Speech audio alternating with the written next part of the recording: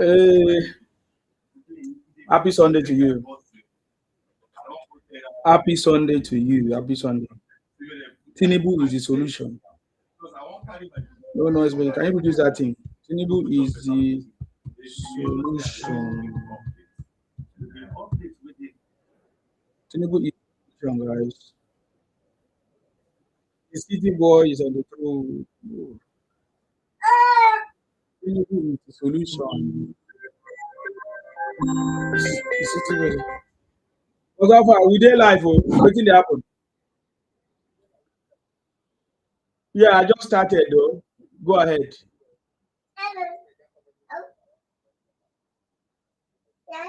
Uh, what is it about?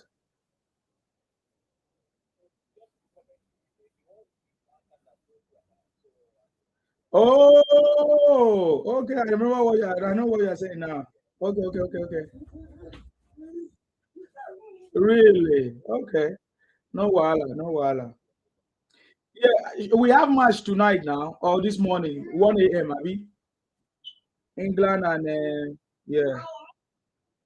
Okay, okay, okay, okay. All right, no wahala. I salute you. The topic today is going to be so cool. Today is just a calm one. Tinubu is the solution. No other person. There's no other person. There's no other. Others cannot defeat. Others are not the solution. Tinubu is the only solution. So that's what I'm talking about. Yeah, yeah. Sure, sure, sure. Okay. Yeah. Others are just making noise. They know they have nothing to offer. Mhm. They have no track record. A man that could not take anybody out of poverty in Anambra wants to take somebody out of poverty in Nigeria. Eh, yeah, okay. What did you say? You say Obi did not take out anybody out of poverty, but he even gave them more poverty. Yes, yes, yes. I remember the record. Obi had not said it. Okay. All right. No wahala, sir. Thank you very much. All right, guys. I think that's an opening conversation. I can see somebody say here, call your members. My brother, there's no members. We are the members. We are the members. There's no members here. We are the members. Thank you. Thank you. Go, go, go, go, go. Go, go, go, go. You understand me? So I salute all of you. Thank you very much for joining me. This was supposed to be a very calm conversation. I salute you. Happy Sunday to you. How you doing? I'm sure you are doing very well. Today's topic is Tinubu is the solution. Others now my mind. But we are going to be looking at different things calmly, because I'm getting ready for that at 1 a.m. because tonight, yeah, or this morning. Hopefully, I'm not sure I'm going to stay till that time, but maybe I stay. Thank you very much for joining me. All you need to do is share the broadcast on live. Yeah. So, I salute you. Thank you very much. My name is Awa Sima, the first son of Idu. I'm from Akwa Ibom. Akwa Ibom, ya. Tinubu, ya. Wazo South, ya. South, ya. Southwest, ya. Tinubu, ya. Akwa Ibom, ya. See, President Tinubu have cracked the code to take Nigeria out of the third world status. And that is why others are crying, others are weeping, because they have no choice. Others, they don't have anything to campaign about, they don't have anything to talk about. So they have to be crying. They have to look for stories to tell. But President Tinubu has cracked the code to take Nigeria out of the third world status. The city boy is still on the throne. No noise making, no, no propaganda, no misinformation can stop him. No, none of those things can stop him for the second time, of course. I'm from Akwa Ibom, yeah. And as you know, Akwa Ibom is 100% South. Of course, South is 100% for President Tinubu. And we are looking forward to 50 million to 100 million votes for President Tinubu. There is no other person that can do it. Only Tinubu can do it. So Tinubu is the solution. Calm down, don't worry. We are not afraid of you guys. When you start running propaganda, we can run propaganda as well. We can shout as well. We can make noise as well. There's nothing that we cannot do. You get the point now. There's nothing that we cannot do if we want to. But sometimes we just decide to keep quiet. You know, just decide to keep quiet because we don't want to turn you guys in your noise making, in your propaganda. But it's not as if that we can. It's not as if we can even do more than you guys. We can even shout more than you guys. You get the point now. But the time is getting closer where we are going to test everything, all your noise making. Even as it stands now, Oseni Rufai on Wise TV now know that Obi na Komkom. You know the meaning of a Komkom? Obi is a Komkom man. Obi as an Igbo project or Biafra project, which I understand that many Igbos don't support. They don't trust Obi, or they don't see Obi as their project, as Igbo choice. But in my own opinion, I feel that Igbos are behind him. You understand me? But without the Yorubas, there's no way anybody can talk about Obi. So it's the same Yorubas that made Obi to be whoever he thinks he is today. It's the same Yoruba that is going to bring him down. Because if not that the Yoruba supported Obi in Lagos and other places, Obi would have not won any election in Lagos or some places. It was the Yorubas that supported him. You know, and then his own brothers, of course. But then that tells you that the Yorubas are very liberal people. They are very open-minded. They never thought that they can play tribal bigotry like the Igbos. In fact, they never played that kind of politics before. The Yorubas are very open. They voted for Igbo man. They voted for even Atiku in Yoruba land. So there are some states that Atiku won in Yoruba land, right? And there are some states that Obi won in Yoruba land. But in Igbo land, there is no other person that won except Obi. So if there is anybody that is complaining of bigotry, complaining of because I hear all you say tribal, you know those, you always look for ways to complain of what, you know. The only people that are tribal in this country are Igbos, because the election result actually showed that Igbos are very tribal. They never voted for any other person. They never supported any other person. You get the point now. But the Yoruba supported Igbo, supported even allow Igbos to live in Lagos and make money and go and build houses in their villages. You see the point now? So, Mopo, what do you want to say? Your name is fake. What is your Igbotic name? What is your Igbotic name? I'll remove you because if you don't want to talk, I remove you. I don't have time. Let me just. Why did I even keep you here, sir? Igbotic criminal, Igbo idiot. But if you are ready, if you're Igbotic and you don't have your real name, don't come on my platform because you have nothing to offer. I did not invite you. I don't invite you. You come to my platform. So if you want to come and speak, or will I say share your pain, to be ready to open your camera and be ready to tell us your Igbotic name. If you cannot, you fuck off. So we are not interested in Igbotic agenda. But that agenda has failed long time ago, even during Ojukwu period. The agenda failed and it will continue to fail. You get the point now. And that goes a long way to show that Igbos are not even educated. Igbos are not wise. They are not even, will I say, at this point, they are very still backward. They are very, very tribal. Because if you see everywhere you go, you see them complaining of marginalization, complaining of being, will I say, what's the word now? They always say, oh, they stereotype them, or nobody like them, this and that. How will somebody like you when you don't like others? Why will somebody give you presidency when you don't will I say allow, or will I say accept other people as if they are human beings? You claim that you are the only human being. You get the point now. You claim that you are the only human being. No other person is better than you. Yet you want them to come and vote for you when you abuse them, call them names. So as I was saying, in the last election, the people that were so liberal, the people that were so open-minded to support anybody, they did not imagine the Yorubas. The Yorubas did not even support their own son, Tinubu. They went and supported Obi. That tells you how the Yorubas are very, very open people, open-minded people, very liberal, and they are not. They don't play those kind of tribal politics. I don't see the Yorubas play tribal politics, but the Igbos have always been playing tribal politics. They have always been playing tribal politics. They call all the South people, which they know the truth, that the South people are not Igbos. They have been running propaganda that the South people are Igbos. They go as far as running a propaganda that the Yorubas will refer the South people as Igbos, and that we should not trust the Yorubas, this and that. They presented themselves as the savior, the I am that I am, the Almighty. But enough is enough, because we have seen all the rhetorics, we have seen all the propagandas of these Igbo criminals, especially these Igbo Biafra people that are everywhere. It is true that some of them today have realized that the only way out is President Tinubu. And so that is why some of them today, they are trying to, will I say, I don't want to say this, they support Tinubu because they are not supporting Tinubu. They think that they can use Tinubu to get whatever they want.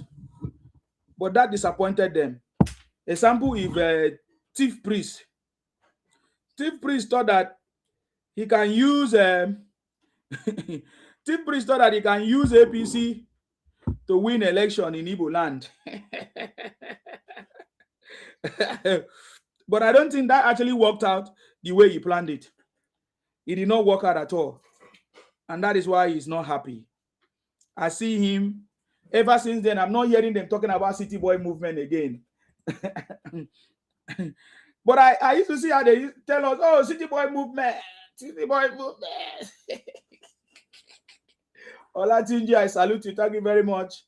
God bless you. Good Sunday, sir, to you and your family. Thank you very much. Good Sunday to you.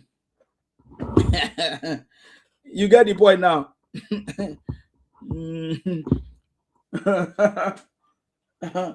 City Boy movement, they launched it in the Southeast. All of them shouting, running propaganda.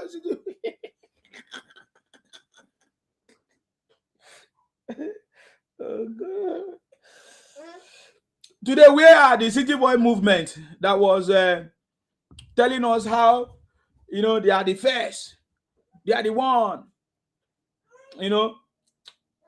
giving us some what they say they had a City Boys bosses. Where are those bosses today? Why are they not talking about it today? You get the point now. So Tinubu is the solution, and we are going to go deeper into the conversation. Tinubu is the solution, and all of them knows that Tinubu is the solution. Even Atiku knows that Tinubu is the solution. Obi knows that Tinubu is the solution now. Which other person that is relevant? Which other person? Hey. No noise here. Which other person is relevant in this game of politics right now? If not Tinubu, the City Boy himself, making things happen.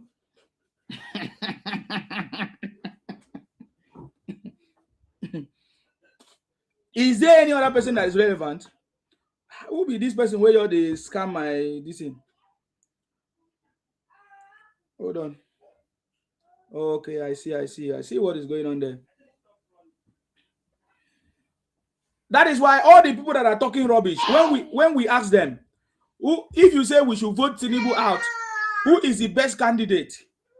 They don't know what to say. Up to today, they have not been able to tell us the best candidate. You see, that is how we know that they are all liars. They don't have anything good, anything better to offer. They cannot tell us who is the best candidate. Tell us your candidate now. Tell us what is your candidate? What is it that your candidate can do? What did your candidate do before? Oh God. You see, if they have any alternative that is better than Tinubu, today they could have been shouting and making noise. But because they don't have, you get the point now. Okay. They always use Abori Accord. Yesterday, I started a story of how Obi and Atiku contracted Nnamdi Kanu in 2019. That was 15th of February 2019. Will I say to use IPOP, in 2019, when Atiku was running for presidency and Obi was the running mate of Atiku in 2019, how they had meetings and they contracted Nnamdi Kanu, the leader of IPOP criminals. Today he's in Sokoto prison. how they contracted IPOP through Nnamdi Kanu, and IPOP actually worked for Atiku and Obi in 2019. That is the reason. That is the reason. Up to today, IPONG became a political tool that the Igbos, the Nnamdi Kanu of this world, and other Igbos wanted to use to force Igbo presidency or to support their brother Obi with Atiku, but that failed woefully. And ever since that failed woefully, that plans failed, Obi has been so pained to the point that he's the one that pushed Nnamdi Kanu to do what he did. And Atiku has not been able to condemn the activities of IPONG and Nnamdi Kanu, including Obi has not been able to condemn the activities of Nnamdi Kanu and IPONG, even till date. You get the point now, because they were the one that contracted Nnamdi Kanu to do his bid, to fight for him, or to use IPONG, to help them win election in 2019. But that did not work. So just like I said yesterday, if you are wondering what happened, why Obi up to today has not been able to condemn IPOP activities in the Southeast, or even you have been seeing Obi, of course, advocating for Nnamdi Kanu release, that Nnamdi Kanu did not do anything. That Nnamdi Kanu did not do anything wrong, that he should be released and all of that. That tells you that Obi is part of the plot. And it's one of his primary objective is that, he will release Nnamdi Kanu immediately when he become the president of Nigeria, which, of course, is never going to be possible for you to become president of Nigeria, except all of us are no longer alive. Except the new generations of Nigeria are no longer alive. Because as it stands now, the politics of Nigeria changed since 2022 when President Tinubu came into power. You get the point now. The politics of Nigeria changed since 2023 when President Tinubu came into power. And most of you are behind because Nigeria is already moving forward. You get the point now. And everybody know at this point that Tinubu is the solution for Nigerian problems. Tinubu is actually the solution. And Tinubu is... Get out of here. Hey, move. That Tinubu is the solution, and that Tinubu Tinubu is not interested in money. Tinubu is not interested to make money or to get money. You understand me? Tinubu is interested in the legacy. And that is why every time I talk about President Tinubu legacy, that President Tinubu have cracked the code to take Nigeria out of the third world status. He wants to leave a legacy that Nigerians will forever remember. That is what I'm talking about. It's not noise. It's not making noise. It's not all those what do they call it? Cloud chasing, of course. What do they call it? All those propaganda that they are misinformation that they are trying to give, misinformation everywhere, running propaganda everywhere. No. It's beyond that. What Tinubu is doing is a legacy. And if you look at every project that President Tinubu is doing, they are all legacy projects. Project that other people or other presidents in the past couldn't do it. Even governors have not even been able to do it. But President Tinubu is doing them one by one. So hold on, guys. I just want to say hi to these people. Thank you very much. I see you on Facebook. All you need to do is to tap on the screen and share. Joseph Chuku Emeka, he said, all this, your nonsense is just to defend Tinubu Abi. Don't worry, you will still be there, okay? What are you talking about, Joseph Chuku Emeka? What rubbish am I doing? What is the rubbish that I'm doing? I am proud of my own candidate. I'm supporting my own candidate. Is that not? I'm talking about my own candidate. I'm proud of my own candidate. Anyway, even if I wake up from sleep, Tinubu till 2031. I'm talking about it. If you are proud of your own candidate, why don't you come and talk about it? Why don't you tell us why your own candidate is better than mine? That is one thing I've noticed about all these people, very daft men or very daft man, all these rats, all these propagandists, all these celebrities who are talking on all these people running propaganda. They are not proud of their own candidate to be able to tell us, okay, this is the person that is better. I mean, other than this, their emotional thing. They say, can't you see? Do you like everything that is going on in Nigeria now? Are you not seeing hunger? This and that, as if I'm the one that gave birth to their mother, or if it was Tinubu that pregnanted their wife or their children. You see what I'm saying? So all of them keep on running that propaganda everywhere without, they are not able to tell us who is their candidate and why is their candidate better than the current president? What is the policies that their candidate is going to do? That is why I mentioned Oseni Rufai on Unwise TV. By now, if Oseni Rufai is genuine, he's supposed to tell Nigerians the truth about Obi, that Obi is a golo fraud. Obi is a scammer. Obi is a fraudster. He has nothing to offer. Because after the one-on-one interview with Oseni Rufai, by now Oseni knows the truth about Obi, that Obi has nothing in his dumb score. Obi has no policies, nothing in his head to offer to Nigerians. Because when Oseni was asking him questions, Obi couldn't answer any of those questions. He was just beating around the bush.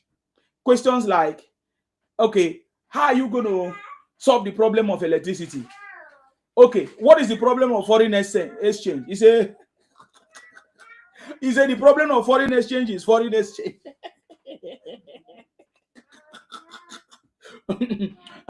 Every time I sleep and wake up, I always remember what Obi said. Obi said, what is the problem of foreign exchange? Obi said, foreign exchange is the problem of foreign exchange. Okay. Oseni Rufai said, Obi, you have not provided any solution. You are always complaining. What is your solution? How will you do it differently? How will you solve the problem of electricity? How? Obi said, don't worry, I know how to do it. They say, how are you going to do it? He said, I don't need to tell them how I'm going to do it. But you have been telling us that President Tinubu has not come for media interview and all of that. So you that is giving audience to media or interviews, why are you not able to tell your fans or your people how you are going to be able to solve the problems? Okay, Obi, how are you going to solve the problem of hunger? You guys have been complaining of hunger. Okay, if you have the opportunity today to become a president of Nigeria, how will you solve the problem of hunger? Obi say, don't worry. They should just trust me. They should just trust me because I'm the father of the fatherless. I'm the mother of the motherless. Just trust me. I'm going to do it if you just trust me. You know, can you imagine that nonsense? So by now, I'm saying this to say that by now, Oseni Rufai supposed to know that Obi is a dumb score. But you see, in Nigeria today, in their media, the way they are running their media, they know that all these guys are foolish people. So they need to continue to repeat the rhetorics to keep them, you know, happy and to make them, you know, think that, okay, maybe they are doing something, and to make them believe that they are able to confuse other people without knowing that they are actually not confusing other people, but they are exposing themselves. And for your information, breaking news, if you don't know, Obi is in what they call incommunicado. Obi is being chained because Obi is not allowed to make any speech, any public interviews anymore. They have chained Obi right now. Because anything Obi say now is exposing himself. Anything that Obi is saying right now is exposing himself, and that is why they have now caged Obi in the house. They don't allow Obi to come out again for any interview. They don't allow Obi to come out again because if Obi come out, Obi is going to expose himself. And the more Obi keeps speaking, the more Obi is exposing himself. What a shame! What a shame! What a shameful something. You get the point now, and that is why we are here, to let other people. I don't know what is going on to do. Yoruba greatness, I salute you, man. Yes.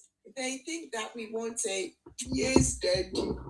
Yes, daddy. Listen to him. Olodo.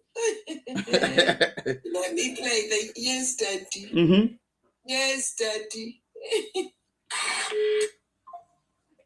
Yes, daddy. Okay. The famous call.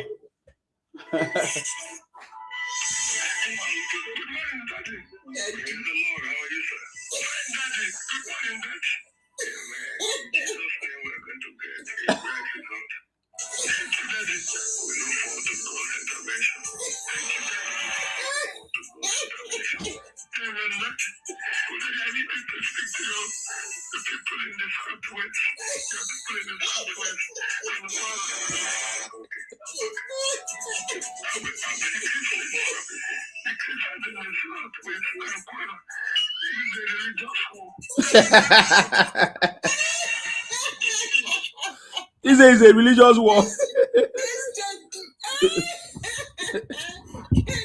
It's a religious war, man. It's a religious war, daddy. Yes, daddy. Yes, daddy. It's a religious war. Daddy, you have to speak to your people in Kwara.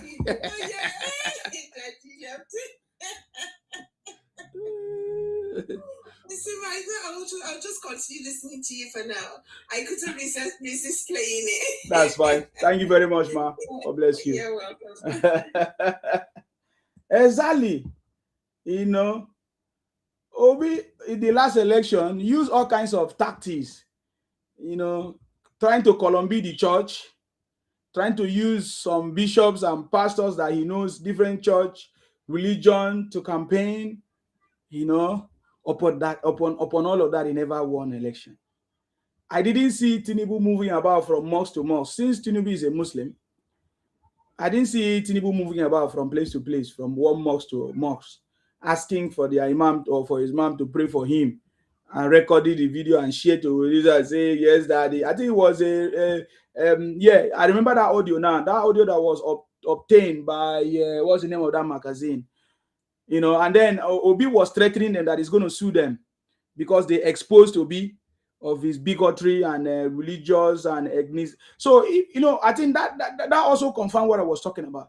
If there is any tribe that is tribal, you know, that is tribal bigot or bigotry, you know, that exhibit any tribal bigot, they are the Igbos. They are the Igbos. The last election explained that very, very clear. We saw it in our eyes. How Obi moved from church to church. He was campaigning based on religion and ethnicity. And he focused on his brothers who are fake pastors and fake bishops. There are plenty. You see, by now, even Nigerians are supposed to open their eyes about all these their fake religious houses and nonsense that they are doing. Look at Tinubu that did not use any church or even his mosque. Look at Tinubu won election without any church, anything, without any mosque, anything. It's not that he doesn't have.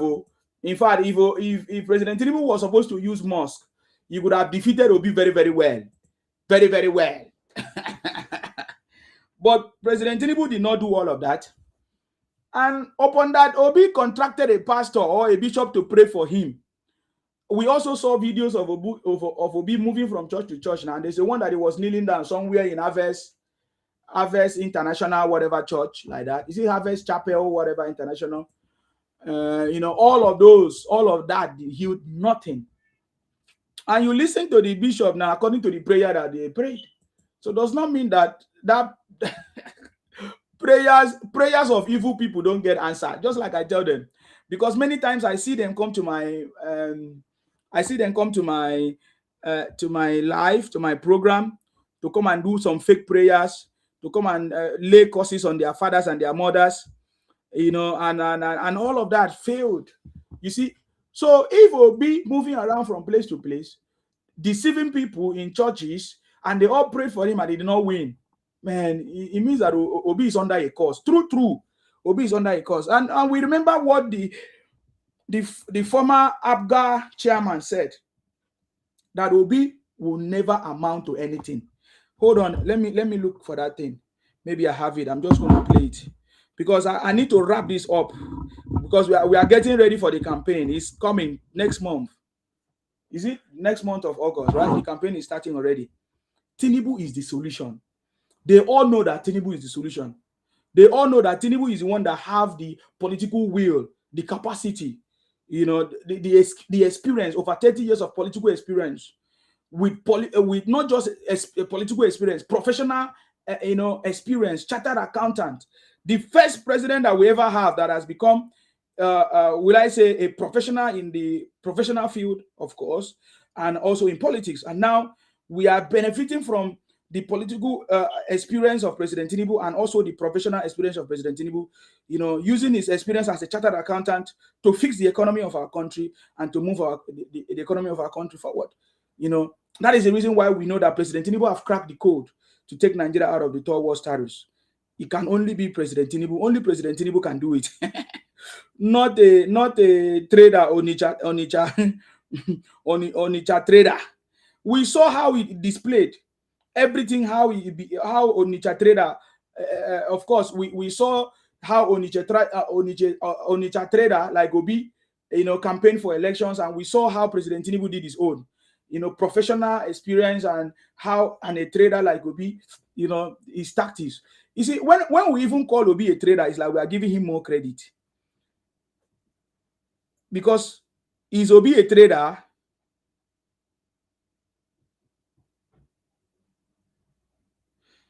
Is Obi a trader in recent? I'm looking for that video. There's a video I have. I want to show you how the chairman of APGA already prophesied some years ago that Obi will amount to nothing. And we are seeing that happen already. Obi has amounted to nothing. Ever since he started his political career. Because his political career is built on lies. That is why Obi has amounted to nothing. You get the point now. I'm gonna get the video, hopefully. I'm gonna get the video. I think if I don't get it now, I'm gonna get the video, because I just went back to my archive and I remember that, wow, the course that was laid on Obi is actually working. That is why he's not able to achieve anything politically. Every parties he went to collapse. Irogo say Obi is blessed. APC nightmare. Are you serious? Obi is blessed. Obi might be blessed as a human being, as a person, but not politically. And that's not what we are talking. Sometimes if I come here to talk, many people think that I have a personal beef with Obi. I don't have a personal beef with Obi. What I'm attacking is Obi political person. Maybe that way you should understand what I'm saying. I'm attacking Obi's political career or Obi political ideology, because there is no way Obi can become president of Nigeria with his ideology, and his ideology are fraudulent. It can never work. That is what I talk about. I know that many of you think when I talk about Obi that maybe I have a problem with him, or I'm fighting him, or I don't like him. No, it's beyond that. I'm talking about Obi politically. So Obi can be blessed for you as you see him, as you call him, but I don't see Obi blessed politically. Just like we cannot say that Atiku is blessed politically. Atiku is not blessed politically. You get the point now. So that is the problem here. That is actually the problem here. I found the video. Now let's go. What did the APGA chairman said? Pay attention. Unless Peter Obi, my brother, returns to APGA. He said, unless Peter Obi, my brother, return to APGA. Let me go back there. Unless Peter Obi, my brother, returns to APGA, he will not achieve anything politically. He will not achieve anything politically. Unless my brother Peter Obi return to APGA. I'm trying to make you to see that Tinubu is the solution. Because many of you don't know. When I hear people shouting Obingo, Obingo, Obi 75, Obi Kerereke, I laugh. Since 2022, I laugh. And I'm going to be able to tell you maybe some few things that will open your brain if you want to learn.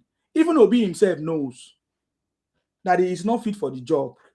He knows. He's just doing it to cover up the shame. Because it's going to be a shameful something. You understand me? And by the way, Obi is not on the ballot too. Obi do not have any party. Obi is not on the ballot, if you don't know. Because many of you are stupid, but don't worry. It's getting closer. You will know the truth very, very soon. As it stands now, Obi is not on the ballot. Let nobody deceive you. I saw the other day, they say, NDC have uploaded Obi candidates on INEC server. I laugh. I just laugh. They just look at you people as you are disgracing yourself. Now, let me go back to that. Unless Peter Obi, my brother, returns to APGA, he will not achieve anything politically.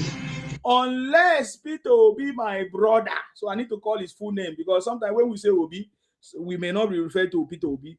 But this time, when I call his full name, Obi, Peter Obi, he said, unless my brother Peter Obi return to APGA, he will never amount to anything politically. Let me just finish it. He knows. He knows. Because he took a vow. Because Obi took a vow. So when they talk about Mr. Integrity, you know, I just want to show you something so that you understand.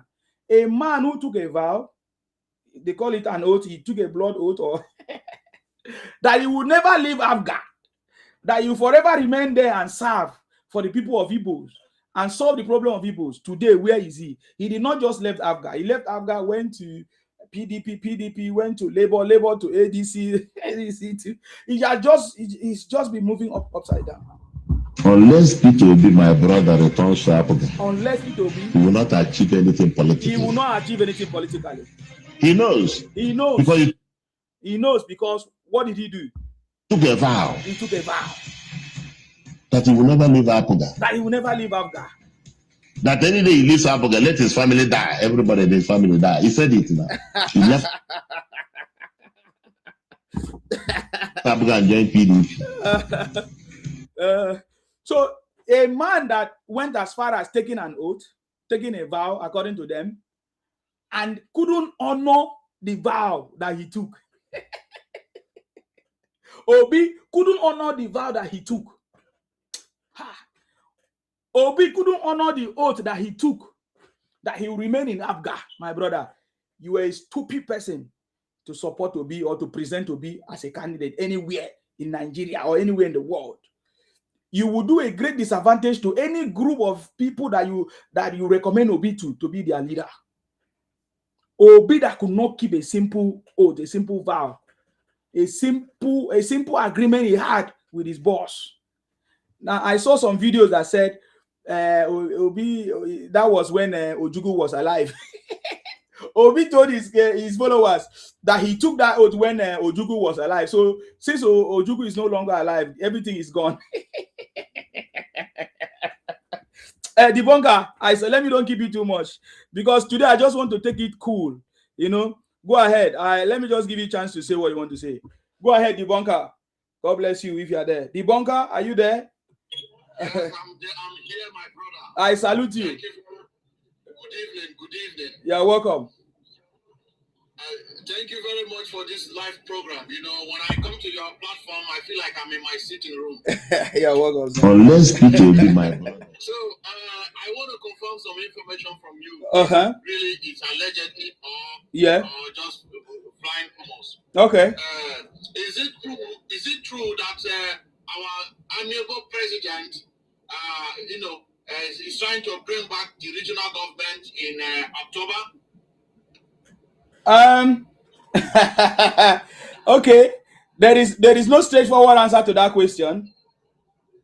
Okay. But we know that the president is working towards a restructured and functional Nigeria.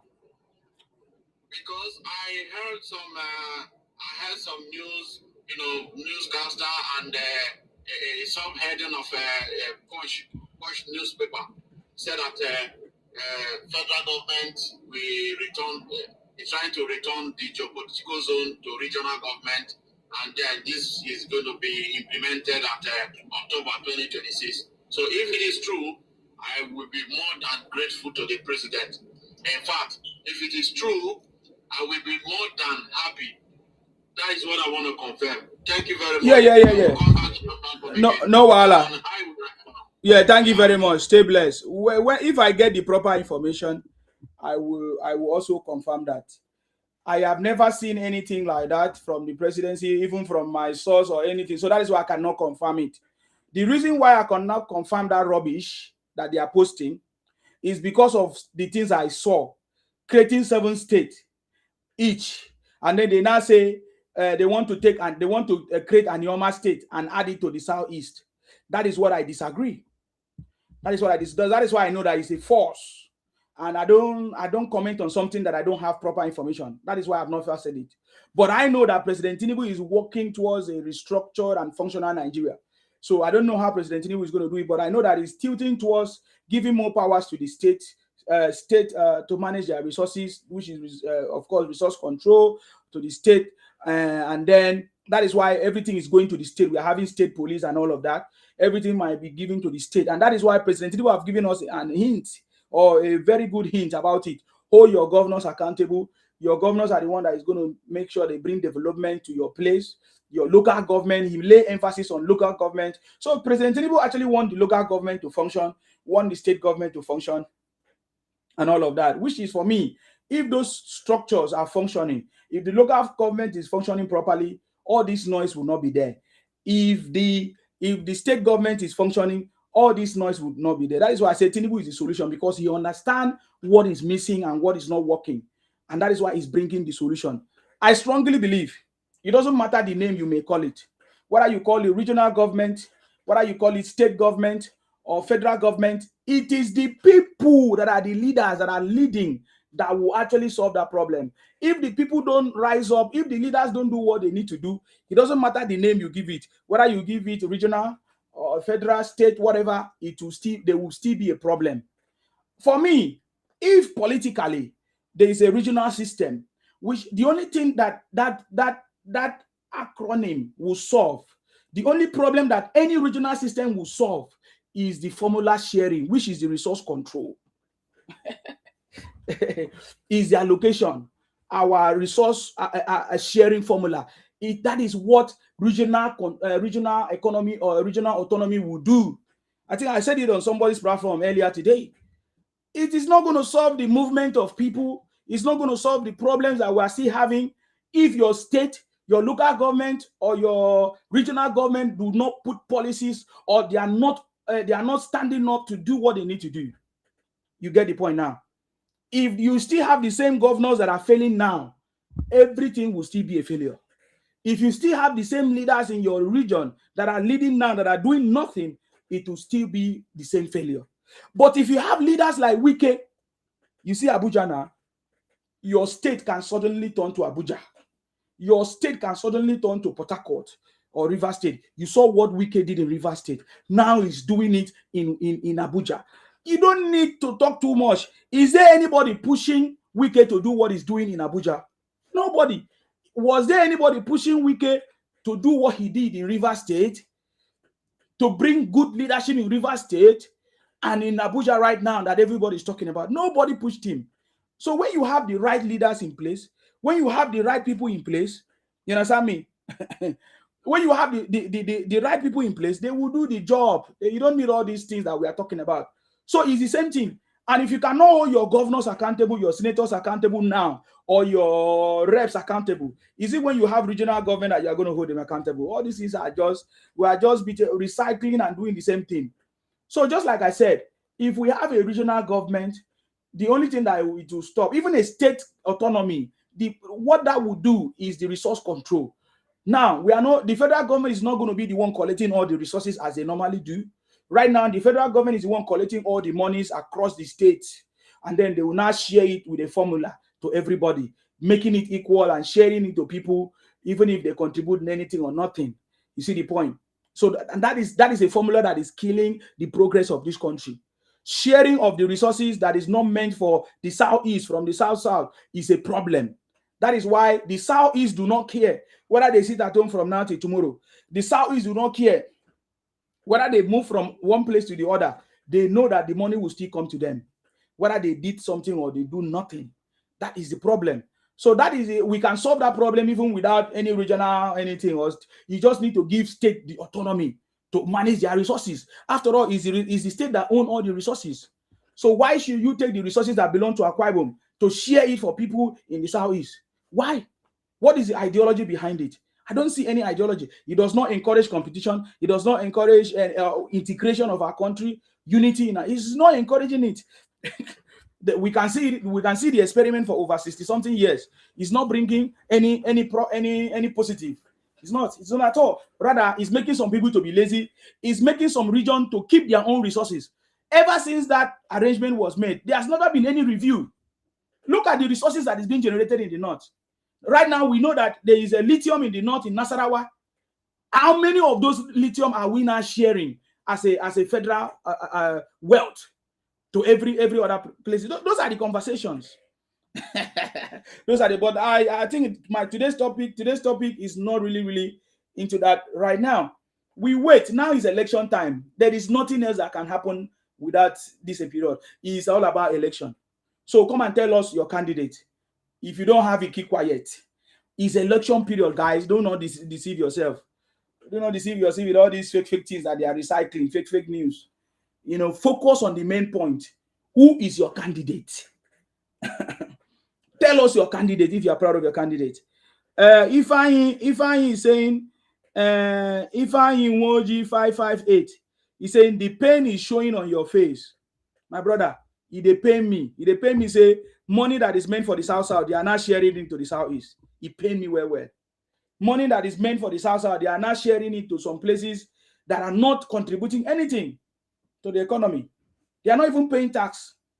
He's sharing me well. He's paying me that our resources is being shared to people that are contributing, people that have been abusing this country, people that have been demarketing this country. It pains me.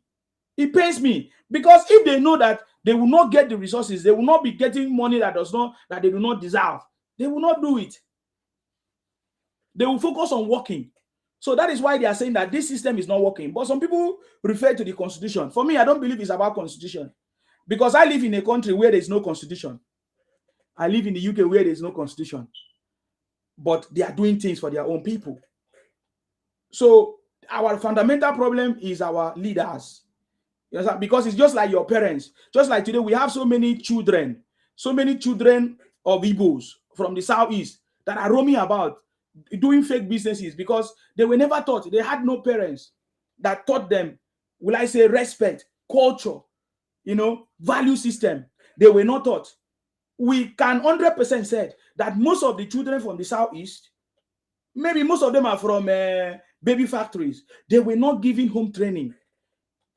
All they know, maybe all they gave them was to go and be making money, hawk something on their head, hawk akara or pure water. Their mindset is always making money. They lack that home training. They miss it. They were not given that home training. And we can see the result of it. So if you never have a good parents in your house, when you were born, you find out that you become a wayward person. You find out that there are something that they are missing. That is why they talk about people that have different issues with family issues and parental problems. Their children will become so disadvantaged if care is not taken. And that is the result of what we are seeing. Most of the things that Igbos are complaining about is the failure of their parents. You hear Igbos complaining about hunger.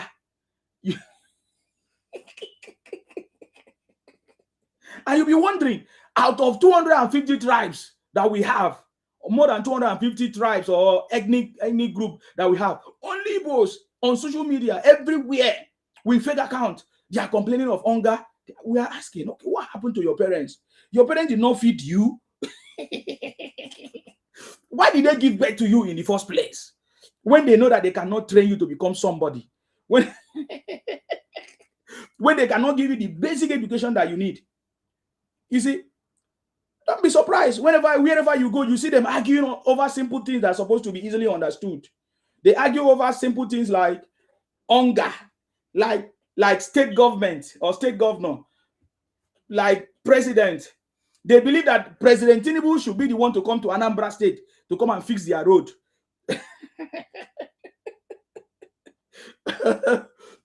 They believe that President Tinubu should be the one to come from Abuja to come and fix their insecurity problem. They just have like a big problem. I mean, if there's nobody telling them, I'm going to tell them without being afraid. I'm going to tell them to their faces because I want them to think.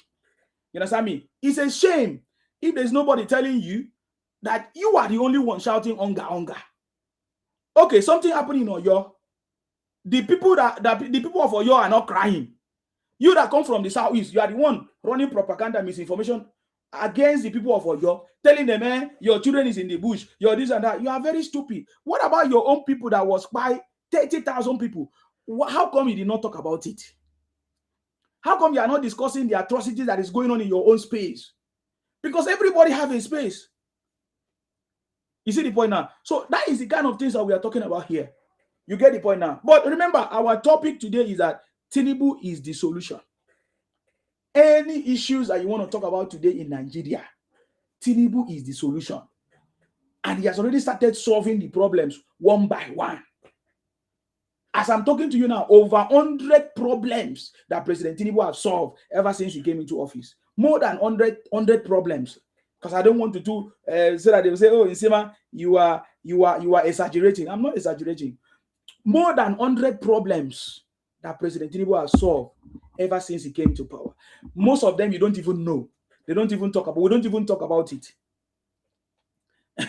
I'm telling you, most of them we don't even talk about it.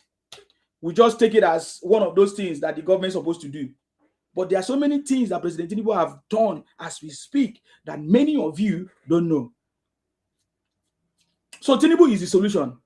Tinubu is not the problem. Just like I told you before in some of my videos, I said, whatever problem you as a person, as a Nigerian is passing through right now, President Tinubu is not the cause of that problem. President Tinubu rather is the solution of that problem. And if you do a proper investigation or assessment, you will find out that the things that you are complaining about is the failure of your parents. And mostly from the southeast. After the southeast, you will go to the north, where children are being given birth to as a majority everywhere, and there is no parental care. How do you expect those children to come out? What do you expect them to do? What do you expect them to become when they grow up? That is a problem. We hear even some Igbos condemn the Northerners, saying that, oh, there's a lot of out-of-school children. And then they, like what I saw Obi wrote the other day, tweeted on the other day, you know, he said Obi is a fraud. Obi is a Golo fraud, Igbotic fraud. That is why he's not progressing. Because he doesn't want to accept the truth and, you know, appreciate people or acknowledge the truth and know and tell the people the truth. Obi is talking about 17 million children that are out of school, that are out of hunger, and then putting the blame on Tinubu. Is it President Tinubu that pregnant all the Northerners, or the mothers of the Northern, and give birth to all those Amajiri children? It's not President Tinubu problem. It's not President Tinubu problem. Rather, he has inherited this problem and is looking for a solution, or he is already providing solution. He is already solving the problems. Instead of you to bring maybe more ideas or suggestions on how President Tinubu can tackle these issues, you are there blaming Tinubu, trying to campaign. Obi is using 7 million Northerners to campaign against Tinubu. Can you imagine that stupidity? It's the stupidity that we are talking about, that Obi don't know anything in politics. He doesn't know how to play politics. He thinks that politics is petty trading business that he does, container business, importing things. By the way, when I hear people say that Igbos are import and export, I beg, because the only thing I know is they are only importing fake things from China, from all of, because they don't even import anything. Some of them will say they import from Vietnam and all of that. I beg, what does the Igbos export? What do they export? I want to know, what do they export? What do they export? It's just now that President Tinubu have already solved many problems. Tariff problems, taxation problems, and all of that. That now that many people are now going into agriculture, and we have seen many videos of many people in agriculture now exporting things out of this country, exporting different farm products and all kinds of things. President Tinubu made that possible. In fact, it was only when President Tinubu took over, of course, the presidency, that we started hearing about Jakbada, people coming back home. People from abroad now deciding to go back home to Nigeria to now invest in Nigeria to build, because President Tinubu, they can see the opportunities, they can see the policies, the reforms that President Tinubu is putting in place, you know, and many people are taking advantage of it. Many people are taking advantage of it. Many people are coming home. I've seen many doctors, they are back in Nigeria, and many people say, Nsima, why don't you come to Nigeria? I'm in Nigeria, but I don't need to tell you. Because me, I'm a businessman. I'm an investor. If you look at my profile, you will know that I'm an investor. I invest in small businesses. I am also an innovator, a life coach. We create businesses. You know, we coach people. We help people to stand, to become somebody without making noise, without talk. So I'm in Nigeria many times. I don't need to announce to you because of my security as well. Looking at the fact that there are so many people that are after my life just for exposing the truth about their criminality and everything. So I don't expose my locations. Even wherever I live, I don't even expose my location. And sometimes I just talk about it so that just to take some evil eyes away. But I'm telling you, I'm in Nigeria. I know everything that is going on. I'm investing. I have my businesses, not just only in Nigeria, everywhere in the world, because we are understanding what is going on. You cannot have only one source of income, man. If you have only one source of income, you are just doing yourself. You get the point now. So this is what we are talking about. So President Tinubu is the solution to every issues, to every Nigerian problem today. President Tinubu is going to lay the foundation that is going to catapult Nigeria to anything. That is why we say that President Tinubu has cracked the code already, to take Nigeria out of the third world status to a developed one. What that means is that things that don't used to be possible are now becoming possible. For example, your Naira card that was not part of, will I say, MasterCard or all these card program, all of worldwide program, is now functioning. All those things are now functioning because President Tinubu is building that system, that database and foundation that's supposed to be built very long time ago. But those other leaders ignored it. They were busy making you to be happy, giving you fuel subsidy. They didn't want you to fight him. They didn't want those past government. They didn't want you to fight them.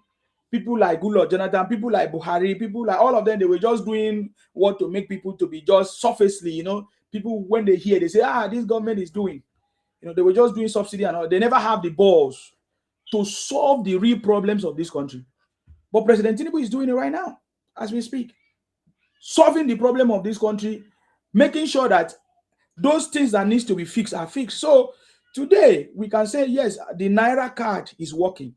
You can use your Naira card abroad because the master program and all of that is now part. Because if you are not part of that kind of a worldwide system, there are some countries that will rejecting your currency and all kind of stuff. And President Tinubu has, will I say, signed and entered into so many partnerships right now as we speak. Brazil, UAE, China, Malaysia, many places like that. What do you call Turkey? He has done all those things strategically to position our country on the right path. Today, something that we are supposed to have done a long time ago. Is it not now that they are saying that Nigeria is trying to create the alphanumeric postcode system? And I believe you know what that means, the alphanumeric postcode system. Because the postcode system that we have before is not working. And how can you be out? How can you say you want to be a developed country, you want to be out of the third world status, and you don't have a proper postcode system? Can you imagine that? It's something, when you hear that kind of a thing, it's embarrassing. That for so many years, over 60 years, we have not been able to fix our alphanumeric postcode system. Man, it's uncalled for. So, which means that we cannot have proper tracking system. That is why most of these what do you call it, terror group, bandits and all kinds of kidnappers are running away. We cannot have a proper tracking system. Of course, there is still management of some sort of it, but it's not working properly. Because if all these things are fixed, we can have a proper tracking system, a proper logistics system, transportation system, a proper communication system. That is why President Tinubu needs to fix all these things. And he's already fixing it. We are aware that President Tinubu have already agreed and made those arrangements for the alphanumeric postcode system to be implemented.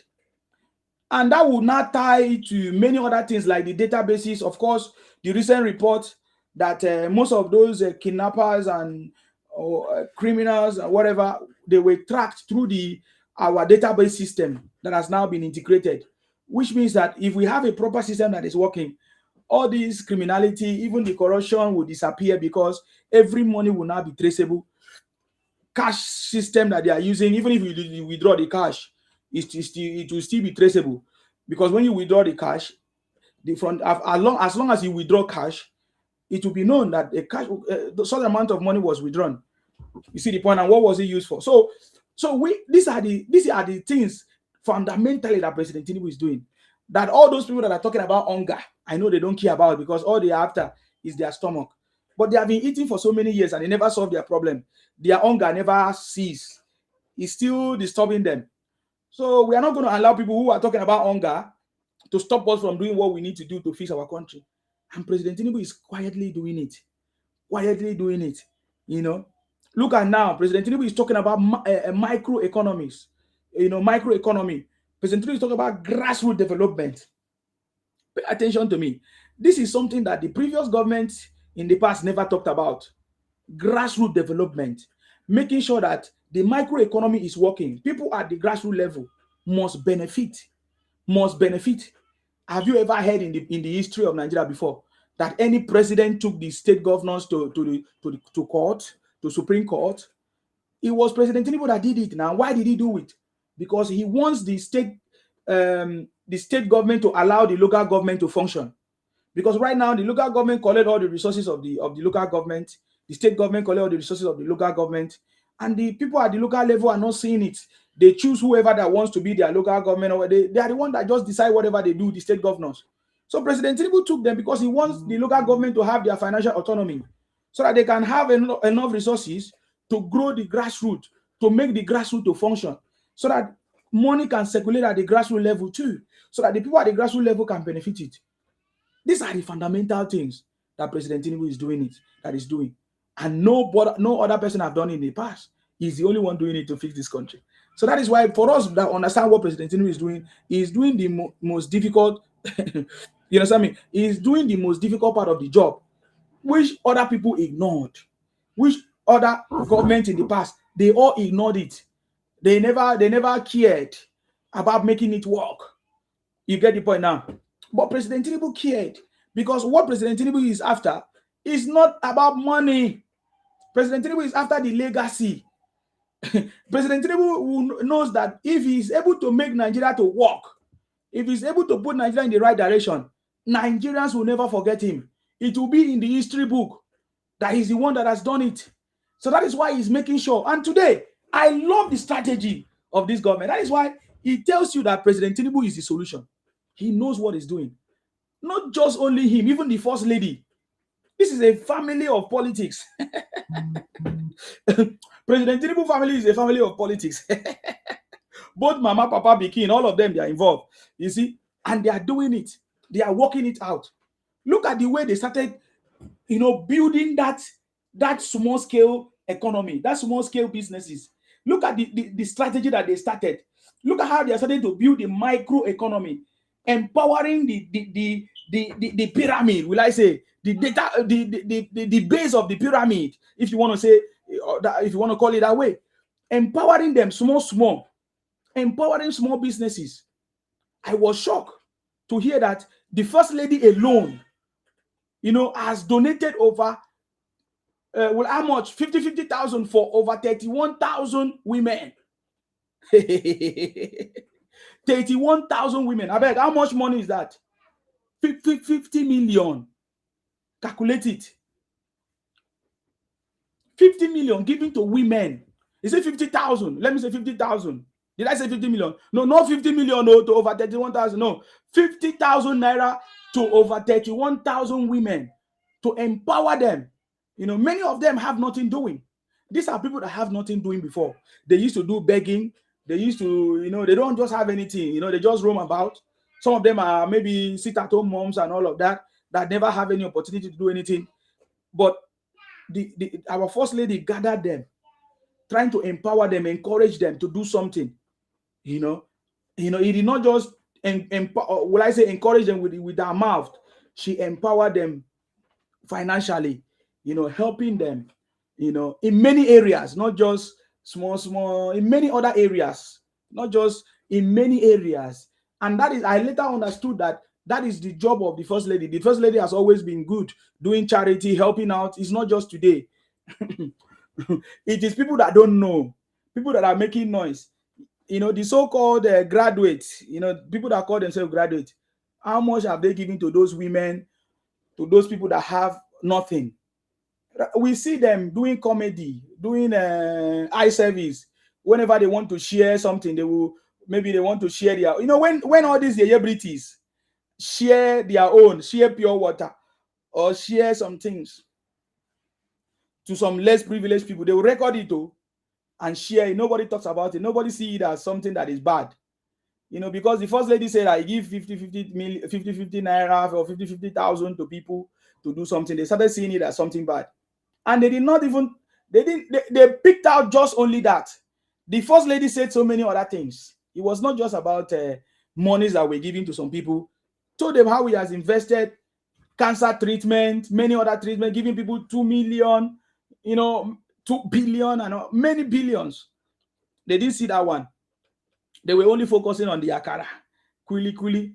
And I love what the first lady did. He said, no, it's not just only akara, because I'm hearing people talking about only akara. It's beyond only akara. We are investing in not just akara, vegetable sellers, corn sellers, any sellers, tomato sellers. That tells me that this is the strategy of this government, to invest in the small scale businesses. And there are so many programs that this government have brought out for small scale business, even for farmers, which I think is the backbone of anything. Without farmers, they cannot even be manufacturing, if you don't know. So many products today, so many manufacturing companies depends on a lot of farmers, product from the farmers, from the farm, in order for them to make product, make their anything, manufacture anything. So the farmers are very important, and we have seen the government benefit, and that is the reason why I should be asking question. Where are my Akwa Ibom people? Are they benefiting from these resources and programs that President Tinubu is bringing? Where are the Akwa Ibom people? What is the state government, Governor Moino, Pastor Moino, PhD? What are you doing? With the investment that that the federal government is doing, are you attracting this to the state? Are the people from the state benefiting from Akwa Ibom State, benefiting from the federal government projects, from the federal government programs? Because those are the things. The federal government is not going to come and just in your house. They'll say, okay, take money and go and start something. If you don't apply, you are missing out. If you don't participate, you are missing out. If you are looking for free thing, you have to participate. Because any government thing is free and is always challenging to get. Because you are not the only person. Many other people are trying to get it too. So people from Akwa Ibom, people from the South, are you participating? Are you looking out for these programs from the government? There are plenty, just like I said, there are over 100 programs that this government have brought out, this administration have brought out to solve many issues, which some of you are complaining about. I'm aware of the recent one, which is, I don't know whether they call it Power Force. There's one that they call Power Force, where the government is empowering young people, youth, people that are looking for jobs to now become, will I say, installers. Electric meters, electricity meters installers. I don't know the name that they call it in Nigeria right now. I've forgotten the name. And the government has rolled out this program. Over 5,000 people are to be employed for this job, and it's a big job, right? You go about installing meters and solving the problem of meters or electricity connections and all kinds of stuff. And that program is open. Many other programs, man. Many other programs. I don't even want to talk about. Now, I'm telling you how Tinubu is the solution. Remember, I said Tinubu is the solution. These are the things that the media is not telling you. These are the things that your love channels, your social media celebrities or celebrities that you are following, they don't want to tell you. Rather, they are just painting hate, making you to hate yourself, because you cannot hate on President Tinubu because he's achieved everything. When I see, prepaid meters installation. Okay, prepaid meters installation. Are they still doing prepaid meters? It's supposed to be smart meters. Anyways, but whatever it is, prepaid meter installation is one of the job vacancies that are the training that is going on right now. So if you have nothing doing, you can subscribe to it wherever you are, and you become, you can start from somewhere. You get the point. Now, many of you don't understand the power of starting small, little by little. The power of initial. You just want to fly and become a billionaire overnight. You just want to fly and become a $10 or Dangote, because many of you have that mindset. That is why the people from the Southeast, they just want to make it big overnight. You see them becoming kidnappers, powder sellers, all kinds of things because they just want to make it. They just want to make big money. If you tell them to go and become a prepared meter installer now or engineer, no problem. They say, that one I go take feed my family. That one now I go take travel abroad. So this is what we are talking about. You know, some of them will say, Sima, you are here enjoying in another man's country where things are working. Who told you everything is working where I am?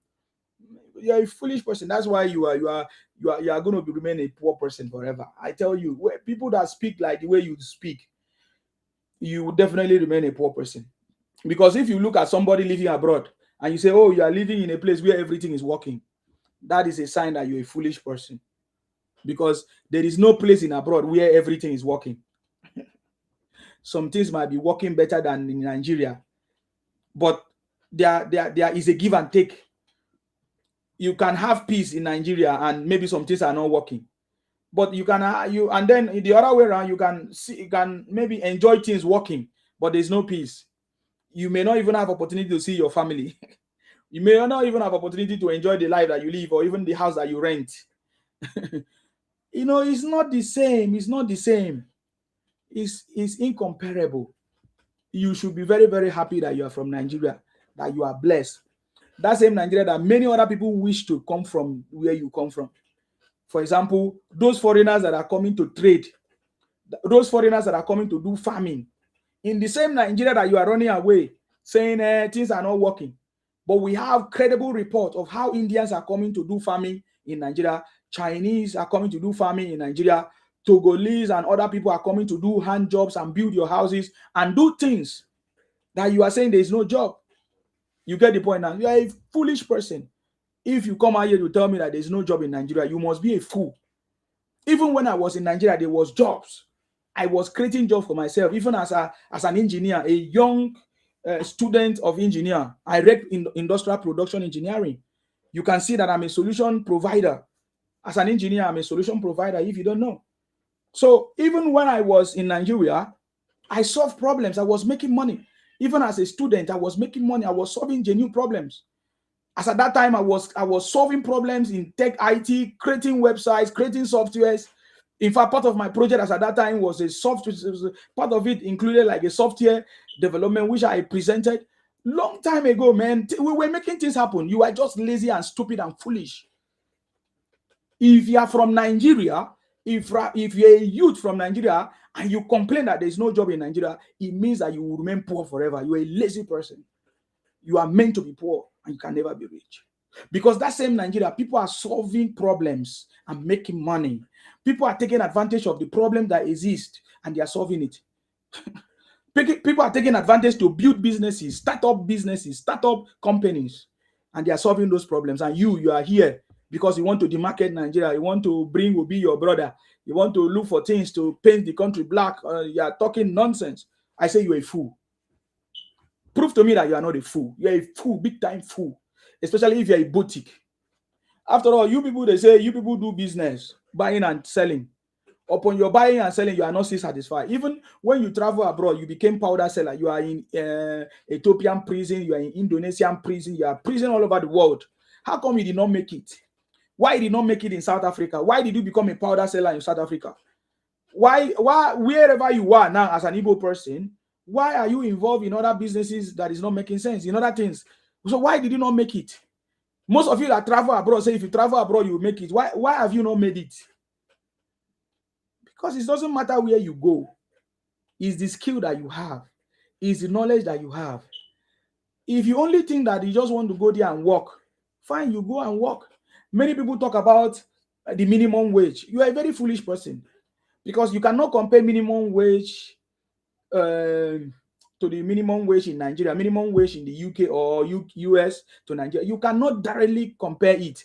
There is no direct comparison or comparative analysis of, let me say, a minimum wage in the US to that of Nigeria. No, because the environment is different. The power of the currency is different. And it's because the reason why you compare is because when you now convert the money to Naira, that is when you think that the job that you are doing in abroad where you are is more than that of Nigeria. That is a lie. You are just like foolish. You are a foolish person. Because if you do a proper comparison of the things that happen when you work in the UK or work in the US, is more negative than that of Nigeria. You compare the minimum wage you get in Nigeria or the currency you have in Nigeria and what you use it to pay. Your life in Nigeria compared to the life that you live abroad and all of that is not the same. But because you don't have anything to say, you are just prone to trying to demarcate your country. You feel like when you now convert the money that you make in the US to Naira, you now say, look at the value of Naira. No, that is not how to do the comparison. You are just stupid anyways, but you can keep on doing your stupidity. If you want to know the value of the US, use it in the US. If you want to know the value of the dollar, you use it in the US. If you want to know the value of your pounds, use it in the UK. That is why people that use pounds work in the UK, they know that the value of the money is nothing. Is not everybody's complaining.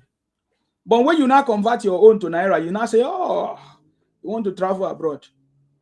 Do you know how long it takes people to recover from the money that they borrowed before they travel out? Do you know how long it takes people to pay it back? Many people leave their high-paying jobs in Nigeria to travel abroad, and they find out that the stories that they were told are not the same.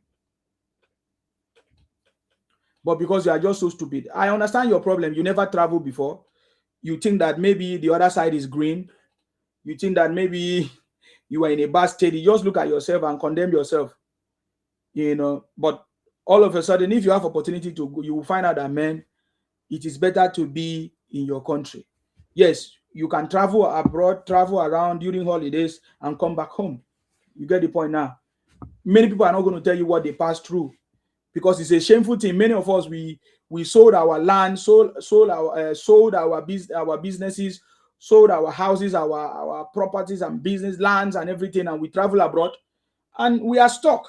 Some of us, we are stuck. Some of us, the stories we were told is not what we see. And it's a shameful thing for them to come out and tell you. That is why they keep quiet. Sometimes you don't even hear from them. Maybe you'll be seeing their pictures on social media and you think that they have made it. They have not. They have not. They are going through a process. When you travel abroad, there's a process. There's something that happened. Something changed. You start from zero and you go through a process before you get to a point that you'll be comfortable. And it will take not less than 10 years. Even in 10 years, many people are struggling. To take not less than 10 years. So don't you see? Somebody say, okay, fine, let us try it. Do it now. I'm not stopping you from traveling. When I see you complain, I say, hey, Sima, you're enjoying. I say, did I stop you from enjoying? Why don't you travel with me to enjoy?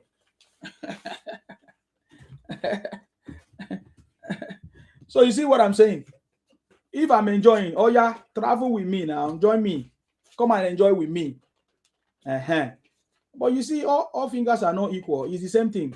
Even when Jesus Christ was here, according to the Bible story, it's not everybody that was rich. They were poor people, they were rich people. And according to the story of Jesus and the Bible, that was how it was mainly the poor people that was following him. I don't want to tell you the meaning of that, but if you have ears, you can hear. When Jesus Christ was here on earth, it was only the poor people that was following him, to the point that they followed him because he was giving them hope. I don't want to tell them. There are some words that we use now. It will scatter your medulla. You will just receive sense, but I don't want to help you in that regards. Religion is something that is your choice. But I'm telling you the story well, properly, because I've understood it better than you. I'm telling you, when Jesus Christ was on earth, it was poor people that was following him according to the Bible story. And guess what? One of the days, they were following him to the point that they got also hungry, that Jesus Christ have to intervene to give them food. And he used 5 loaves of bread and 2 fishes. Is it? Yes, 5 fishes and 2 loaves of bread. To give them, to provide food for them. You get the point now. And then there is, in the Bible story, they told you that there were some rich people like Nicodemus. It was not something palatable to go and see Jesus by day, because the only people that are known to be associated with Jesus are poor people. Oh God. You see, if I handle the mic, I will help deliver some people from your stupidity. But I don't. That is not my job. You see, Nicodemus, according to the story, came to see Jesus by night because he couldn't identify with Jesus during the day. Because what people know Jesus to be as is the preacher of the gospel, which means good news, hope to people that have no hope, to people that are poor. So then Nicodemus has to go and see Jesus because he thought he can get answers. And he sneaked by night. So you never saw rich people around Jesus. It was only for the poor people. And it's the same story that is happening today. That is why many people today are drawn to all these fake churches, fake mosques and places where they are doing all this religion thing. You know, I'm not saying religion is not good, but I'm saying that the religious thing that they are doing today, they are mostly fake because they give people false hope. They tell people that there's a miracle that is coming instead of them to tell them to go and look for a job, get a skill and work. They bring down companies, industries, bring it down and build churches and pray for church and pray for work and pray to go and get jobs. That is why they are foolish, and it's a very very big problem. Religion, ethnicity, all those stuff. It's a very sensitive thing. That's why people don't talk about it. I'm just using it to give analogy today. You get the point now. So the rich people were not around Jesus. Go and read your Bible very well, because I know when you read it, you don't understand. You say you need to use the Holy Spirit. Most of you confuse yourself. You say for you to understand the Bible, you need to use the Holy Spirit. You need to have interpretation, the knowledge of the Spirit. So if you cannot use your normal brain, you are in this world, you need to use your normal brain to survive. If you cannot use your normal brain to understand it, you are just wasting your time. Anything that they say is spiritual added is criminality. They are deceiving you because they know that these are the things you cannot see, you cannot touch. So therefore, you wouldn't know whether it's truth or not. So you just have to believe. It's a belief. You cannot believe in what you know or see. You only believe in things that you don't know. And most times they are false. They are lies. You get the point now.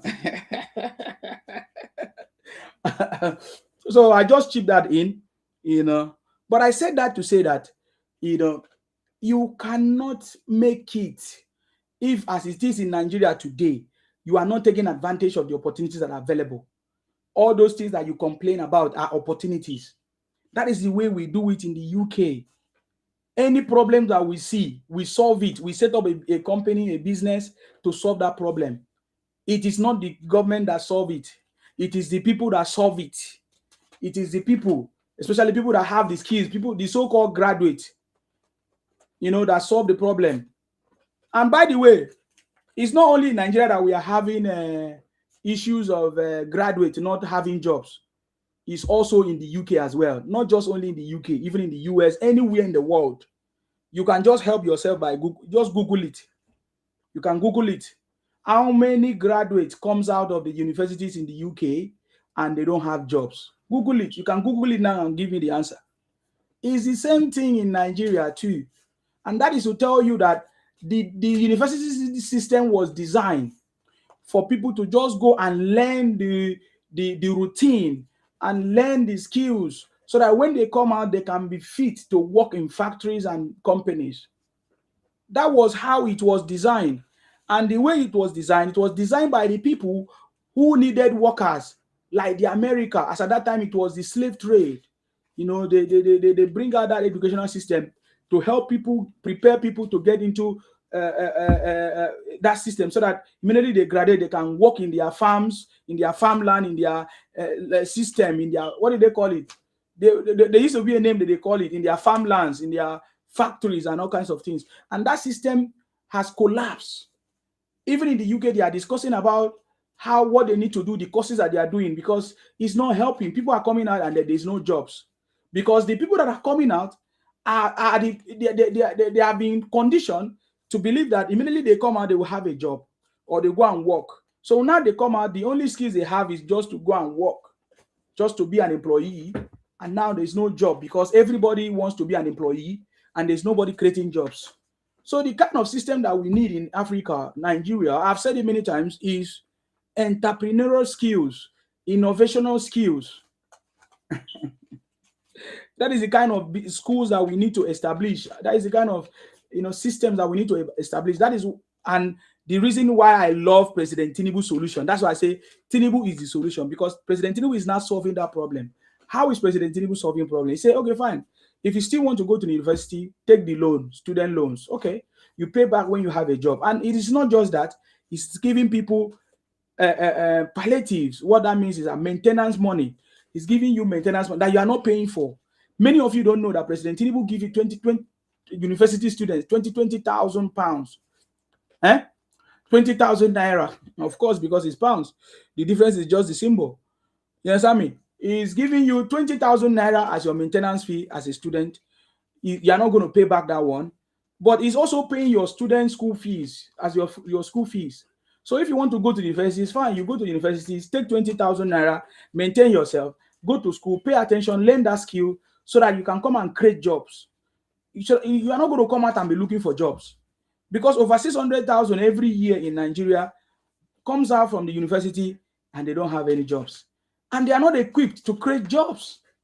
That's the biggest problem. That's the biggest problem. And now President Tinubu is now saying, okay, how can I solve this problem? Two strategies that President Tinubu is now using. Two strategies. Fine. Okay. Go to university, collect 20,000, maintenance money. Don't worry about it. You're not going to pay for it. I'll pay your students' school fees. When you finish, if you have a job, create a job, you start working, maybe we start taking that money. But in the other way around, you can go to technical college, you can go to polytechnics free of charge, go and learn a skill, establish your business. Now, when you learn a skill from colleges or technical college or polytechnics, when you come out, there's already a program waiting for you to collect money that you need to start up that business. Is President Tinubu not wonderful? Clap on for him. Clap on for President Tinubu. President Tinubu is wonderful. You just want to make noise because you don't understand. If you need lecture, come to us. I've told you before that the city boy is on the throne. The city boy is on the throne and there's nothing that can stop him. If you don't understand something, ask questions. Let me explain that again. It is a global problem that university graduates all over the world, when they come out, they no longer see jobs. In fact, many of them in the Western world, I'm talking about abroad, many students abroad are owing debt that now they are unable to pay those debts because, of course, they are not working, so they can't pay the debt. The government all over the world, they are now discussing, what are we going to do to solve these problems? Many universities in the UK, US, all of them are now thinking, together with the government, okay, can we change our program, our educational program to suit so that people can come out and maybe can we adjust our programs? They scrap many programs. Go on, check it. Just like what Nigeria is doing as well. Many courses have been scrapped from the curriculum. Same as is happening in the UK. If you don't know, I told you, just Google it. How many graduates from the UK is coming out of the UK every year and there's no job? It's the same thing that is happening. And so government of different countries in the world, they are trying to fix it. And Nigeria has already fixed its own. Go to school now free of charge through NEL fund, student loans, get 20,000 maintenance fees, Then you can go to technical college, go and learn a skill so that we need people that are going to come out and create jobs. It's not going to be people that are going to come out and be looking for jobs because there are no jobs anywhere. Nobody's creating jobs, so there are no jobs. Everybody's coming out because the university system trained people to come out and work. Now that there's no work, we need to change the strategy. We now need to begin to train people so that they can come out and create jobs. And that is what President Tinubu is doing. So now go to technical college, polytechnics, so that when you come out, you have a skill, you can create a job, you can add value to the system, you can start a business and all of that. And by so doing, is solving that problem. And not just that, when you come out, if you want to start a business, there's funding for you. There's a special funding kept for people that want to start business right now in Nigeria. If you don't know, ask questions. There are different programs right now. Even as you're a student, as a student, from your third year, there's a program already that the government is bringing to you from your third year university when you're about to graduate, or from your second year. There's already a program that that you are going to be enrolled into that will enable you to learn the skills, the routine, what you're going to do and start and all of that. And now the second one is the other one that President Tinubu talked about recently, or the government is everywhere talking about it, the NYSC reforms that is going on, where the NYSC people are going to be engaged in reasonable work or skill training, that kind of stuff.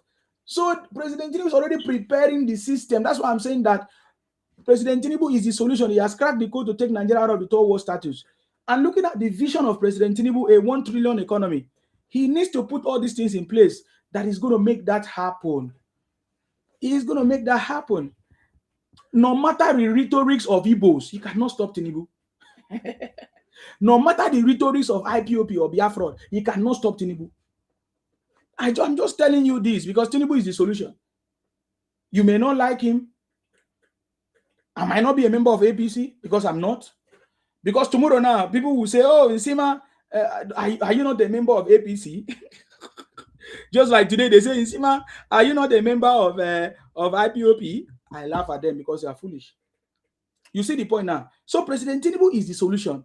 He's already making things happen, putting the right systems in place, building the right foundation for the progress of this country, for the progress of Nigeria. Okay, let me give you guys opportunity to talk so that I won't waste most of your time. Can I hear from you, sir? Okay, Humble. Sorry, Sir Martin, hold on. Humble, what do you want to say? Okay, I know that one you go run. Humble, unmute yourself because you are not coming here to say Humble. Your name is Humble now. Be humble. Unmute yourself. What do you have to say? Okay, I think you are not ready. I'm just going to bring you down. I don't want people to just, if you don't have anything to say, don't come up, please. Sir Martins, I salute you. You're welcome, sir. Good evening. Can I give you the floor, sir? Go ahead. Yes. Good evening. I'll be with you ever since you started. I'm enjoying the Thank you. Thank you. You are saying exactly rightly. Could you imagine Peter Obi is now politicizing the World Cup? He tweeted something. Yeah, he got tweeted, though. He said Cape Verde won because they get a good leader. That's why they're able to be in World Cup. I don't get it. I don't get it. This man cannot shut his mouth because his advisor is a madman. So everything now is Tinubu. Mm-hmm. You couldn't got. He said it's not a big population. You don't need a good manager, so you can go to World Cup. This man is mad. This man is extremely mad.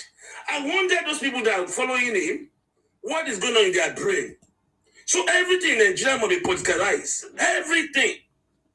Even World Cup is Tinubu fault. This man is extremely mad. So Obi is inside no hole. Obi is telling us he can fix everything as he fix Anambra. This man that have no good record in Anambra. This man that we knew what happened in Anambra when he was there. The Anambra state couldn't even have a state secretariat when he was there. He was renting. And the same man went and kept money in the bank. What a good manager. Thank God for Soludo. I didn't even know they do have Anambra State Secretariat. I didn't even know.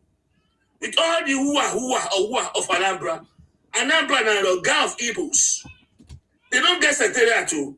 During 8-year OB, it was thank God for Soludo and President Bola Ahmed Tinubu for giving their allocation to build Anambra State Secretariat. Anambra was renting Secretariat for good 8 years. A state of over 30 years old. Even like it is state as Secretariat. Anambra couldn't achieve that kind of a major milestone when Obi was there.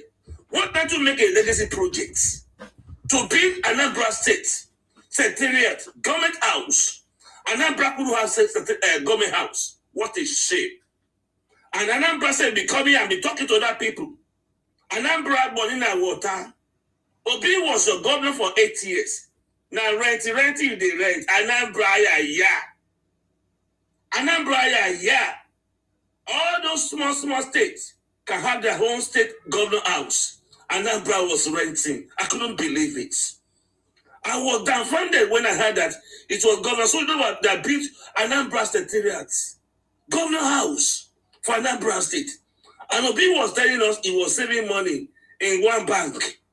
He couldn't make it a legacy project. What a shameful leader. And someone that cannot think, that cannot build. He couldn't build state government house in Anambra State. They want to build Nigeria. Anambra State The Ogbonga of Igbo land. Oh my God. Ogbonga of Igbo land. They don't get secretariat too. They rent it. They rent secretariat. Number one, Igbo Amaka states. They don't get secretariat. Even Okiti state. No state in Yoruba doesn't have secretariat. No state. Even South. All those states they have the government house. Anambra money and water. What a shame. Obi was there for good 8 years. He couldn't build a government house. We don't know that he was there. He couldn't turn to his legacy project. And the same man was keeping money in the bank. Hey, they gave money to build.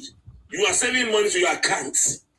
This man came and told us, Kevet was able to go to World Cup before they get a good manager. Why you a good manager of Anambra State? If you're a good manager of Anambra State, you have got a government house. Obi, if you're a good manager in Anambra State, Anambra State have gotten a government house where you are there as a good manager. You are not a good manager. Anambra was borrowing out, was renting government house for that matter. And you want to build Nigeria. You couldn't build a government house in Anambra State for 8 years. And the only thing you can build, now beer factory, you build. So make Anambra drink and buy. Make Anambra go drunk and become mad. So you can loot their money. Obi, we are ready for you. We are ready for you. We don't want madman advice. If someone make advice for the madman, this man cannot shut up his mouth. I think he's a content creator. Everything will grab him. He will grab him and turn him. He want to be in the flash news. This man want to be president. What a shame. I'm so highly disappointed people following this person. Majority of you say you went to schools. Can't you post this man? Can't you look through him that this man is moron? This man is dollar. This man cannot do anything. This man is just walking on human fantasy. This man is a useless man. So everything in Nigeria state today, now politics.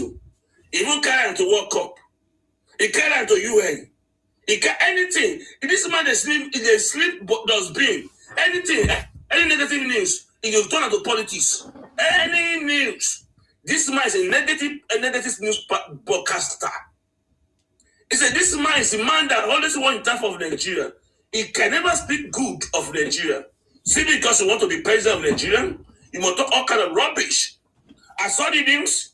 I was so ashamed of this man. Calling Obi. How can you turn the World Cup to politics? What happened to China? Why didn't you World Cup? What happened to Germany? Why didn't you World Cup? What happened to Egypt? Egypt. Why didn't you World Cup? What happened to Bangladesh? Go to Bangladesh. Why didn't you World Cup? This man can talk rubbish. Rubbish.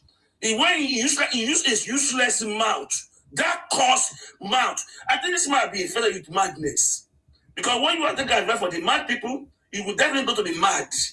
Everything. This man will go to toilet. He could be sleeping toilet. Wouldn't be bad news, so I won't talk about tomorrow. Madman. Madman. Nothing good in your mouth. Not that to talk down on Nigeria. To dismarket Nigeria. And you want to govern us? By abusing and insulting us? Dismarketing us? Oh God, you will never be in that office. You can never talk down on us. Pull us down. I want to govern. It will never happen. We need a motivator. We need someone that will be giving us hope and aspiration.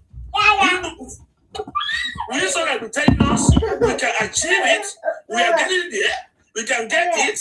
That's what we need. Not demonizer. Not evil career. No negative news. This man is cursed. Obi is cursed. Because he's so desperate to be in Aso Rock. So that the God of God's being to go and sneak evil news.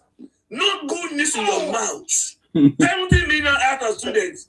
Road is not being built. This one being by this man that does being career.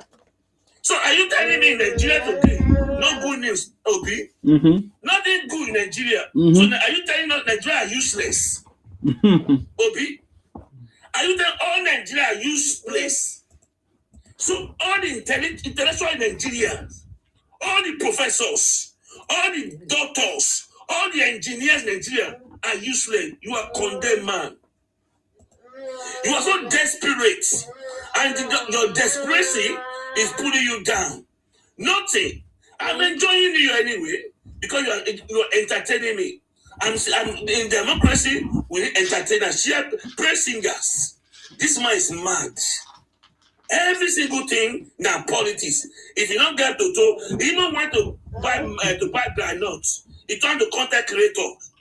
If someone fall down, if someone fight in the airport, will be turned to content creator. If they do the camera, this man is mad. Now so they do politics.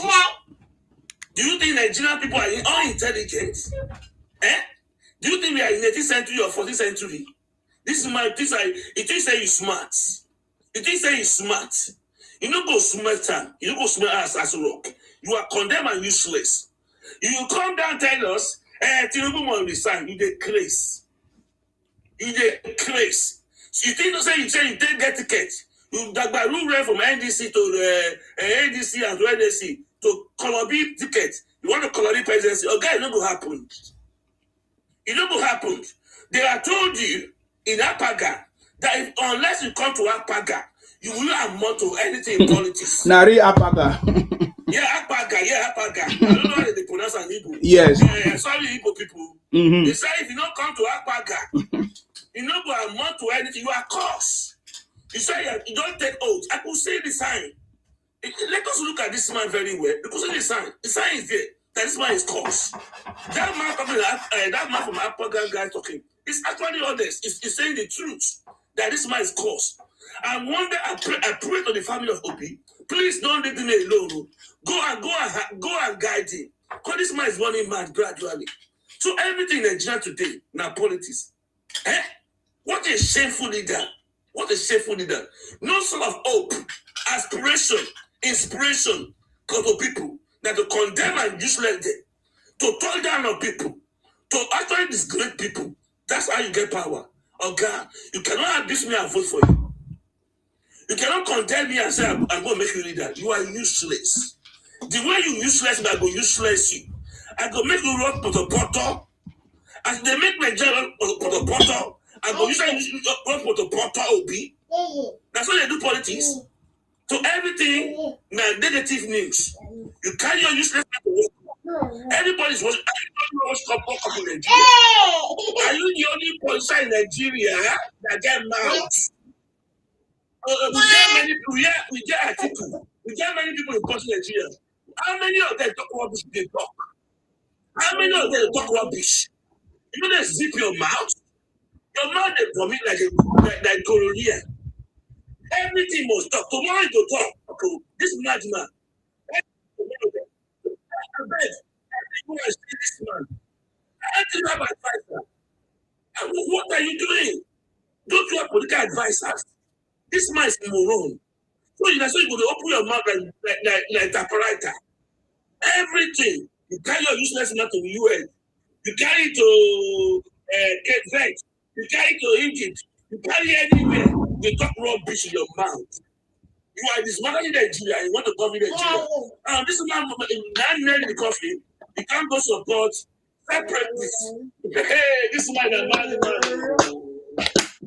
He said, in the kind of not do anything. Separate this man is mad. So someone that want to divide the country want to govern. And he said he not do anything. He's a craze. Obi is a craze. So anybody supporting Obi, I'm sorry for your soul. But I believe you don't go to school. If you go to school doesn't go through you. Because your level of reasoning is very poor. Can you speak to this man? What do you mean? Can you come and tell me what you think by this man? What actually entertaining? What actually interesting about this? The moment this man opens his mouth, he showing us that everybody in that group is supporting the people having very bad. Because they're not like son. It's not your leader will tell who you are. In the family of it, the way of it is behaving and talking, tell me you are having to look over your head. Because if you can follow the madman,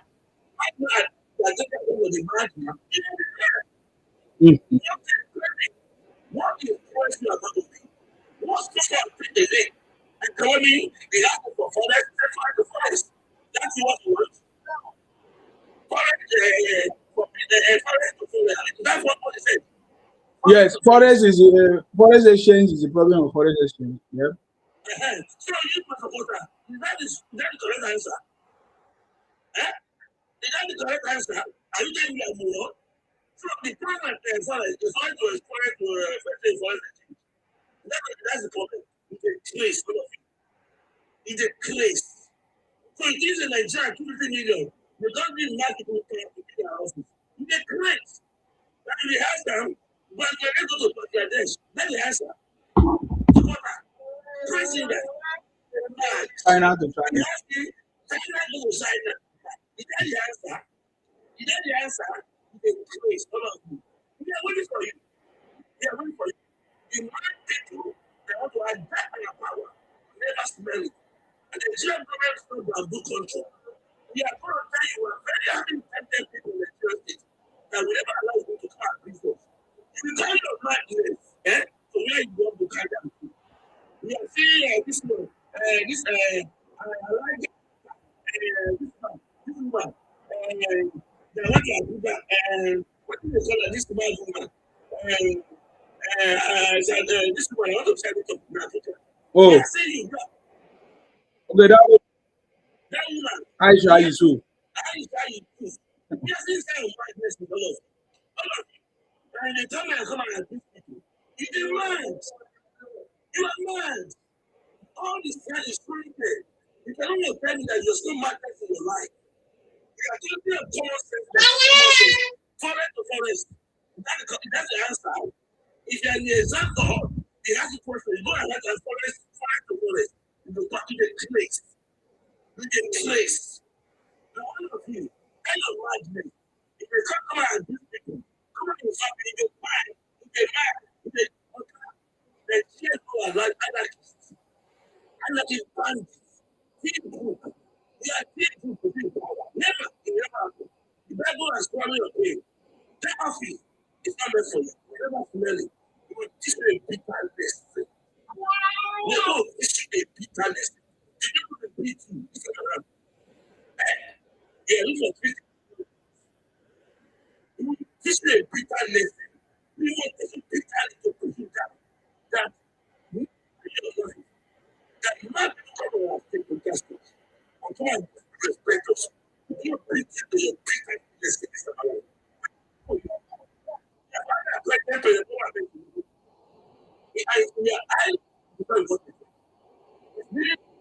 We are looking for the world and bamboo and so the religion war. You are mad. You are mad. You look at your country. We are in religion war. Who are you talking about? This is religion war. This is the Christian. You are please. You are this message. They are very bamboo for people. We are having many intelligent people in Nigeria. We are having many local people. Intelligent people with lecturers, doctors, engineers. The enough industry in Nigeria. We are not going to be taken for granted. So in essence, this is Tinubu, as I look what we are doing, battle. The world is this madness. How is madness people?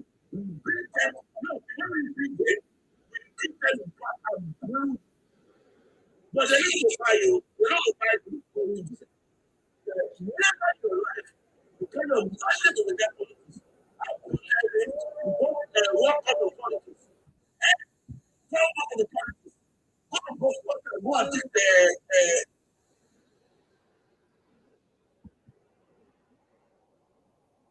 Oh,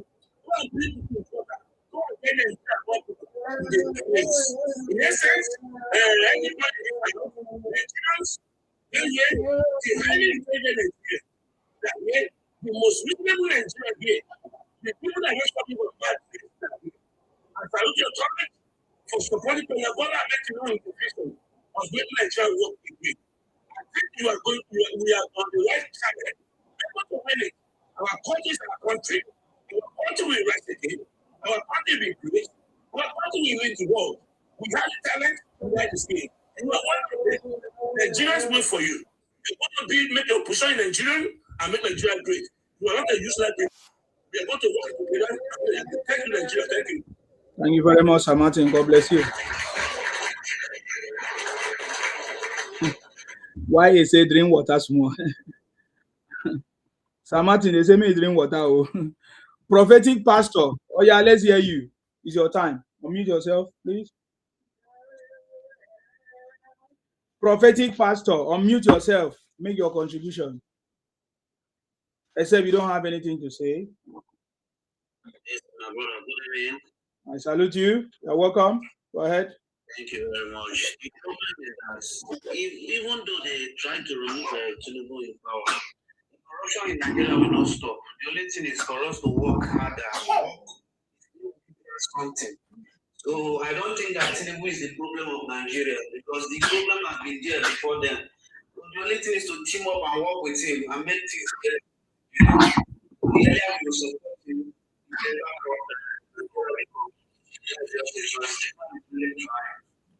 Really? Wow. This is good news, though. Even before Tinubu entered power, in Nigeria, so many problems.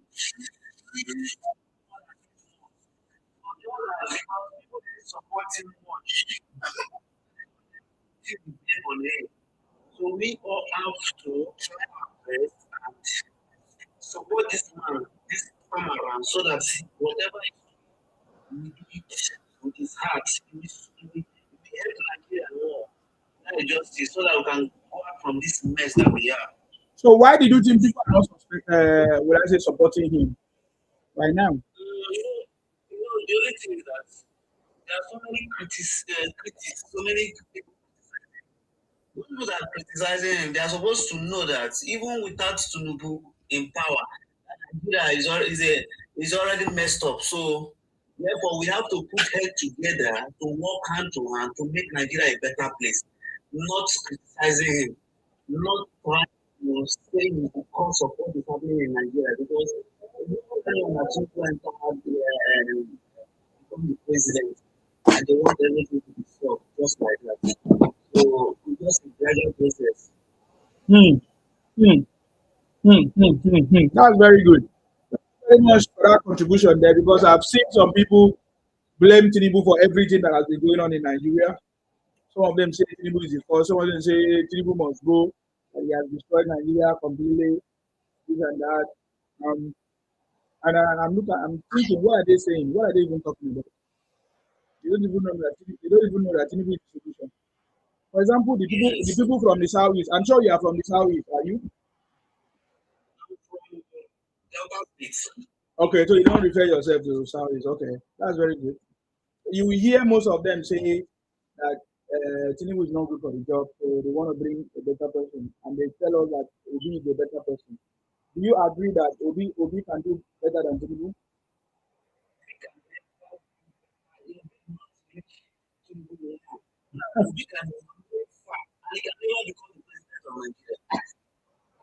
Why do you say so, sir? Why? Let me clap for you. If Obi enters there, it will be more worse for Nigeria. Obi have this Tinubu is going to be worse than any other president.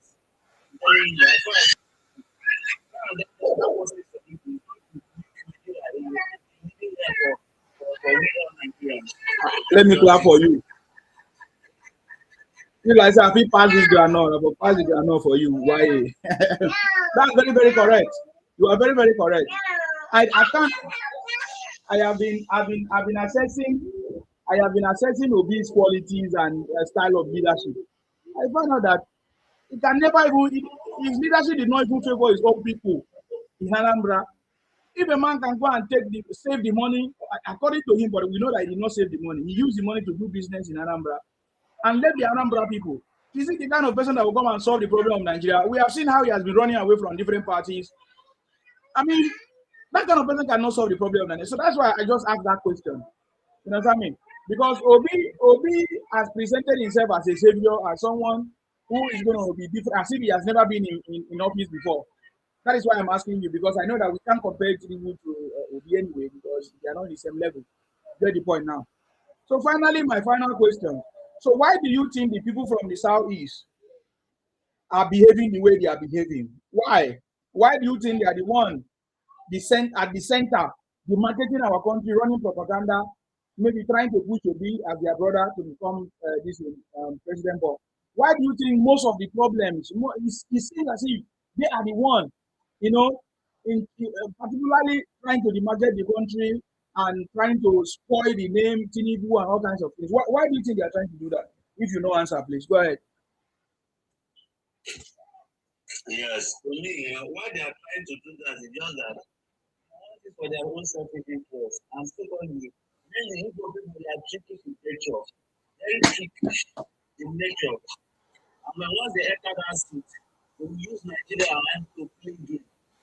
I'm telling you, they will use Nigeria and play game, and that place will become a 419 office. Honestly speaking. Really? So, yes. Igbo people cannot. They are not good to rule that place. They cannot. They can never, and they can never. But they say that they are the most intelligent people.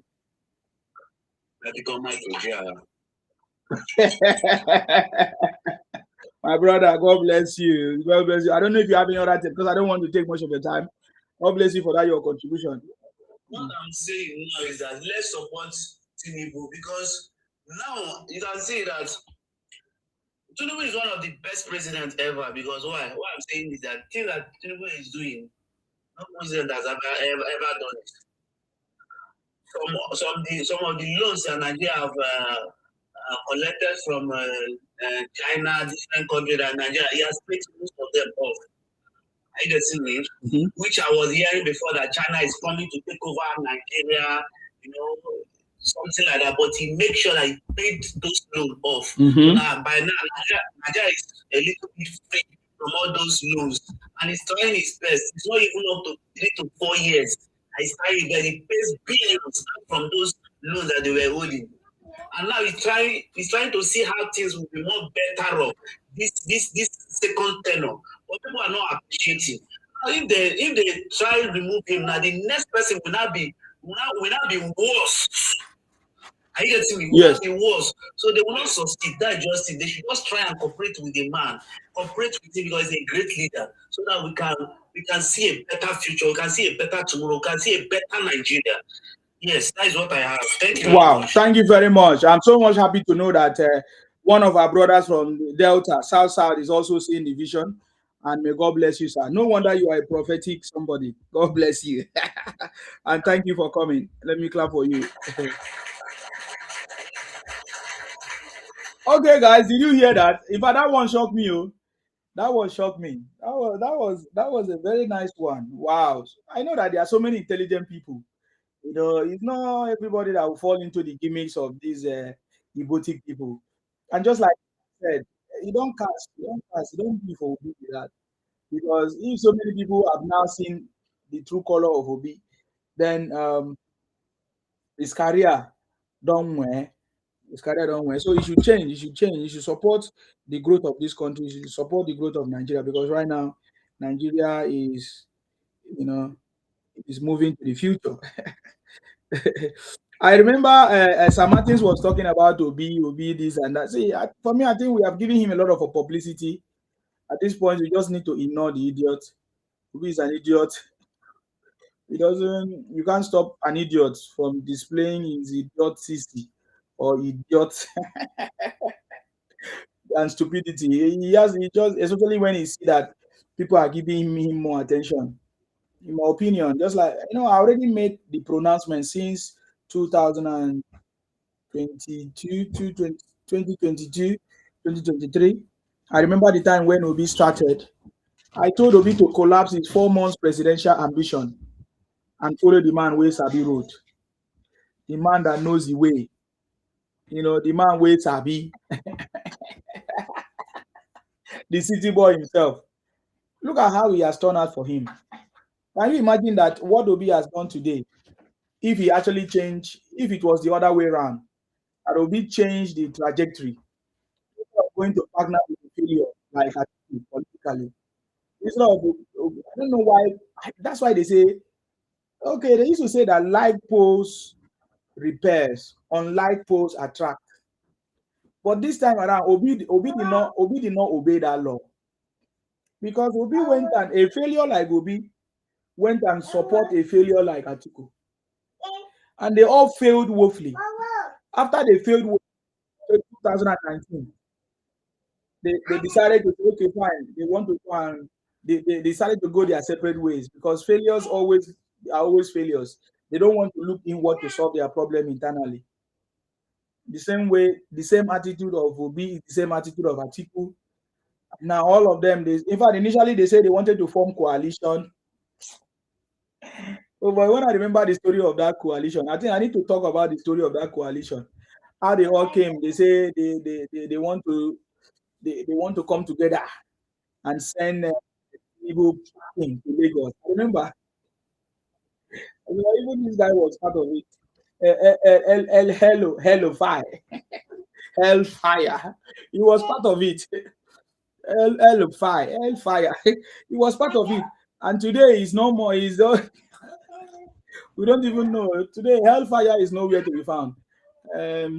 You see, it's not good to be talking rubbish. So, coalition, about the story of coalition, because what happened to the coalition? Even after the coalition, we saw how Obi went and joined ADC. Was it not in ADC? And many of their followers were shouting ADC, ADC, Obi, ADC. Oh boy, I've never seen foolish people like this. Guys are so foolish, boy. All the IPOP people, because that's the way they behave. The behaviors of the obedient, disobedient children is the behavior of IPOP Biafra. That is why Obi is a Biafra project. Obi is IPOP. When you vote for Obi, you are voting for Biafra. You are voting for IPOP. You are voting for the Ibotic agenda. If you don't know, if you anybody thinking of supporting Obi Biafra that is what it means. Except you are supporting the Ibotic Biafra. But anyways, and we know that the people that can always do that are the Igbos anyways. So that is why the majority of the people pushing Obi are the Igbos. But is it how to win election? No, we are not going to win election that way. So Sam Martins was talking about Obi. Obi told us the other day that is not good, it's waste to be buying cars for people in office. Is it governors to buy cars or Tinubu to buy cars, whatever? But then Obi was the number one governor that imported cars, over 177 cars, and shared it among the traditional rulers. Obi was the one that did it. And that's the man that is telling us now that if you buy cars for political positions or officers, that that it's waste of money. Obi is talking about what he cannot do or what he didn't do. Obi is just like I said, he's just there to do whatever he's doing. There's nothing. It's just part of the numbers. It's part of the fun. We like to listen to Obi. We like to discuss Obi, stories and tweets because there's no brain. There's nothing to learn. It's like comedy to us, political comedy. What Obi is saying and doing, the actions of Obi shows that there's also what is called political comedy. And that is what Obi has been doing ever since. How can you explain to me that Obi is a serious man?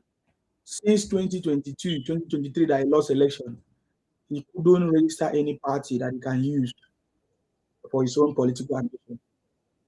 That tells us who Obi is. Obi is a failure, man.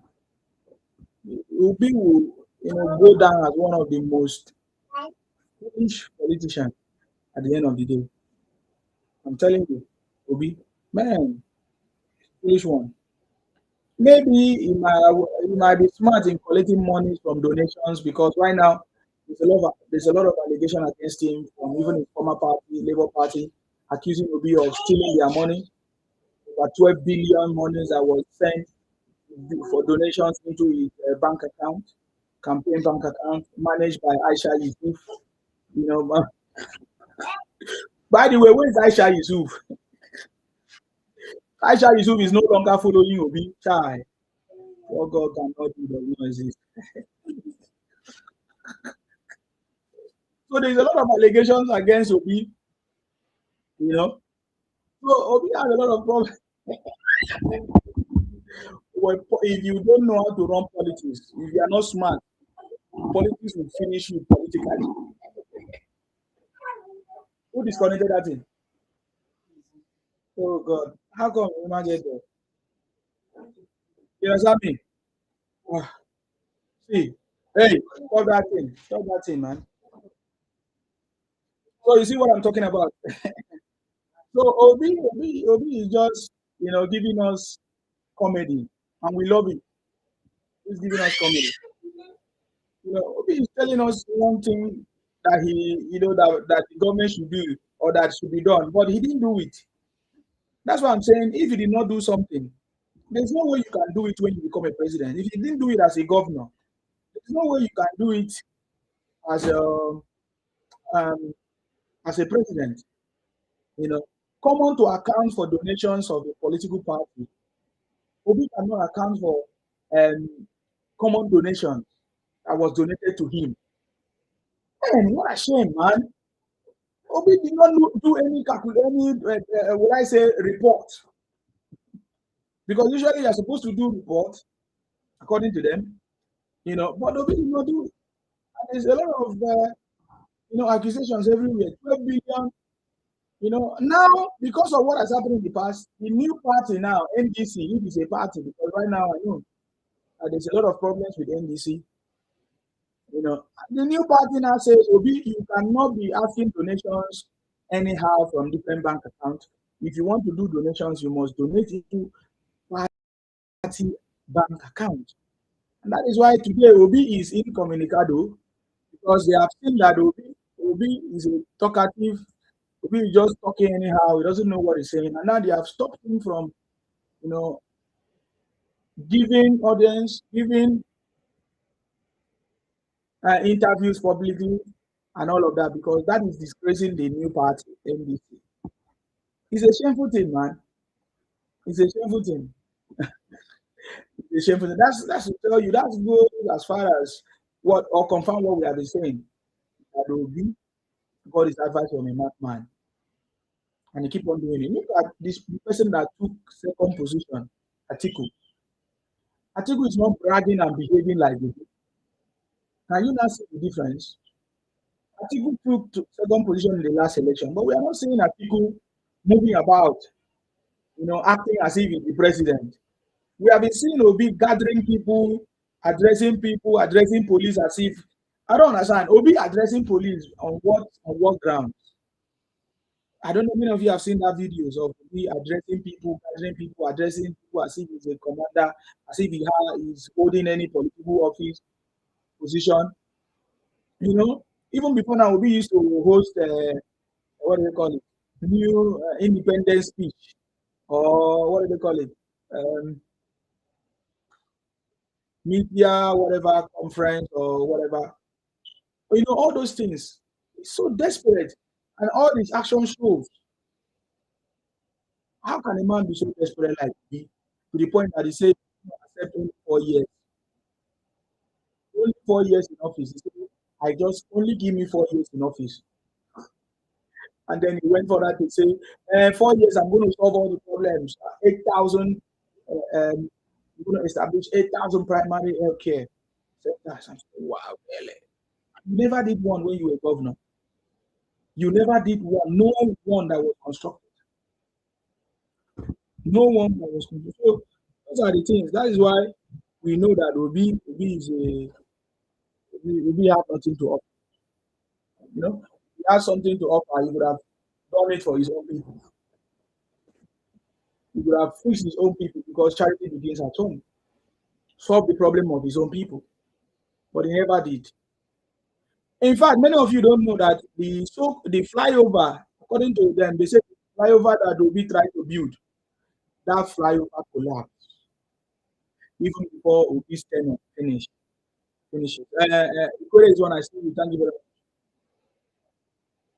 So the flyover that Obi constructed, according to him, because I've not seen any flyover, no wonder I did not see it when I was in Anambra, Oka, and all those areas. The flyover collapsed, which means he used inferior materials. These are the stories. There is no good story. There is no legacy anything. If you ask Obi, what did he do? He said he changed education. Or his followers will just give you some fake things. We did. If you are not aware, we didn't see any result. You get the point now. Tinubu is the solution. Don't allow anybody present to you anything. Tinubu is the solution. If Obi had done anything good, we could have been talking about it here. We could have been saying, okay, look at what Obi did when he was a governor. At this point, we need to talk to see anything he did as a governor rather than squander the resources of the state and use it for his own personal interest. And put it in a bank that he has interest, shareholder is a shareholder. He use it for his own personal business, set up supermarkets. We have that report. But Tinubu is not looking for your money, man. You know that if Obi comes there, what is looking for is your money. Obi is looking for the money of Nigeria. We use it again to enrich himself. We have talked about student loans that has given access to education to many people. Today nobody can say they do not have money to go to university. Nobody can say, okay, there's a problem, or there's an issue, or there's a stumbling block, or because they don't have money, they can't go to. Nobody can proudly say, nobody can give that kind of excuse in Nigeria today. And President Tinubu made that possible. Because as long as you are eligible for university, you've gotten your admission, the problem of tuition fees or school fees is no longer there. Even the government will give you 20,000 naira as a maintenance money and all of that. So it's President Tinubu that made it possible. The improvement in the elections that we are seeing right now in Nigeria, I think we have seen about 2 elections that have been conducted after the Electoral Act that was amended this year under President Tinubu. Signed into law the Electoral Act amended bill this year, and we saw the impact of that law immediately. We saw how election was free and fair in Abuja. We saw how the grassroots people participated in elections. We saw election that happened in Osun State and other. We can say that President Tinubu is taking Nigeria out of the third world status. Sir Martin. You see, man. Yes, you are saying rightly.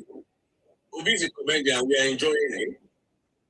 Obi has never achieved anything. We don't see any legacy project in Anambra State. Obi has never. He said he brings to Anambra.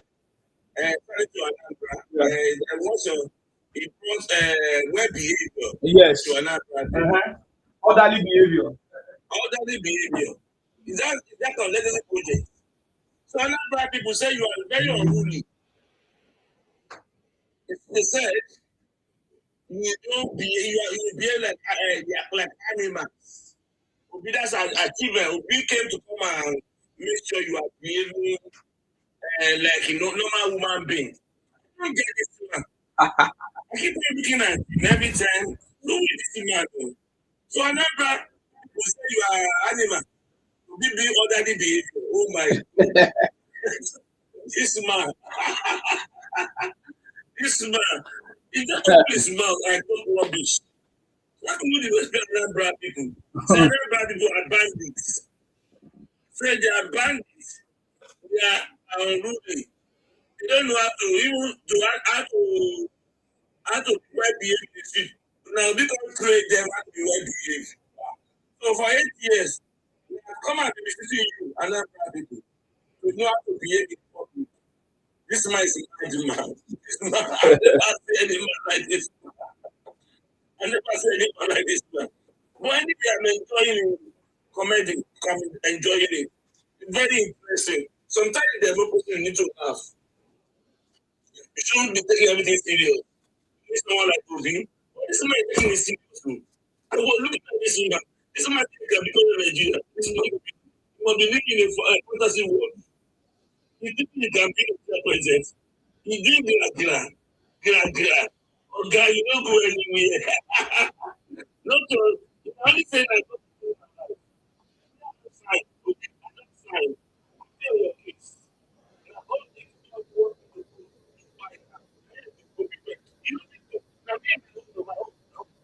I don't sign it.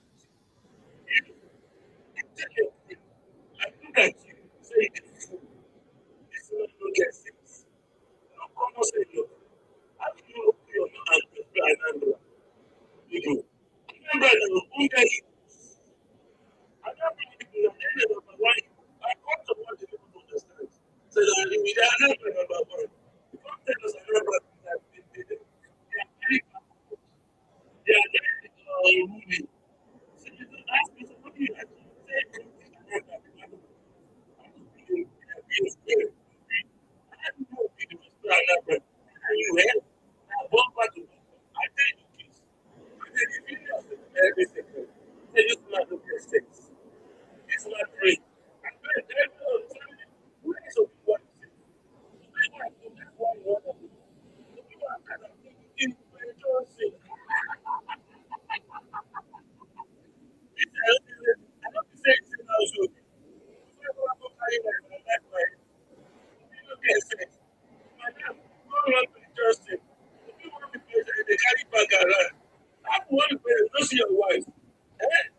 This man is crazy. You don't be part of Nigeria. You don't get first lady.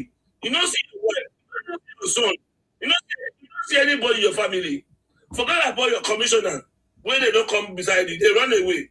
Your family will run, they enjoy sin. Anybody abandon you. Your family say this is the family run away. So they go by you. Your wife will trust you. Your wife will vote against you.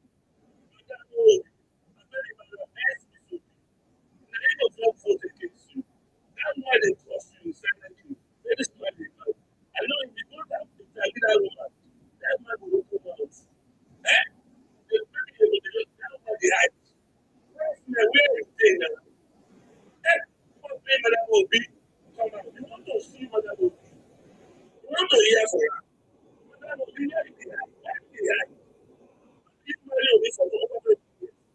Now you can let that first day. When you are doing government, why can't they hide? You want to hear to you.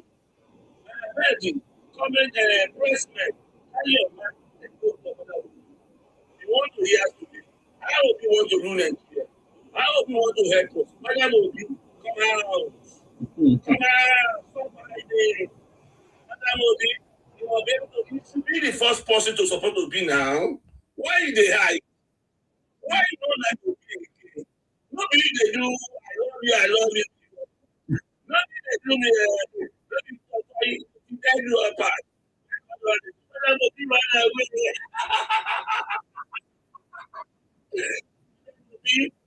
don't want to be part of the market. Ebola met you. Obina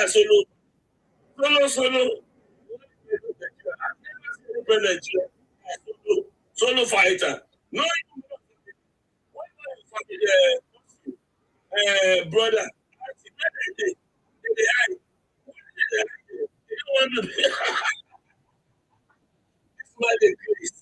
You want me president? You want to know about? You want to know why they married to that movie? Why is it that movie? What they make it come off house? Where did they hide? Why must he hide? Nobody want to tell who should be. You want to hear from what? First match you did here. Meet Madam Obi. Go and say story. Many things there. You want to know people. And the best thing that can tell about Madam Mr. Obi. Now you want to tell you about Sri. So I think they do Dr. So Madam Obi and Obi, then they do Dr. on the bed together. Now she don't know Obi. Madam Obi come around, stop hiding. Obi, you don't craze. You did craze. You see Nigeria finish, say won't be president. You did mad. As can see consider article. We know Atiku wife. We know Titi. Anywhere Atiku go, Titi they day beside them. We know Atiku children. We don't know you. Now you they carry your file. Now you they do this one. And you want to deliver Nigeria. Obi want to deliver Nigeria. Obi cannot deliver a family.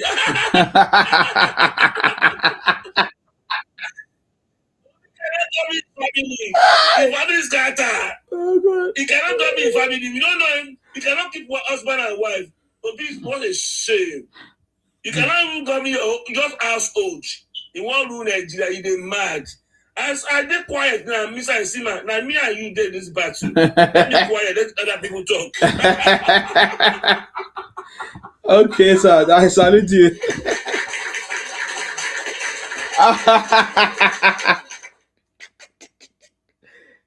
Oh God. Okay. Let's forget about Obidio. Obidio. Let's. Oh my God, Sir Martins, you finish me. You saw me in Safford the other day. Yeah, I'm always everywhere. You saw me. What was I doing when you saw me?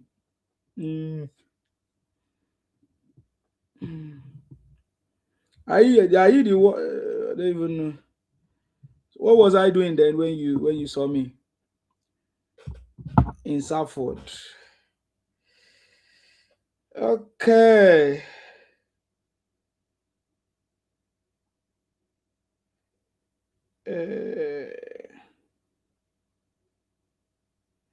All right, let's go ahead. Let's go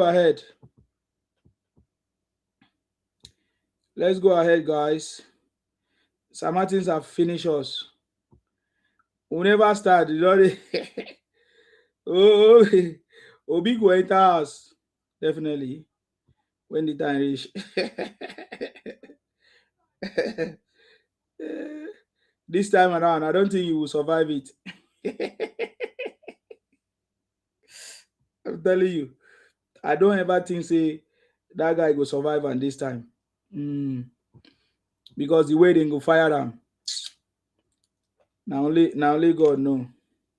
In Yash go catch fire. Yash go catch fire well. Okay, so we are talking about Tinubu as the solution. Prince say Obi is not ready. He's not. He cannot. When we say Obi is not ready, what does it mean Obi is not ready? I don't feel Obi can become anything politically, according to the Abuga chairman. Obi can, except he return back to Abga. It's a cause that has been laid on him and is working. I think that cause is working.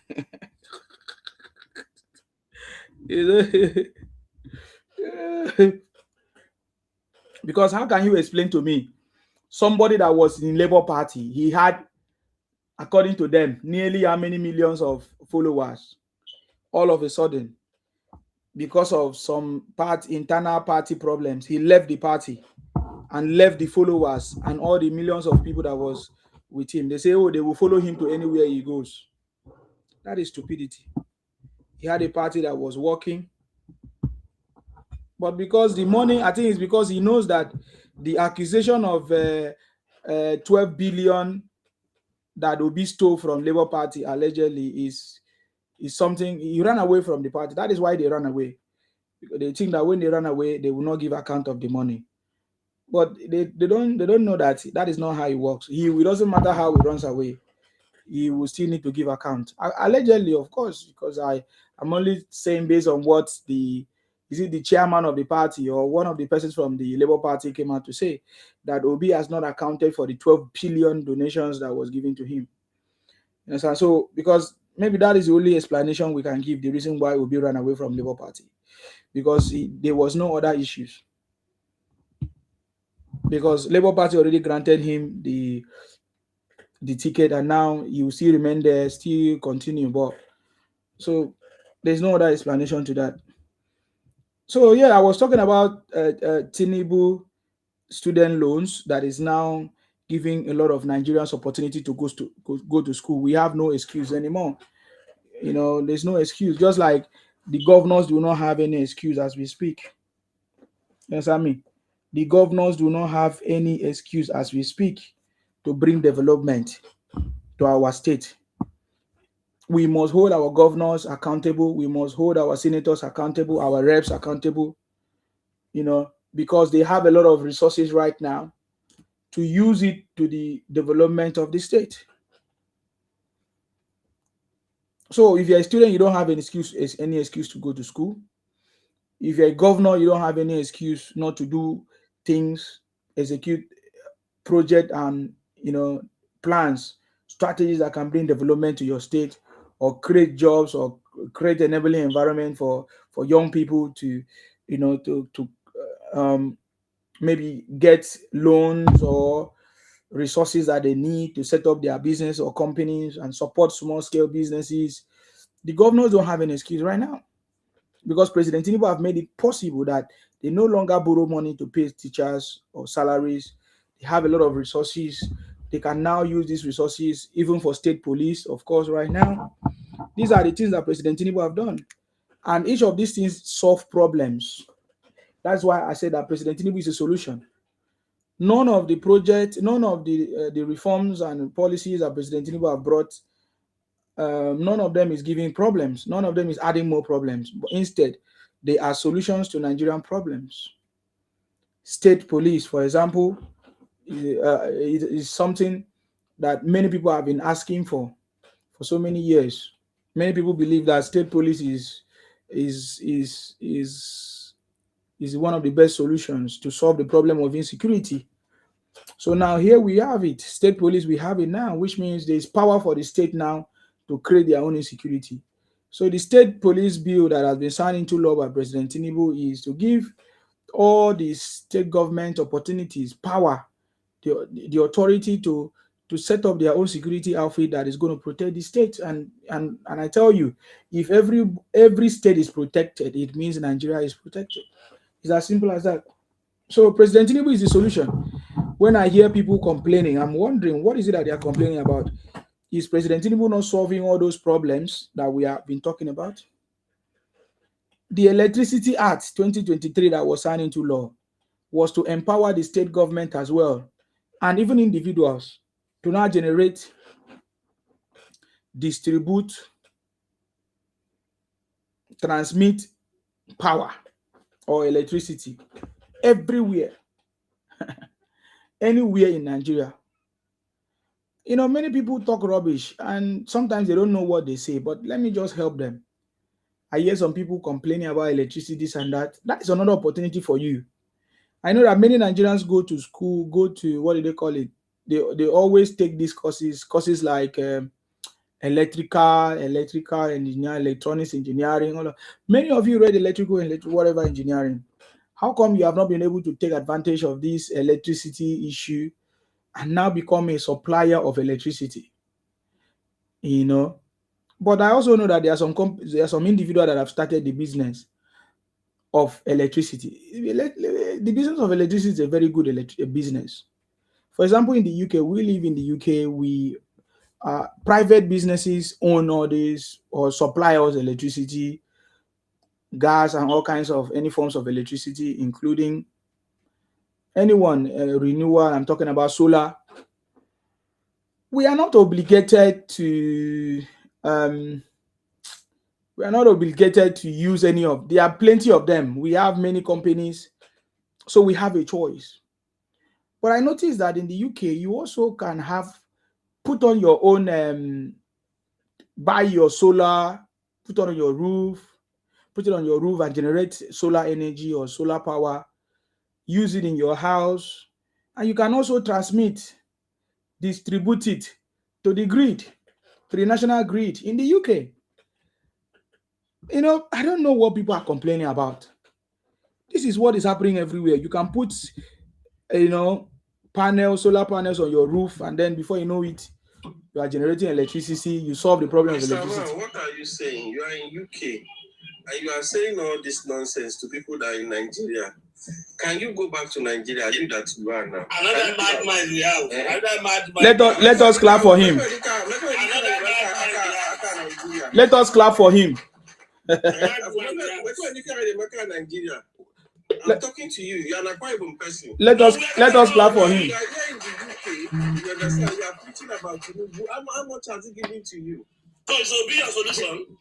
My friend, keep quiet. I'm not. No, don't get quiet. Keep quiet. I'm not talking. It will be your solution to take Nigeria. Quiet. Mute yourself, my friend. No, I'm not muting myself. It will be your solution. Mute yourself. It will be your solution. Mute yourself. It will be your solution. Host, I'm talking to you. You cannot be talking to me. Who are you? Who are you? Who are you? Who are you? Who are you? How much have they paid you? How much did Obi pay you? How much did Obi pay you? I'm not saying vote for Obi. You are working for Obi now. How much did he pay you? How much did he pay you? Campaign for Namami. Yes, very good. Yes, very good. My friend, keep quiet. Respect. No. I'm not talking to you. I'm talking to my town man. Oh, I'm not your town man. Keep quiet. Yes, he's doing very well. Tinubu is doing very well. If I'm just feel that it's the only solution now. Okay, let me explain to him, Sir Martin. Don't worry, our address is. So, what's your name? First of all, we don't know your name. You need to tell us your name. My name there. At least you are not. That is not your name. Tell us your name. You are not using glasses. That is not your name. Tell us your name. But you cannot because you're afraid of yourself. I'm not afraid. My name is Insima. So I'm speaking English. I want everybody to hear me. You get the point now. So now, Tinubu is the solution, the best man for the job. And I've been mentioning some of the things that he has done. It is now left for you to tell me, no, he has not done it, he didn't do it, or he has done it, or this is a better solution than Tinubu, than for you to come and say what you are saying. Tinubu is the best solution, is the only man for the job. And you are asking me if I can go back to Nigeria. What are you talking about? If I'm going back to Nigeria, should I be telling you, when I came to the UK, did I announce it? So that question is so stupid, and it's like you are jealous of me because making that comment is so naive. Because I should not be announcing that I'm going to Nigeria. Because when I came to the UK, you did not know. It's because I'm telling you, you don't even know where I am, whether I'm in the UK or whatever. But I'm just telling you that President Tinubu is the best thing that has ever happened to Nigeria. President Tinubu is the best leader that Nigeria have ever had. President Tinubu is bringing a different kind of leadership that Nigeria never experienced. You understand me? So you are jealous of me. If you are not jealous of me, you will not come here. I'm proud of my own candidate, President Tinubu. So if you are proud of your own candidate, tell us who is your candidate. Tell us what is the solution. I'm proud of who I am. I'm proud of my candidate, and I'm announcing him. Look at the way I'm spending my time. Look at how many hours I've been here talking about him. So if you are proud of your own candidate, you don't run away. I tell you, these guys are criminals. These guys are criminals. They say you are my town person. Go punish you. Which town person? You're a criminal. You're an impostor. You're not any of my town person. You're a criminal. So you are not here. Why do you run away? You could have come and defend your candidate and tell us your candidate. You see, that is how we defeat you guys. I'm proud of my own candidate. President Tinubu is the man for the job and is doing it. He has never disappointed us. We are so much happy that we're able to put it in that office since 2023, up till now. And he has been doing tremendously, making sure that the policies in place, reforms, to bring Nigeria back on track. He has cracked the code to take Nigeria out of the third world status. So that's it. That's all I can tell you. So if you are not happy with it, come and tell us your own solution. What you think is the best. Right? So far, so good. We have seen Obi trying to present himself. And we say Obi is a criminal. He's an Agulo fraud. He never solved the problem of Agulo people or the problem of Anambra people. So he cannot solve the problem of Nigeria. If Obi couldn't take people out of poverty in Anambra, there's no way Obi can take people out of poverty. If Obi could not feed people in Anambra and solve the problem of hunger in Anambra, Obi cannot solve the problem of hunger in Nigeria. If Obi cannot show leadership in his own party, then Obi cannot solve the problem of Nigeria. Obi is always running away. He said that he doesn't like problems, so he's running away. Even in his family, he's running away too. He once told us that even his daughters don't trust him. that if you say something, they have to record him. So Obi is a failure. You can even say he's a failed husband if you want to go there. But that is not what we are here to do. But we are just getting ready for him. Making rhetorics and running propaganda and writing all kinds of rubbish is not going to save him. So maybe you are one of the Obi son. Come and tell us, fake king. He said you are one of Obi's son. Come and declare yourself. Are you afraid of your father? Are you ashamed of your father presenting himself as a whatever for you guys? What nonsense! I understand that Obi married some people. I don't know whether a woman from Akwa Ibom just to have mixed blood. So when you say you're a brother, you're my brother from your town, I'm not, because anybody can speak Akwa Ibom language now. Anybody can speak Ibibio. It doesn't mean that you are Ibibio. You can speak Yoruba today. It doesn't mean that you are Yoruba. I can speak Igbo today. It doesn't mean that I'm Igbotic. You see the point now. So do not be deceived. We are no. So I'm speaking English now, but I'm not English. It's as simple as that. So stop making noise. Let me hear from you, Okiso. You're back. God bless. Okiso, what do you have to say? Yes, thank you very much, Isima. Thank you. You are doing a wonderful work. I've been following you. Thank you. You and respect. You guys are doing a tremendous work. Look, the only way forward for our nation is President Tinubu. He's doing the things that we need. No other person from the south that can do what Tinubu is doing. We need foundational changes. Our foundation is faulty from the beginning. So Tinubu is trying to position it. He has done the state police. Do you know since 1999, the previous president, they will be talking about it, but nothing has happened. Yes. Nothing. Look at the Obasanjo era. Going down to Goodluck. From Goodluck again, no, we'll be talking, but Tinubu did it. He did it. Not just he did it. So that is a milestone. We call it decentralized electricity. I remember during the time of Jonathan, the problem to decentralize electricity. Jonathan was not able to have that power, that guts to take the bull by the horn. He was trying to say, okay, let's discuss it. And then they came with this proposal that he has to privatize electricity. But he could not privatize it. Nothing happened. People can decentralize it. You can generate, transmit, and distribute. You can do it. Everybody, state, private partnership, whatever. You can invest in electricity 5 to 10 years from now. Nigeria will be the net exporter of megawatts. Net exporter to other West African and African countries. So, you see, this man is positioning Nigeria for the future. There's the lithium industry that has just taken off in Nasarawa. Lithium. You know what has been happening to the lithium market before? Mm-hmm. They have been taking it away illegally, without any input to the government, to the state, to the people, to the local people, nothing. But now there's a lithium industry in Nigeria, and that is just the beginning, because we have lithium everywhere in that country. So you are going to have more industries. Then you that is coming up in Lagos. Nigeria will be refining gold. You don't need to go to Dubai if you go to say this is Nigerian gold, this is Nigerian gold. But Nigeria does not refine gold. So Tinubu is positioning us for the 22nd century. Our people must be ready. You see, they don't know what is going on because there's a lot of fake news out there. Fake news coming from the IPOB and their gang members. Obedient or turn it upside down. Everything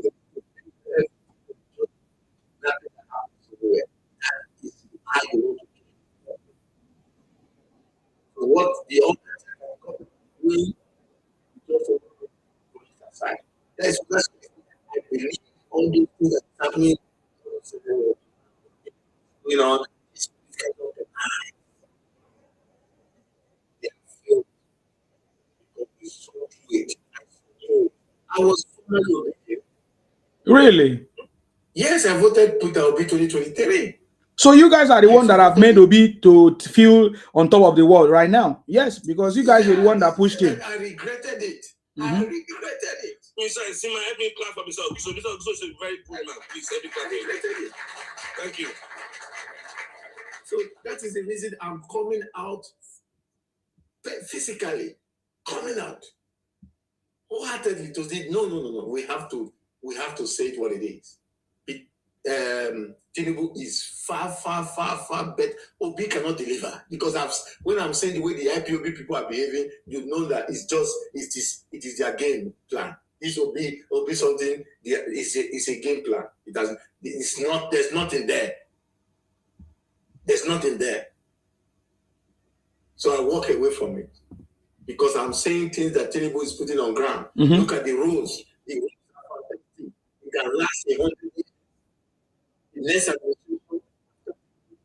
Don't just forget about it. Else. So that's why I told Mr. Respo, I said, by now we should sit down and say, oh, what is agenda 20? You don't want to go in last. Why they want to do this? Why they want to do this? Okay, we're not doing saga here. Nobody invite you here. Nobody invite you here. They want to talk to you. No, nobody invite you here. What do we don't say that. What they say our number. In Sima, can you remove this man? Our number. Can you remove this man, please? Remove this man. What they get our number? Are you gonna pick you? Are you gonna pick? Okay, we are not talking about Oba here and Oba here now. Keep your Oba to yourself. What nonsense is that? So who Oba help? We should position ourselves and see that. Say, what is our agenda 20? We should position ourselves because we have the areas to put us into the 21st century. We have the things ground here with us.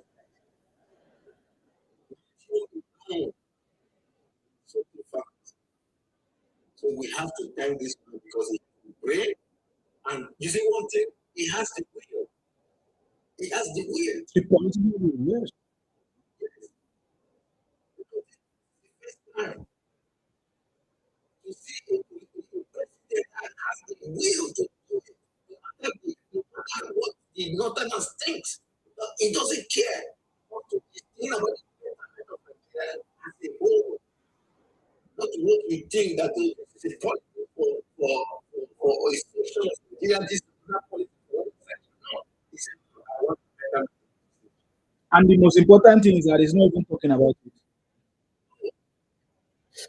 I was surprised. Nigeria would be in battery. My God. No material. Finished material. Look. We need that in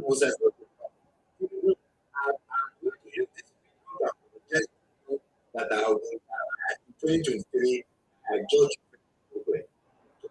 me, proving me wrong. I will say thank you, God bless you, and you are going to be here for 8 years. You are going to be for 12 years. Thank you very much, sir.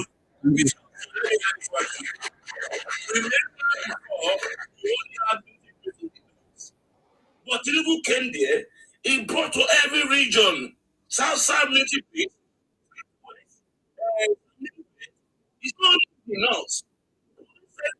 Every region. How is not enough? Make sure everybody's. That's why he said no. Today, I don't know what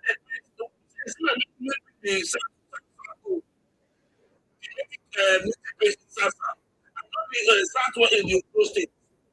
Yeah. Yes. They literally went to every region. Mhm. So it's not really enough. That's what is a goal. To make sure every region is very, very close and connected, responsible, and equal to the country. That's what is enough for my government. Thank you. Yeah. Okay.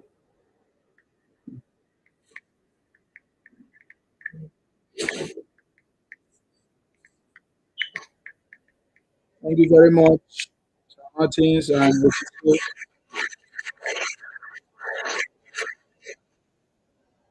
God bless you for your contribution. That is very, very correct. You know, all these guys, they know all these things. Like the one that is commenting on my he's trying to scam, would I say, scam my Facebook.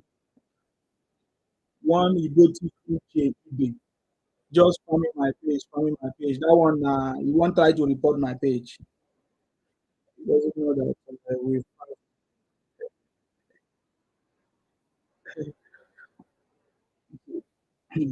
it's not going to work. It's not going to work for Obi. You know what I mean? We are still waiting for people to bring the military base college to South South. I think the only one I know are the ones that you have mentioned, the recent ones of course that happened in new army depot in Osun State, is in Oshoko, something like that. Um, they brought a new Ogun State. Okay, those are the ones I know. As the new one that I know, there's one in Plateau State. There's one in Abuja, the new one that was brought in. So I'm not aware of anyone that was brought in South South. So, but I think there should be one coming to the south south.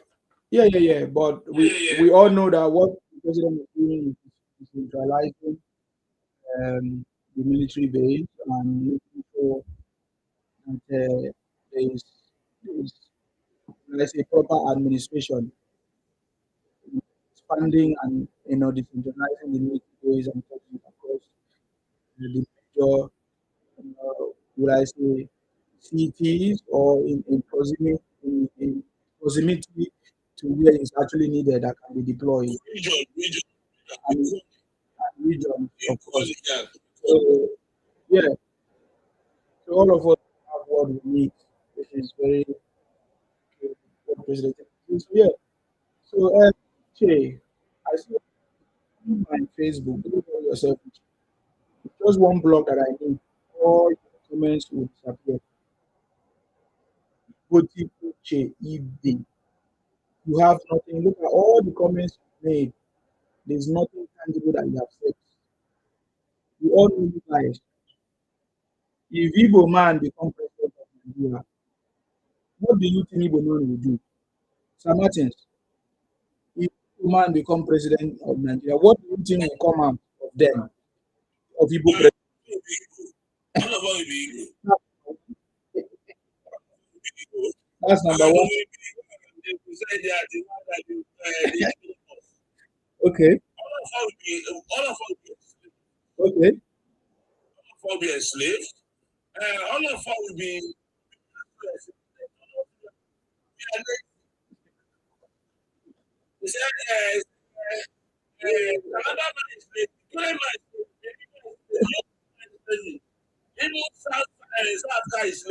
Mhm. We will go to suffer because only the people knows only Igbo. Never see this try. That is everything. They are the only one being made by God. In our own philosophy, I don't say anybody was superior. I've been saying it because I never my mama before you. I'm not your mama kids. Nobody get 10 months normal child. Nobody want to get 10 months pregnant. If you grow pregnant, we don't enter one chance.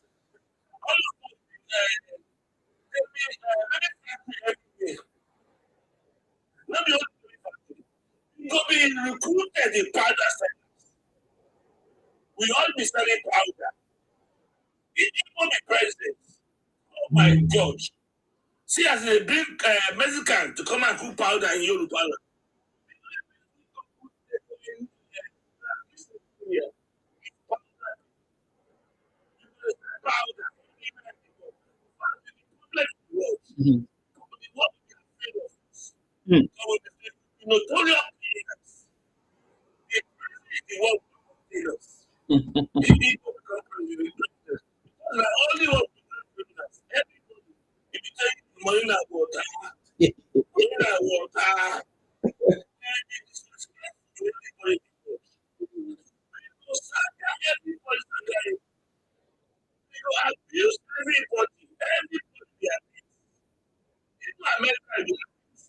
You go tell America.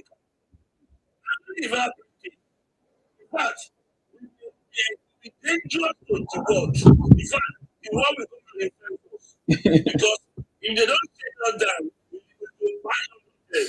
nobody will respect it. We be so angry to spend the extra words. We look at that. You don't get anything. Now, pull up text. Thank God Igbo cannot repeat it. The only thing Igbo can do when you go to regional government,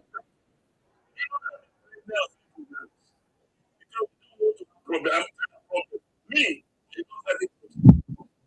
I don't see anybody being superior or inferior.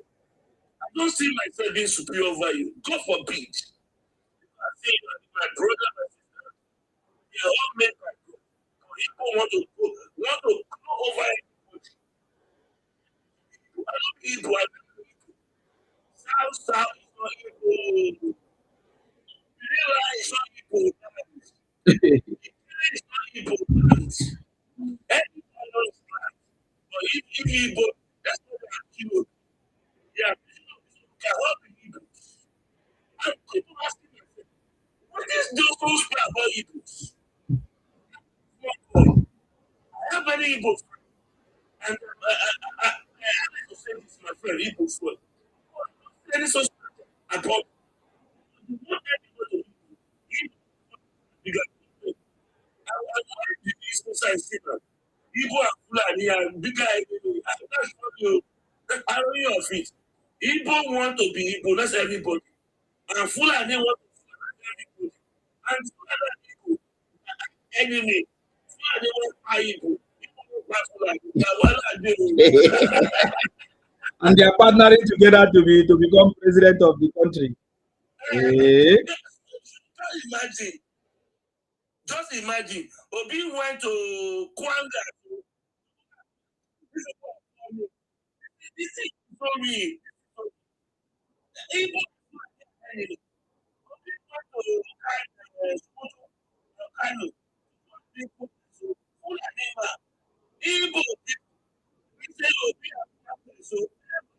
Igbo this mathematics no right.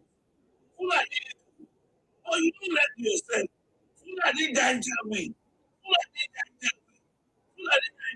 This is too far. The problem of Nigeria. I don't want to be Fulani. I don't want to be Igbo. I don't want to be Igbo.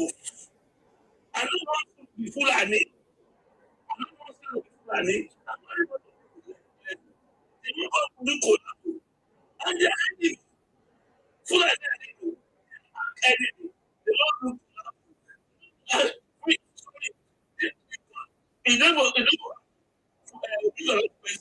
I would have loved to see people. Are you going to pay Fulani doing what? You know you don't like Fulani. You don't want to be Islamized. And you want to you go be Islamized. You go have Muslim people. And now brother Muslim. You don't get sense. Your brain they leak. Everything you talk about. And you don't go to Fala. This idiot. They be telling you, go and get to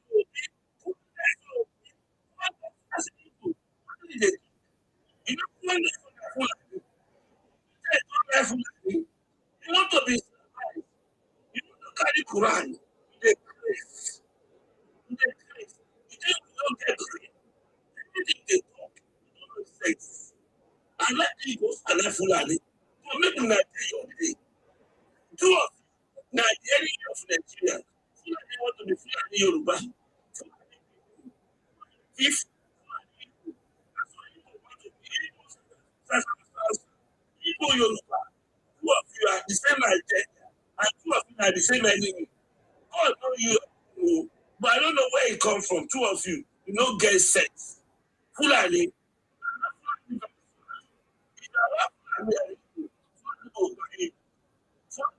Intelligent people. They will never. Thank you. Thank you very much, Sir Martin. God bless you. I hope this platform. Sorry. Oga, just make your point. If you cannot make your point, you fuck off. You fuck off.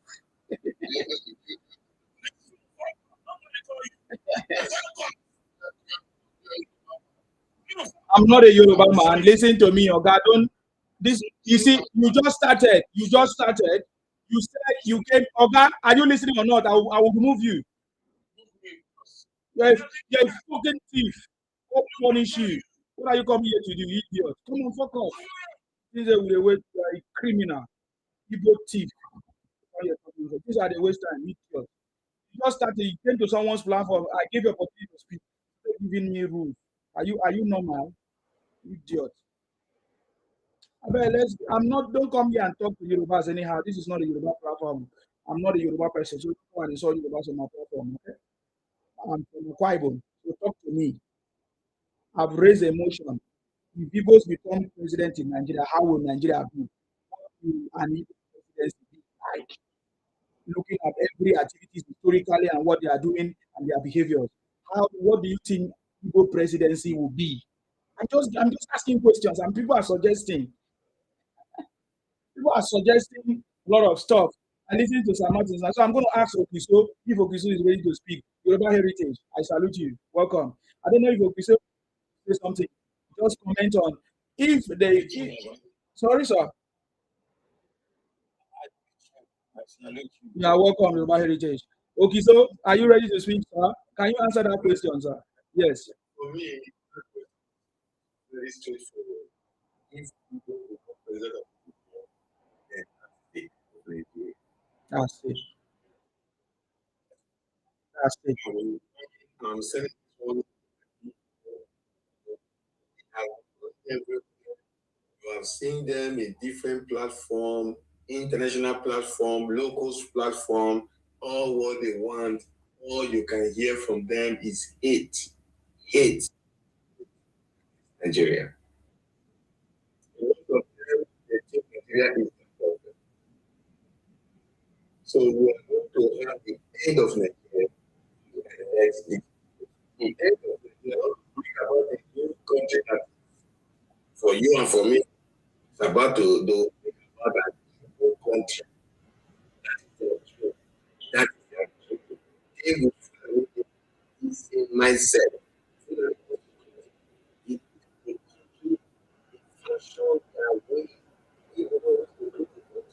He also function.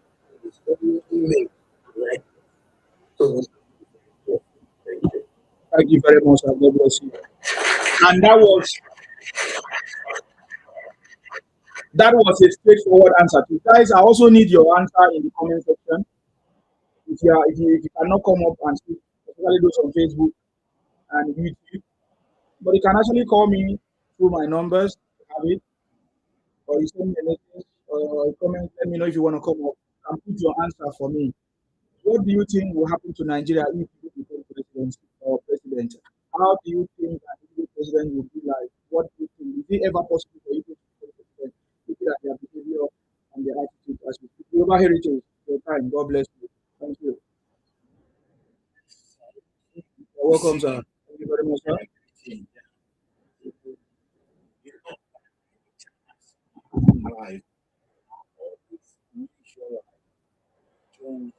Thank you, sir. Thank you, sir. Fire. That time,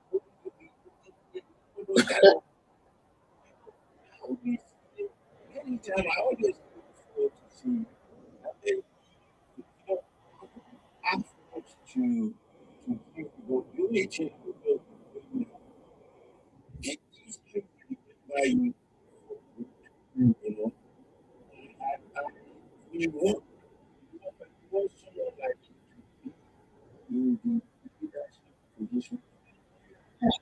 Also, I will have many enemies, so yeah. you have enemy of Biafra. Mm-hmm. So because of let me go back to your question. He is not rule of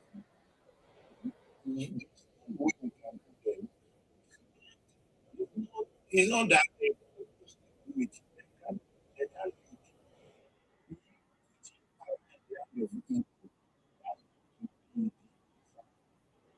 So you cannot believe as president making all this kind of things. So putting a Igbo person as a president is going to be a disaster. There's no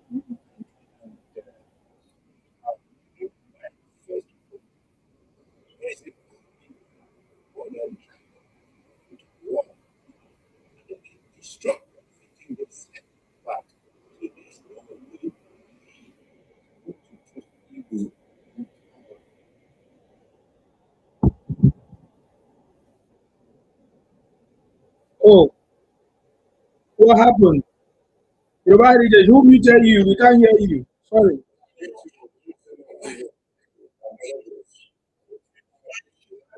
Yeah, go ahead. Maybe that's a mistake. I don't know what happened. Yeah, go ahead, sir. Who muted you? I don't know who muted you.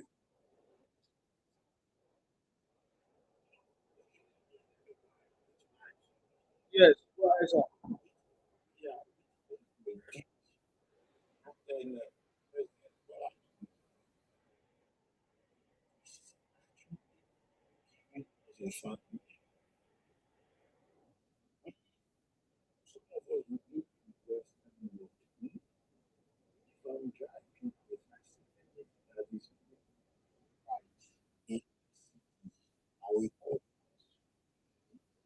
This is what is happening. And direct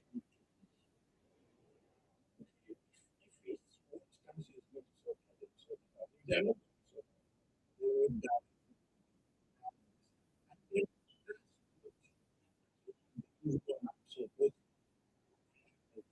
because it actually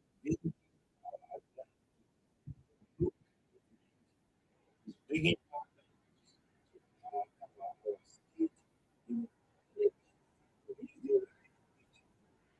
like all that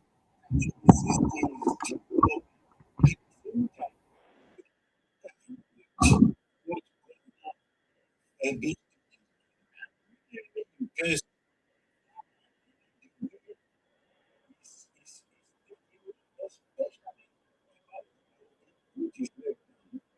you tell them you come to my city and is going to what you want all these practices of what you let people know that they are in place. That is grateful. This month everything for us with this because everything is happening. It's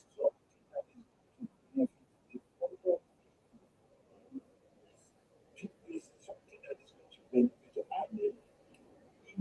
In country of population of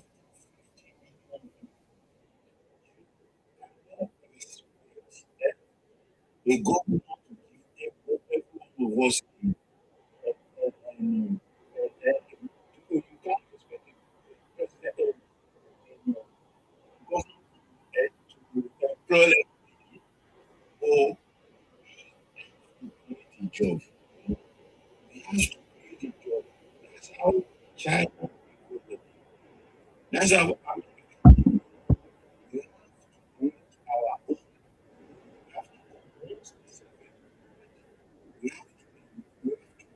create small business, good things. So I think this is what Obama is doing.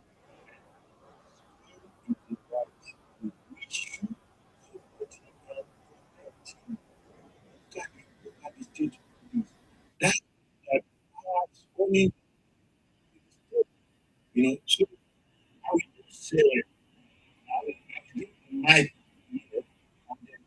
will contribute. Okay. Thank you very much. God bless you. God bless you for your contribution, sir. God bless you for your contribution. Let me add that. You say one thing that if you go to the president, what will happen to us? People, before they put in Rafa, No, he has with us. You ask me before they put in Rafa. Okay, the Rafa Eagles, the government, they really put in Rafa. They are very dictatorial people. They don't respect people. We want to go to state. They put in Rafa. During the government, they didn't go to the president. Okay, thank you very much, Martin. God bless you for that. Bolaji Elijah, why can't I hear the girls? Can you hear me? Can you hear me? Confirm if you can hear me. Let me know what is happening on Twitter. But it should be very clear. God bless you. Confirm please if you can hear me. This guy keep on sending requests. I don't know why.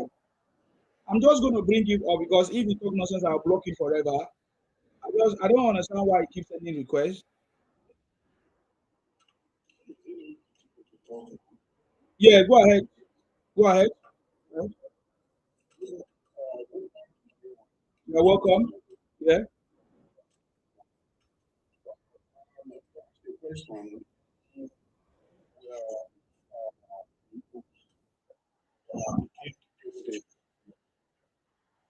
I never expected that. I want to say that and even not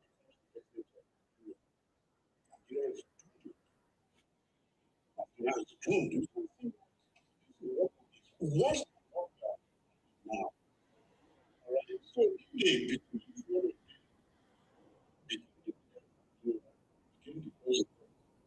will never happen. Because they have shown us the story of who is the yes, all right. So I don't think it's even possible. I don't think it's possible. They are not and they show me that they are not Nigerians. They are the type of that we desire. Or we desire the kind of Nigeria we want. Find that perfect position.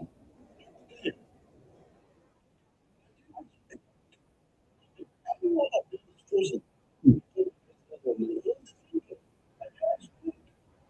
See what they do now. The US that as your leaders, I served in the East. I saw the decay in the East. I think to him, it's only not big.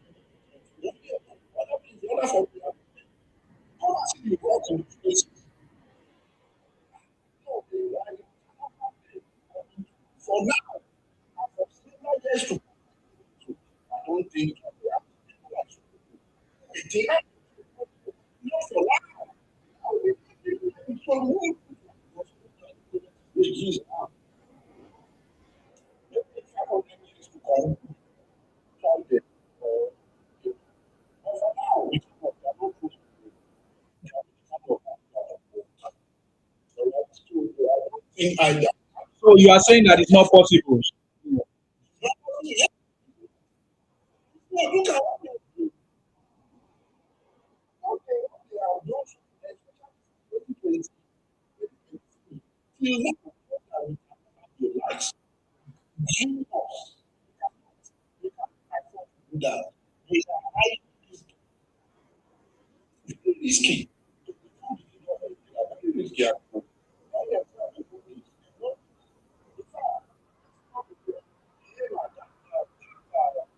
Now, that was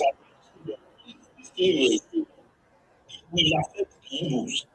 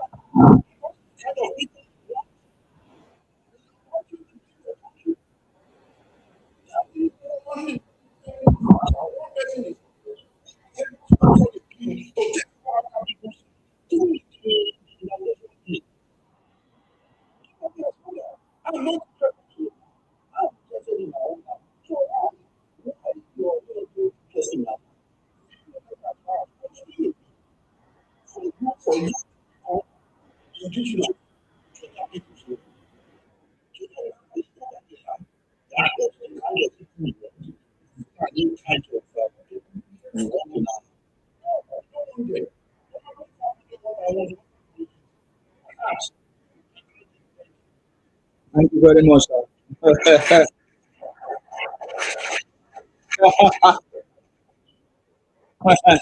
I would like to hear the opinion of the Igbos themselves. Emily, I salute you. Oh my God. You're welcome. Are you ready to speak? Go ahead. I really want to appreciate you. You're welcome. You always keep joy anytime you come on. Thank you.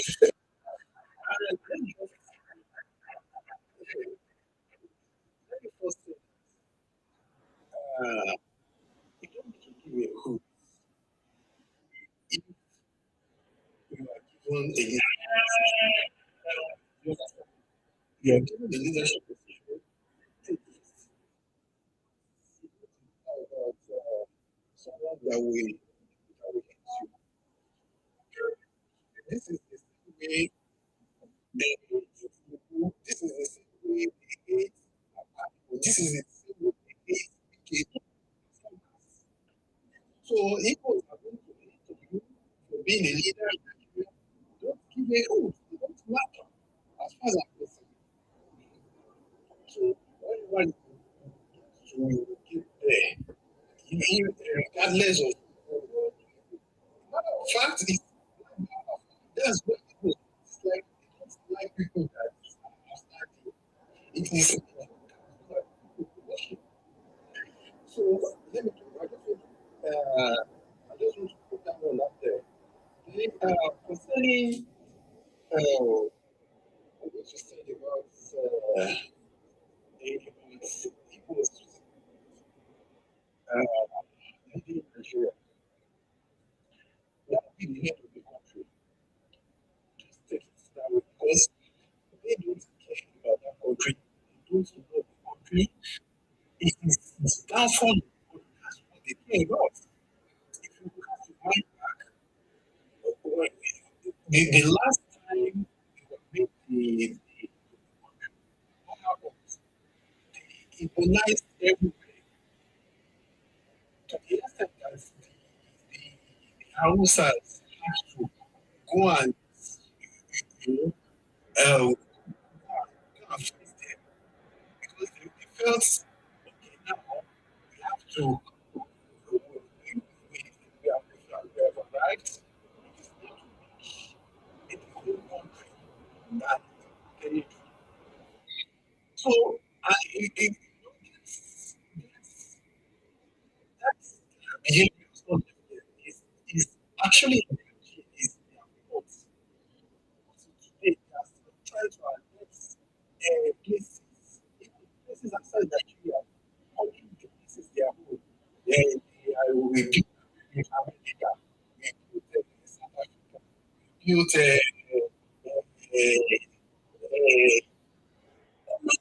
Lagos. They are just impossible set of people. So I, in my in my home, this my go of them. They are the kind of people cannot face the people and tell them the truth. Yeah. Do you think if you from this Nigerian president should first, no. Do you think that you can be able to remove the subsidy? No. So I don't think that the Hausa has left this.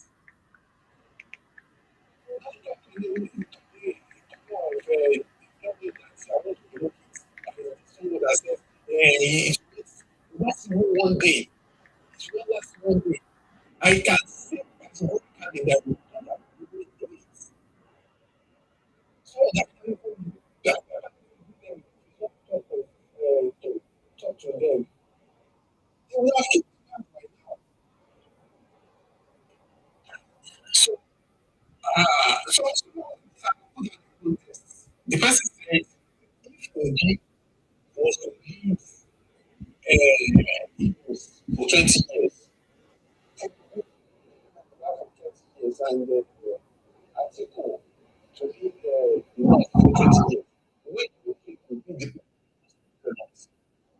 The answer is obvious. Where we want to live? The answer is obvious. So when they want to impose something like now in Nigeria, just look at it and I laugh. But they are these jokers. Thank you, Simon. Thank you very much. God bless you. I think you are very, very correct there.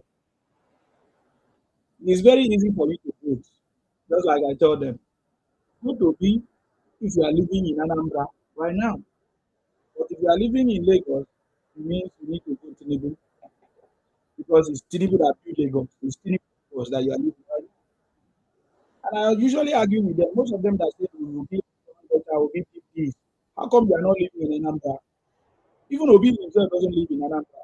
The only is it Obi of Onitsha doesn't even live in Anambra. The last birthday is celebrated in Lagos. So those of you that are presenting Obi to us, why don't you go and live in Anambra? All of you are running to Lagos because Lagos is working, but Anambra is going backward. It's deteriorating, if not the work of Soludo.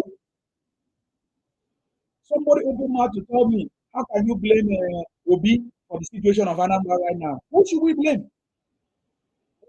Before Soludo came, was he not there before Soludo came? Go and see Lagos now. The Lagos that Tinubu left is becoming better and better, improving.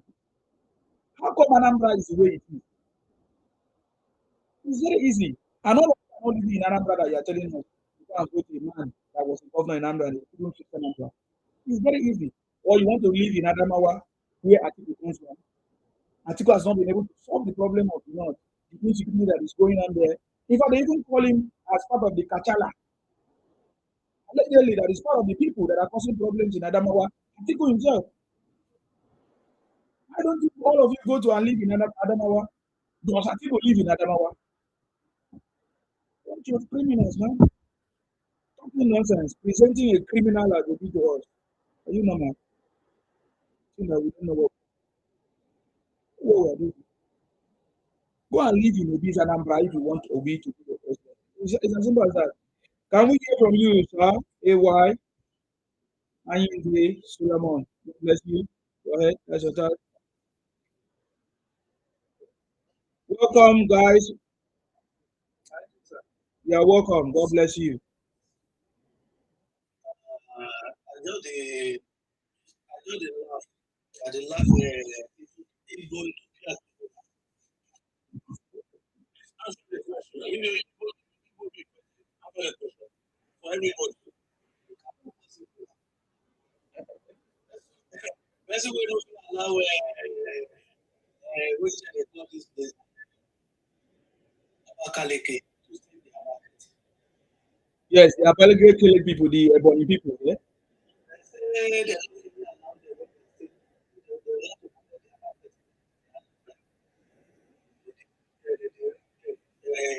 Their market, they don't really allow them when they stay in the market. They don't protect all their market. See, they need to live now. So those kind of people who they deal with, I want to come out with they are no way they just people those people they don't know. It cannot possible to just forget it because all these Nigeria president they try to do they go against state police, all everything will make Nigeria forward. They will go against it. So I think our president to be more like to give us better Nigeria. Because if you want to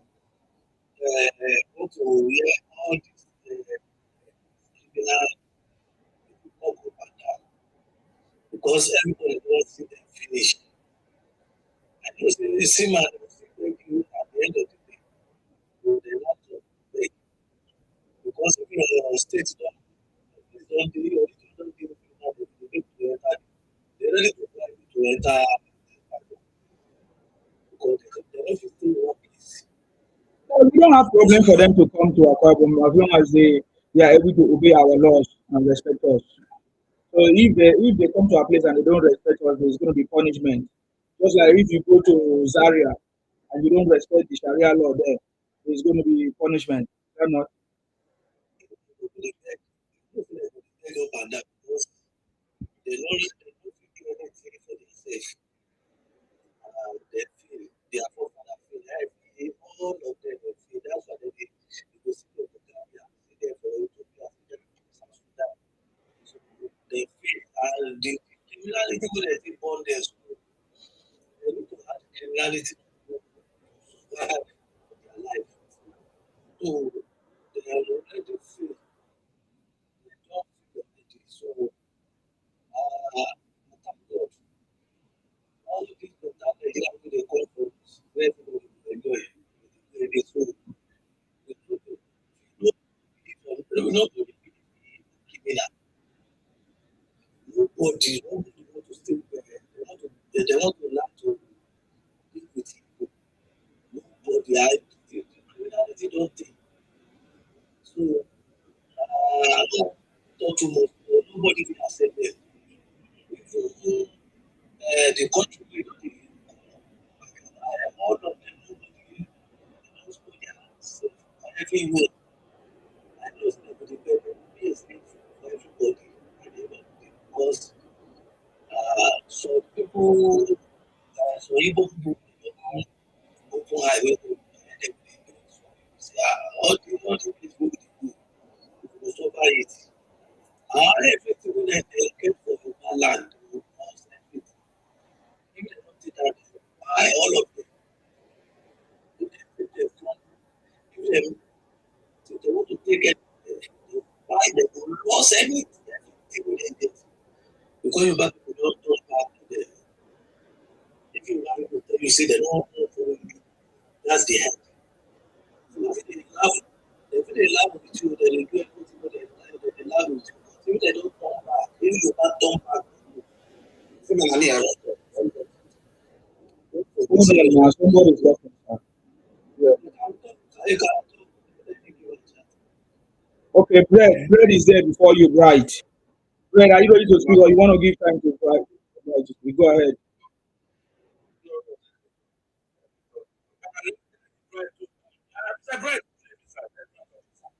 No, there is bread before bride, so I have to follow the line. I'm sorry. Bread, go ahead. Yeah, thank you. As question you ask. It's so funny. People man the state of Nigeria. When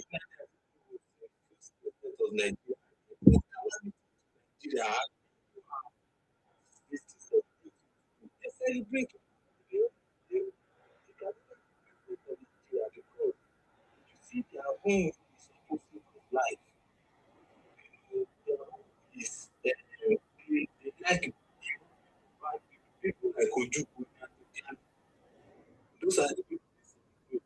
So how can Nigeria they celebrate that they can?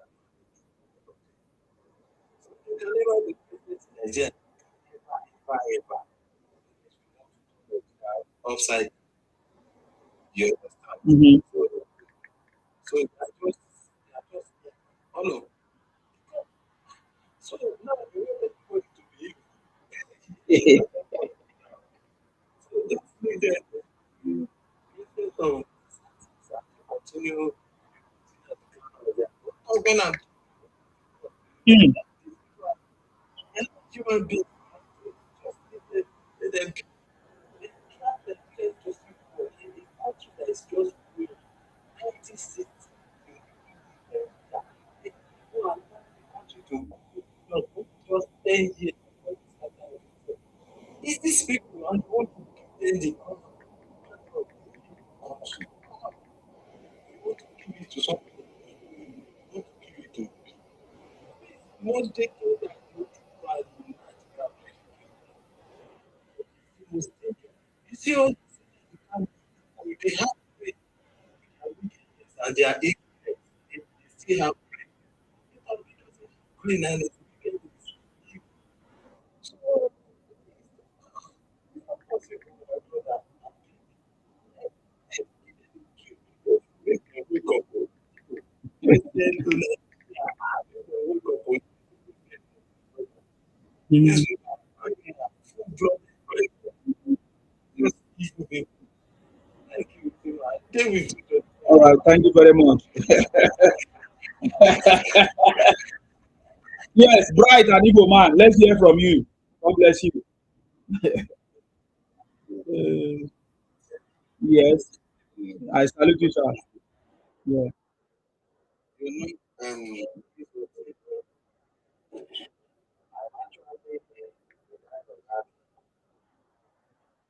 at the same time, you are not happy. yes, I know. How do you feel? Let us know. Go ahead. I think we appreciate if we put something that exonerate those who are not disabled, because there are people who are not disabled who can never find themselves agree with you. Then something happened to the guy that what I wanted. We had a little argument this afternoon, me and some people. You know that, okay, my first prayer, the first thing I want to say is that to be alive to complete his 8 years. Amen.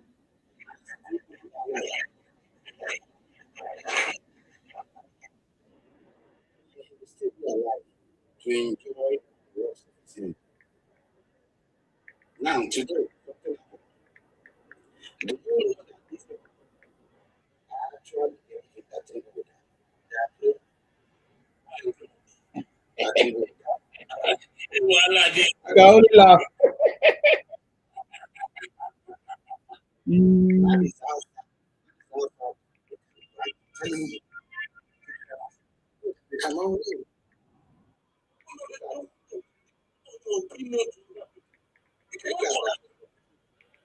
Yeah, it's so winning.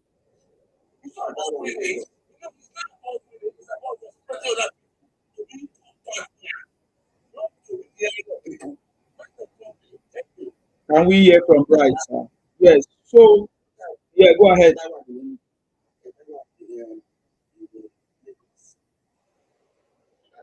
Minding that you are in purpose, another territory.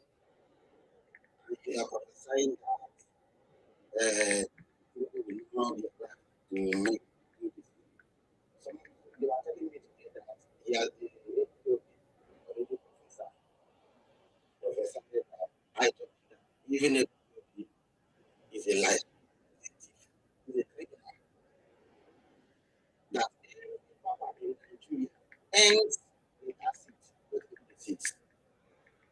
All the power in Nigeria is under that network and is still sitting on it. So no matter what you like, that man, he alive it is. You know, now once you this level of argument, I think we start with what to start there, physical, what to go physical. Mm. Fight. Mm. This is the most annoying part of it. Once this argument just rise up, we have to for fight. So, and I'm sure that they are heading to that place. That is a very big conflict. Are you actually wishing that this man would die? If these people start wishing that are you imagine that kind of getting is that kind of getting even the one that is qualifying that stands on the other deceiving people. We still have such wickedness in the back of your mind. I told them that I'm going to not God now. And already complete against. Okay. No, and I didn't say bring it on bed that the man no get strength. No, the man don't soon enough. But he doesn't just have strength. He is everywhere. He is everywhere. My only thing now is I want to look at our brother follow. I want to look at his face.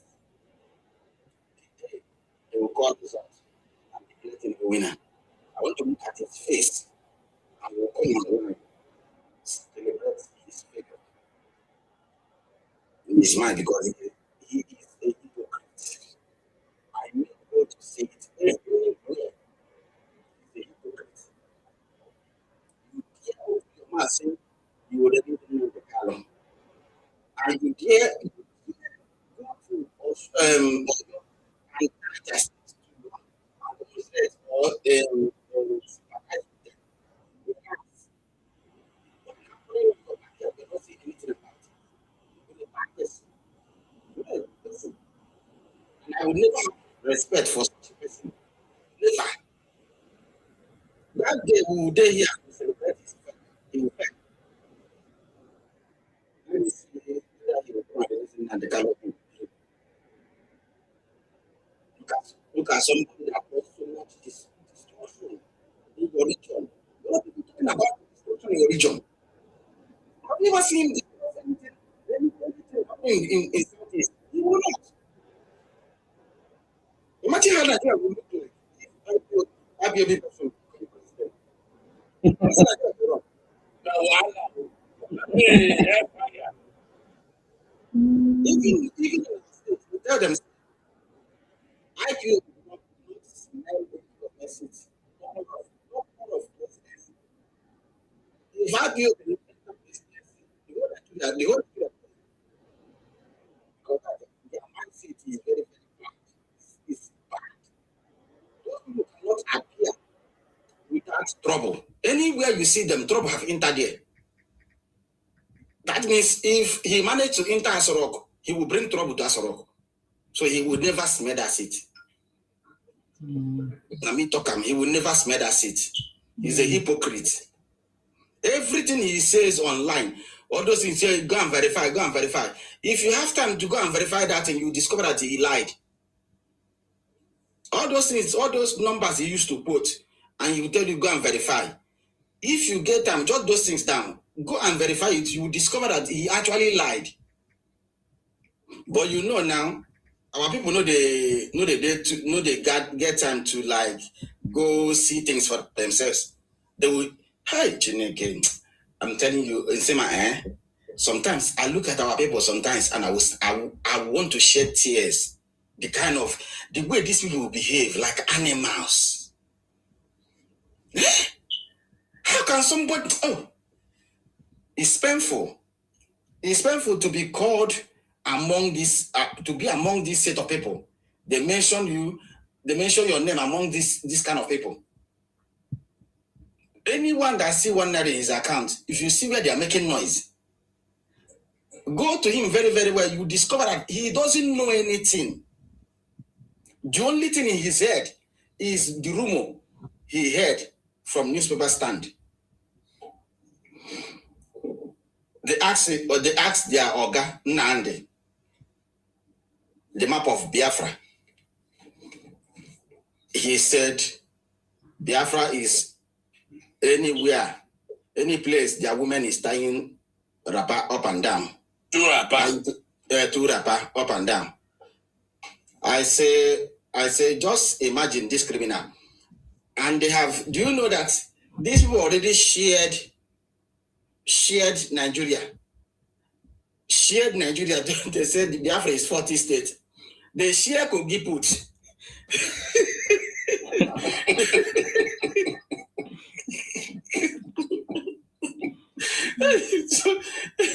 It's funny, but it's actually mad. They share Kogi put. They share Benue put. There is one Yoruba territory they even share put. Ondo State was here.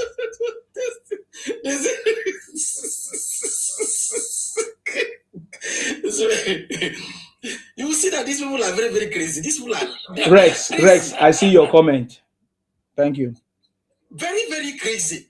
They share Nigerian territory. You came to Port Harcourt, you come to River State. The people of River State, the governor pursue now. You will still get mine. Go share Port Harcourt. You still get mine. They share Port Harcourt for your territory.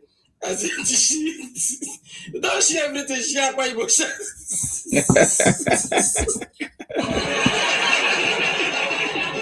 Oh God. God help us, I swear. God help us, because this is just madness. Well, but some people here they say that I didn't get America, I didn't get everywhere. They say I didn't they develop everywhere. They should go and develop Southeast first. And go to Southeast, go and develop Southeast first before you come and develop America. Idiot. Just imagine. That's the way they think, that's the way they talk. They go everywhere making nonsense noise. They will say 1,000 things. You will not pick up anyone from that among the 1,000 things they say. So from what you are saying now, you think that if Igbo man become president, what would Nigeria look like? No, not Igbo man. Because we still have sound mind, even like Dave Omai. But those people, sympathizers of IPOP, can never smell that seat. As you can see, there are sound mind in Southeast. Dave Omai told you that this is not the time. That if say this is the time, he would have been in the forefront. That we should come out and support the president to complete the good work he has started. And I believe Dave Omai. Even Ojo Zakalo, where fought Tinubu back then, has actually aligned himself to support the president now. because the man did not just give you Southeast Development Commission, the man pumping billions of naira into it at the same time. So who in his right senses will not want to support him? So, but why Obi and his followers and others are not saying that? That's the question. It's greediness now. Is one, greediness. Two, that way they think. That their mentality, that is the problem here. The only problem we have with them is that greediness and that evil mentality. You can trace this thing back to Ojukwu. The way Ojukwu carry everybody into war. Something I will say that this is personal. You will now carry everything so that people will now come and fight for you. This is how they behave. This is how they behave. They want everybody to join them. If me and you, they quarrel now, you want now, I will now come and gather everybody, say, come and join me fighting Sima. So, as Obi is now, he want to enter Asrock through back door. He don't say he don't go work. So, if Obi become president of Nigeria, what do you think will be the fate of Nigeria? Is IPOB the rule now? He will not release Nnamdi. He will not bring Nnamdi to Asrock. Okay. Both of them will now start telling us, oh yeah, you know make it release Nnamdi. They will never release it. God forbid, he will never be released. That man. Now you the first. Now you the will first attack. God forbid, he will not be released. Because all their boys now they record you now, no go. That is why we say Obi will never smell that seat. Let me see how he's going to release his dog. You want to bring the dog into Asrock. So Bright, what you are trying to say now is that if a different person that is not Obi enter, people may say Dave Umahi, so he's going to behave differently like the other Igbos, that like how they did, like Nnamdi Azikiwe and others. Because remember that what happened in the past was a coordinated attack. It was not just one person. So you are telling me that there's a breed of Igbos that will come to power and they will play Nigeria. Is that what you're saying? Of course, a lot of us, because there's no evidence to that, sir. There's no evidence to that. To Ndibo. Yes, that will behave differently. That will behave like. In particular, will tell you that we have. I am here. Ijele is there. Many of us are there. We are many who do not think this pathetic way of reasoning. We don't go that path. Who believe in the prosperity of Nigeria? Who believes in growth of Nigeria? Who believe that wherever you are in Nigeria, you need to respect your host communities? We are many. So, Mr. Siman, can I give this man flower, please? Can I talk to this man, please, Mr. Siman? For 2 minutes. Samat says, hold on, he's not finished. Okay, I want to give him flower. I like him, please. I know you always lie somebody now. If this person changed now. So, go ahead. If I did not change since 2011, now I go change. All right, so right, go ahead. So you see that anytime something happened in Nigeria and our people is busy blaming the government, you will always see me tell you, say, oh God, stop blaming the government, you are the cause. And if you give me your ear, I will tell you where you made mistake. Just example, the time they demolish houses, I asked them, oh God, show us your building plan, the town planning approved for you. If you get them, you can talk. But once you don't have that in, now you cause them. And guess what? None of them was able to produce any building plan approved by the state government. None. So you come online, you deceive people, tell them that the government is doing this and doing that. Whereas you are the culprit here. You are the bad person here. You will not go and tell your people, say, hey, Nami do the bad thing, but I did not register this place. Because if you have gone to town planning to register it, town planning will tell you, no, that place is waterways. Government will not allow anybody to build house there. At least by then, you will not go and spend your money and build that house. But because you are bribe is always in your head, you want to go and give small bribe so that they will allow you build. Now the government have come. What will you do? What will you do? One day for Ajawa say they tell them say this place will now government land. They say go buy it like that. See the criminal.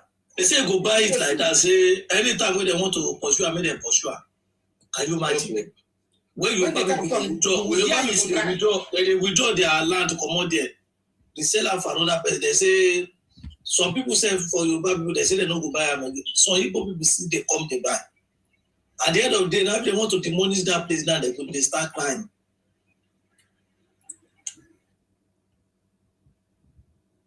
I'm coming. Somebody else will talk.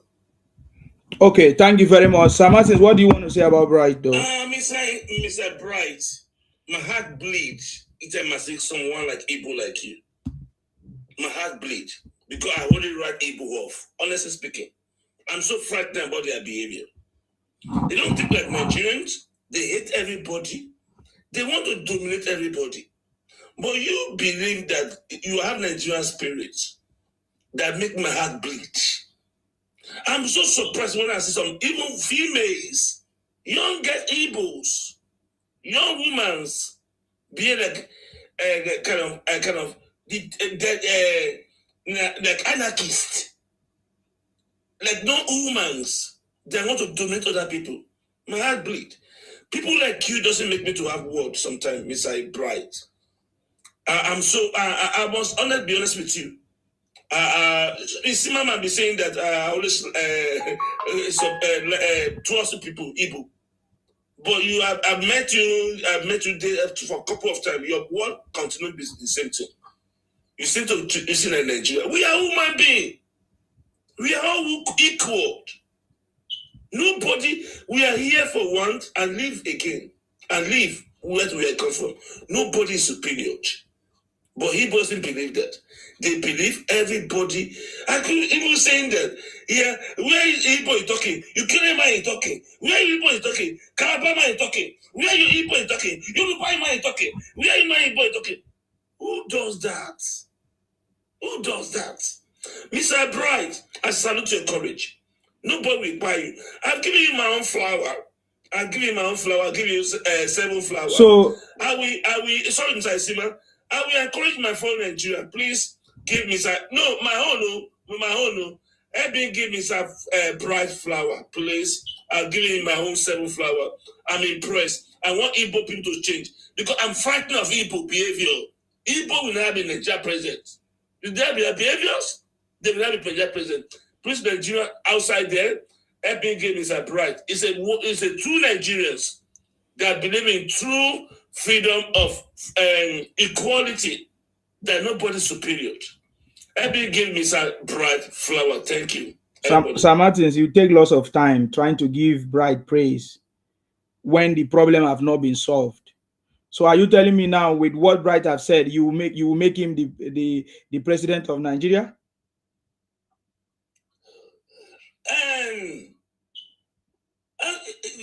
It's going to be very difficult for me. But I mean, no, let me say this one. Because it's an Igbo posse, it don't have Igbo connection, they can influence it. Thank you, someone giving me some bright flower. Thank you. Nigeria give me some bright flower. I've done my own little bit. But besides bright, show a true picture of two Nigerians that want to be exemplar to Igbos. That we don't hate you. We don't hate you. We just want you to be like be equal partner. Let us build Nigeria together. Nobody is superior, nobody is inferior. Respect people. Be honest. Nobody loves liking money. Me too, I like money. I want to become billionaire. Who let that good thing? But when God not make I don't go force Sam now. So my own thing is this. With Mr. Bright, I say I can't. We go be Igbo. They will rush him. The Igbo will rush him. Brafa will rush him. I can, but the more I like Mr. Bright, I cannot allow Mr. Bright to play in Nigeria. Honestly, I cannot allow him. I have to be honest with you. I cannot allow Mr. Bright to play in Nigeria because Igbo influence. I can't allow it because I'm frightful. I don't want my land to become Igbo land.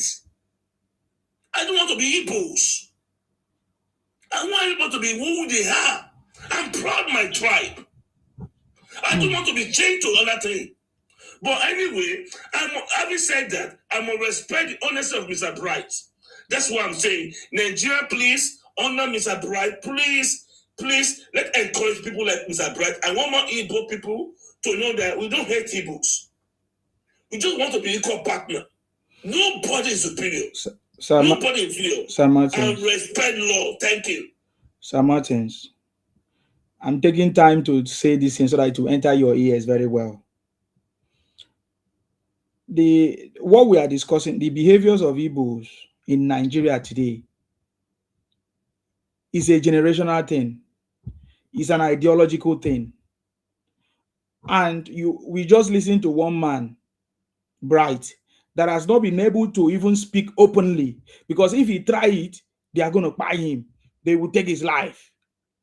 He's come here to tell you that he's a different person. There's no doubt. But that is not the problem, because individuals are different things.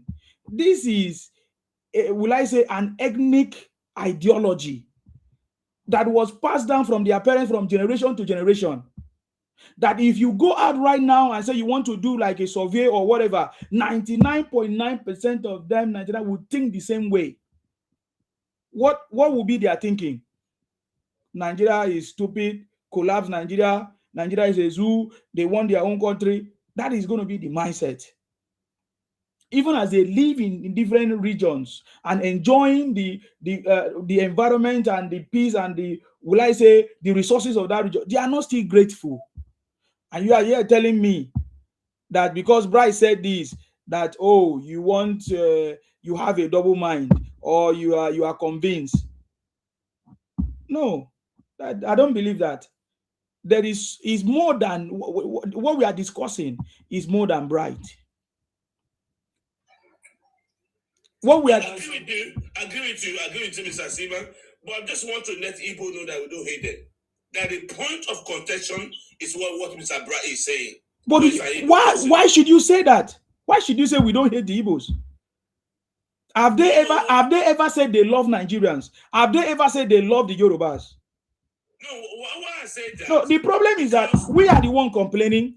We are the one trying to be nice.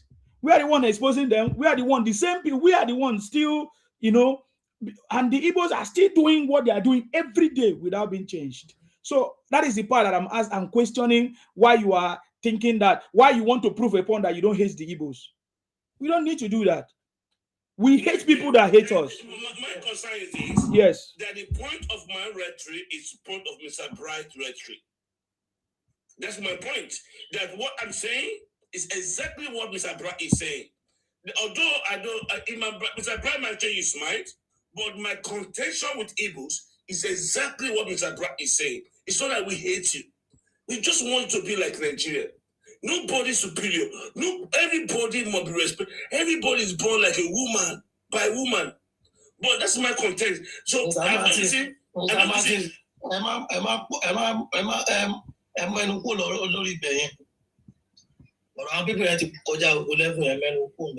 Okay. Mr. Sima, I want to hear the place where you come from. I hate all of Akwa Ibom people. Yes, I'm from Akwa Ibom. Yes. Because I don't take close to 50 years now. All the place where I work out, I don't go Akwa Ibom once. I say as they welcome people for your place. All the Yoruba land where I don't go, I never see Akwa Ibom people challenge their host. I never see. Say their host, they could talk something, they could challenge them, they could insult them. I never see. All our Yoruba land, I don't know another place. I never see Akwa Ibom people or Calabar people pull out for the thing we don't concern them. So I really respect your people very well, because if you come from a good family, it's your character you show. Everybody say, this place where this guy come from, say very. So I never see Akwa people behave anyhow. Say person will just see them, would they insult them, say, see these people. See how they talk, see how they talk like animals. I never see something like that in your Akwa people. Anywhere where they stay, they will go their own way. They're not ready to insult anybody. If you say give them rent, they will come.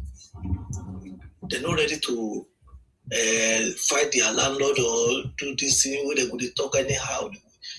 They will go know, you go know, say, yeah, these people, they are very, very good people. The place where they come from. So the thing show for their body. But this Igbo criminal, they know them for Togo. They don't find landlord for Togo. They don't find their landlord for Ghana. They all the place where they go. You go they see, say, they go they complain about them. You see, only you they all this world. Go by Pakistan, go South Africa, they tell them different. I want make them people like you. See Yoruba land now. Yoruba land is very, very dangerous to live. People are not supposed to say they're supposed to sleep inside Yoruba land, close to eyes. Because you don't destroy our father. That was Aketola. You destroy our father, you buy our father. And we go still retaliate. You cannot go free, you go retaliate. That's why I say they burn your picking bunkering because I not to get sense. Some people don't know their history. That our father, when they buy for that Ojuku time, see, that our father Aketola did very, very important for us. Be like say you buy like 10 million people. That just only that one man. You know the thing we're supposed to supposed to deliver for us before that our father die. If you say they no buy, you know something we were supposed to deliver for us. We don't just buy like that. I want to leave our land. I want to be want to share. I want to be a entity for Yoruba land. You don't forget the thing what your forefather do for us. You retaliate. Yoruba people know they rush. That's why people they leave our land anyhow. We know they rush, but by the time we go start, we start just a day. Just only one day we scatter everything. You say no know the place where we go wrong go. Anywhere we will wrong go, now wrong side, now you go the run. Because now we get our land. Because I don't know how I know they think. The thing will happen for na civil war, but then they're not supposed to use that one to get sense. You can't live anywhere where you like. We don't know how our forefathers suffer. Make our land the peace. And they love them like this. They could burn up and down, they could bomb picking up and down. Use criminality, bomb picking. I pity you, go criminal everywhere when I day. I pity now. Thank you very much. Thank you very much. You see the reason why I said even Bright cannot be trusted.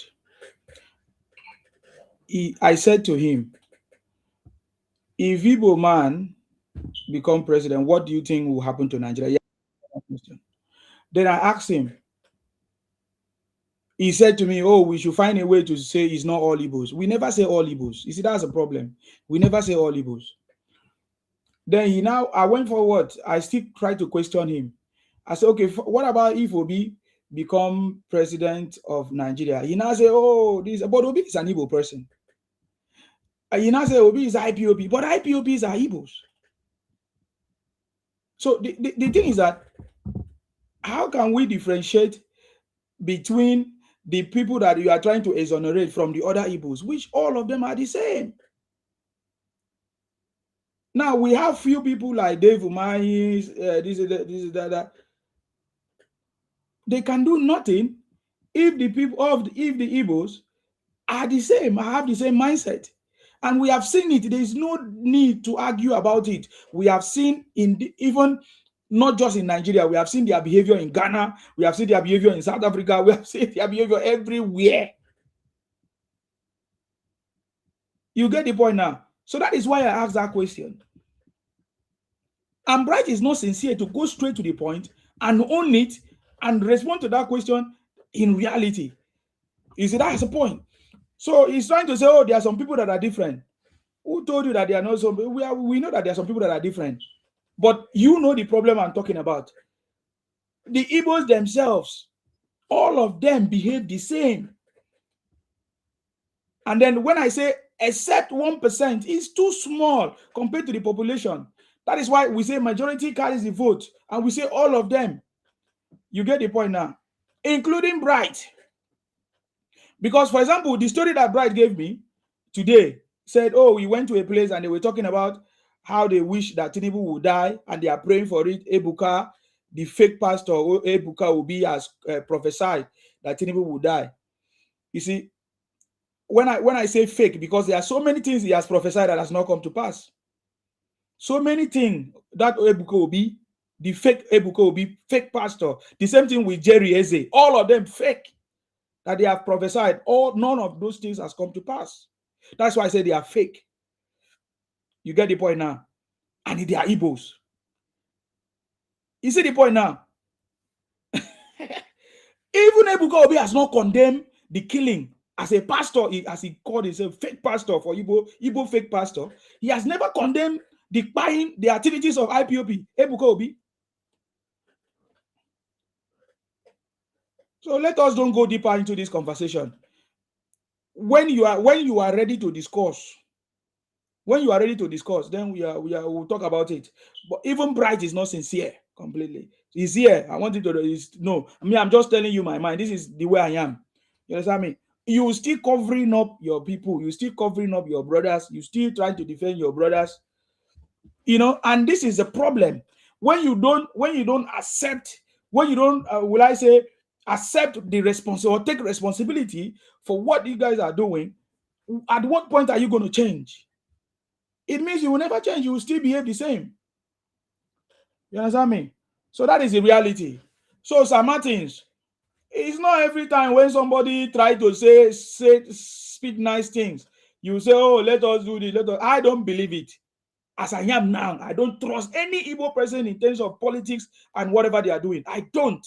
Because they have shown us over and over again, generation and upon generations, over 67 years, that they are still the same people, they are still the same. Up till today, Igbos still try to belittle my people, you know, the BBO people, the Akabon people, the South people, and call their names and play all kinds of their stupid expansionist agenda, distort our history and try to, you know, make us to be like, oh, okay, these people are Igbos, a subset of Igbos, we need to control them. That is what is going on. That is the comment of Bright has not changed that. That is why I don't believe it. You get the point now. And because we know it, and we know them, and it's not today. You get the point now. Some of them will say it was Ojuku, whatever, but they all embrace it. They all embrace it, and they did it, and they all achieve it. They tried to achieve it, but it couldn't work. The only difference is that it's not going to work. They can see that it's not going to work. That is why some people will come and say, oh, no, this and that, we are different from other people. But you never spoke when it was needed. I was there and I was speaking. And when I found out that something was wrong, I also came out and said it. I was not afraid. That is the difference. You understand me? So that is why I say that I don't just believe anything anybody, especially Igbo person, talks until when we see it in actions. And the actions is always different from what they say. You see the point now? Yoruba Heritage, you are back. What do you have to say? Yeah, my brother, you are very right. Thank you very much. Yeah. I don't mind someone like Bright, but like you say, putting power in the hand of a Igbo is going to be a disaster. So I will still stand on that. I will still stand on the ground, you know. So I think Muhammad Ali say a 10%, 10% like me, and the 90% is against me. So I don't have to be worried about that 10%. I have to be worried about 90% that is after my life, you know. So you're very right with the way you break things down. I think I would just encourage Bright to continue speaking out, is to continue and trying to encourage his people and see. But I don't, in my own destiny, I don't think you can trust. For now, I don't think you can trust any woman with power. No. With everything, like what my brother said, Brad, he said, the country of just 6 years old, they scatter it because they are greedy and then they are self-centered and then they always think about their own, you know. So what I would say is we salute you, Bright, but to be honest, you need to do more. You need to speak out. You need to encourage your people to stop demarketing the country and stop committing crime, stop putting us in problem. You know, anywhere they go, they commit atrocity. You know, and then they're spoiling the name of Nigeria. There's a dignity in hard labor, you know. So if they change, if they started, people will think, they will think again and see that, okay, they are worthy. But for now, like what people say, for now, I don't think we should give Igbo this thing. So that's what I wanted to. I just want to back your point. So, thank you very much, sir. Thank you very much. No, Allah. Thank you very much for that, sir. Thank you very much. God bless you.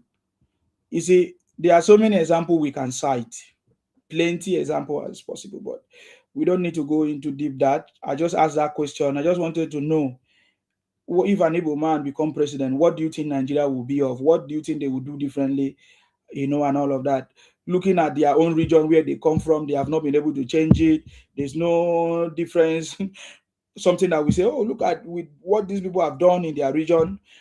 They can do more if they give more, if they are giving more power, you know, as maybe say presidency or that kind of. But there's nothing that they have done that is different, that is spectacular, that is extraordinary in their space. There is nothing. Even when they've set up their own party, ABGA, an Igbo party led by Igbos, run by Igbos, they couldn't use it to develop their space. You know, so this is why I'm very, very, and I know that even my people from Akwa Ibom too, we understand it, and we can never make any joke and allow our political system to be handed over to the Igbo man. That would be the greatest mistake of our life. Yes, that would be the greatest mistake of our life. Ikweres are slaves. What kind of name is that? Why will you use that kind of name? Please, can you speak up? Why do you choose that kind of name? Because I know you're Ibotic. Why do you choose that kind of name?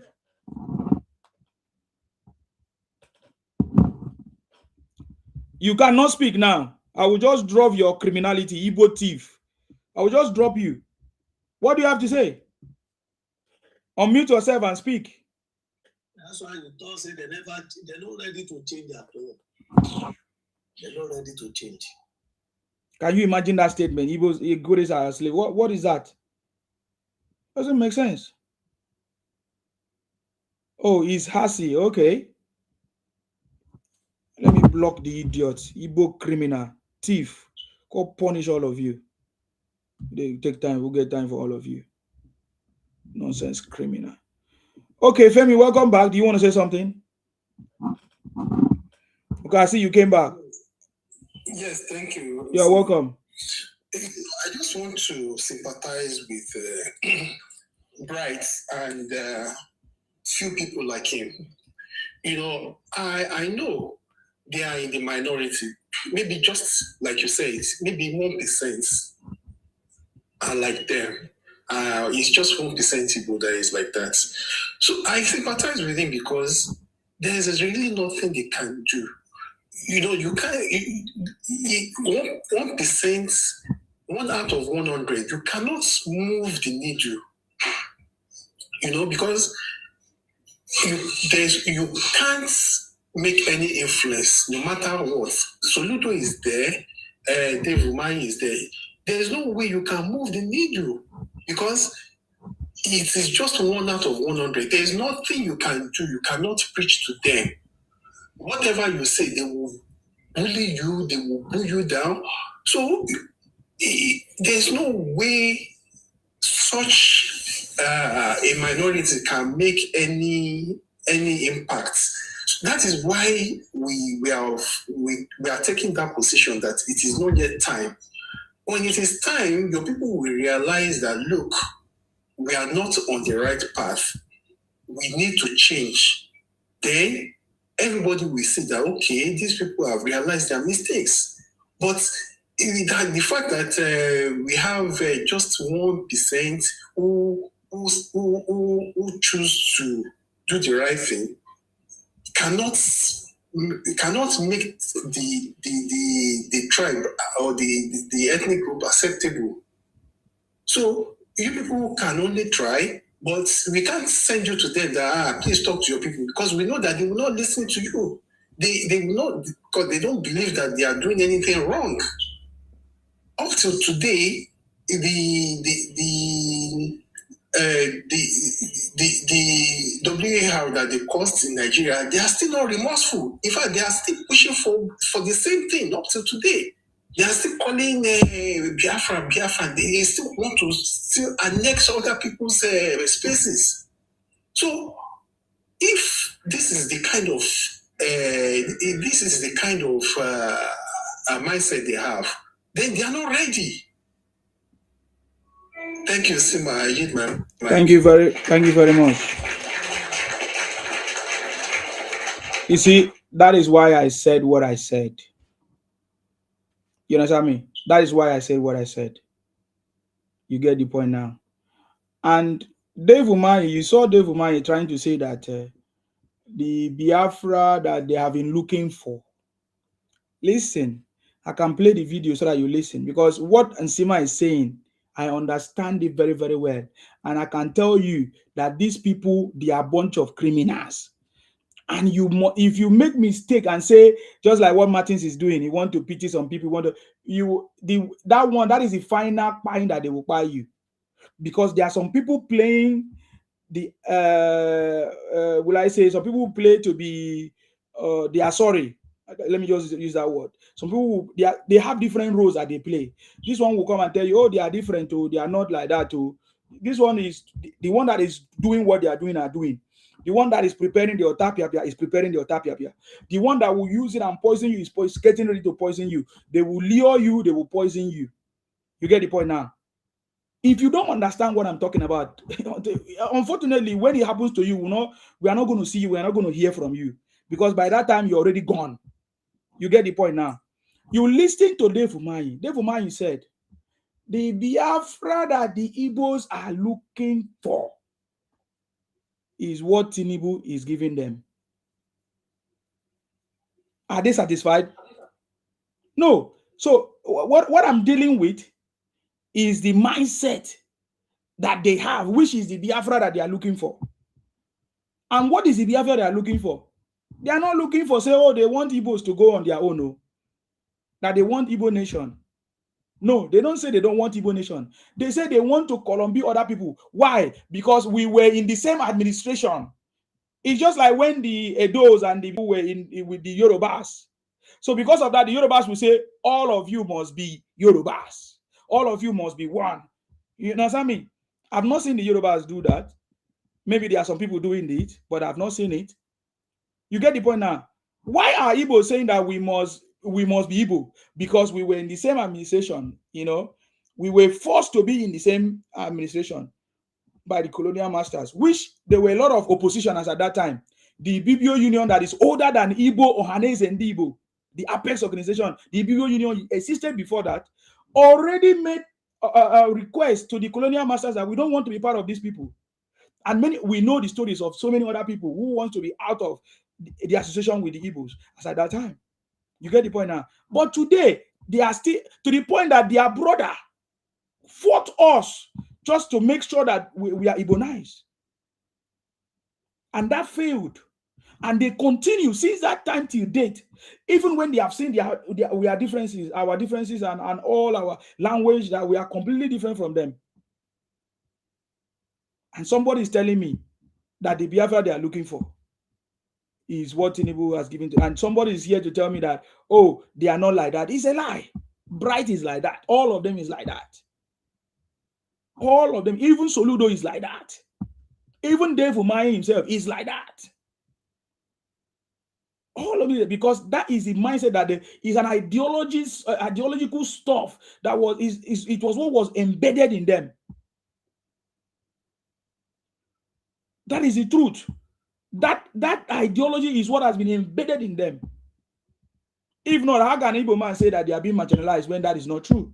Simply because they have not become president again, because of their attitude, because of what they did before, and they are saying they are being marginalized. But they are everywhere. They occupy every position. They are everywhere. They are the one that are the most beneficiary. Even as I'm talking to you now, many projects that President Tinubu is doing for the Igbos, are they doing the same thing for the South people?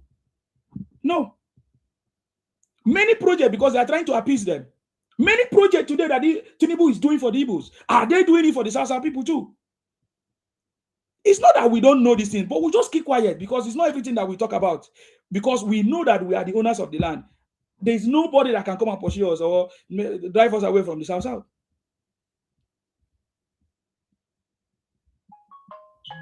You get the point now? So is it in only the Southeast that the federal road is passing through? I'm asking. How are we not hearing how the federal government is doing road for the Akwa Ibom people like that? Like the way that we are hearing the report of how they are building road in the Southeast.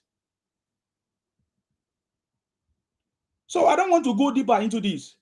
But we understand the system is because the South people, the South people, we are not all those noise making or all of that. So, and I understand the way the government works. If you don't make noise, they don't do anything for you. Because we know how it happened during the, what did they call it? The amnesty of our people, Niger Delta, whatever militancy. It was because the people started talking and then they say, they just call some people and say, oh, they give some people all those stuff. So, so sorry to bother you, man. Yeah, go ahead. Yeah, you know what you just say now, you just you know, do we have to start crying like these people? We may know the market in our country, but you see, these tactics these Igbo people are using, it's like it's working for them. It's working for them. That's what I'm saying. That is why they continue doing it. It's working, sir.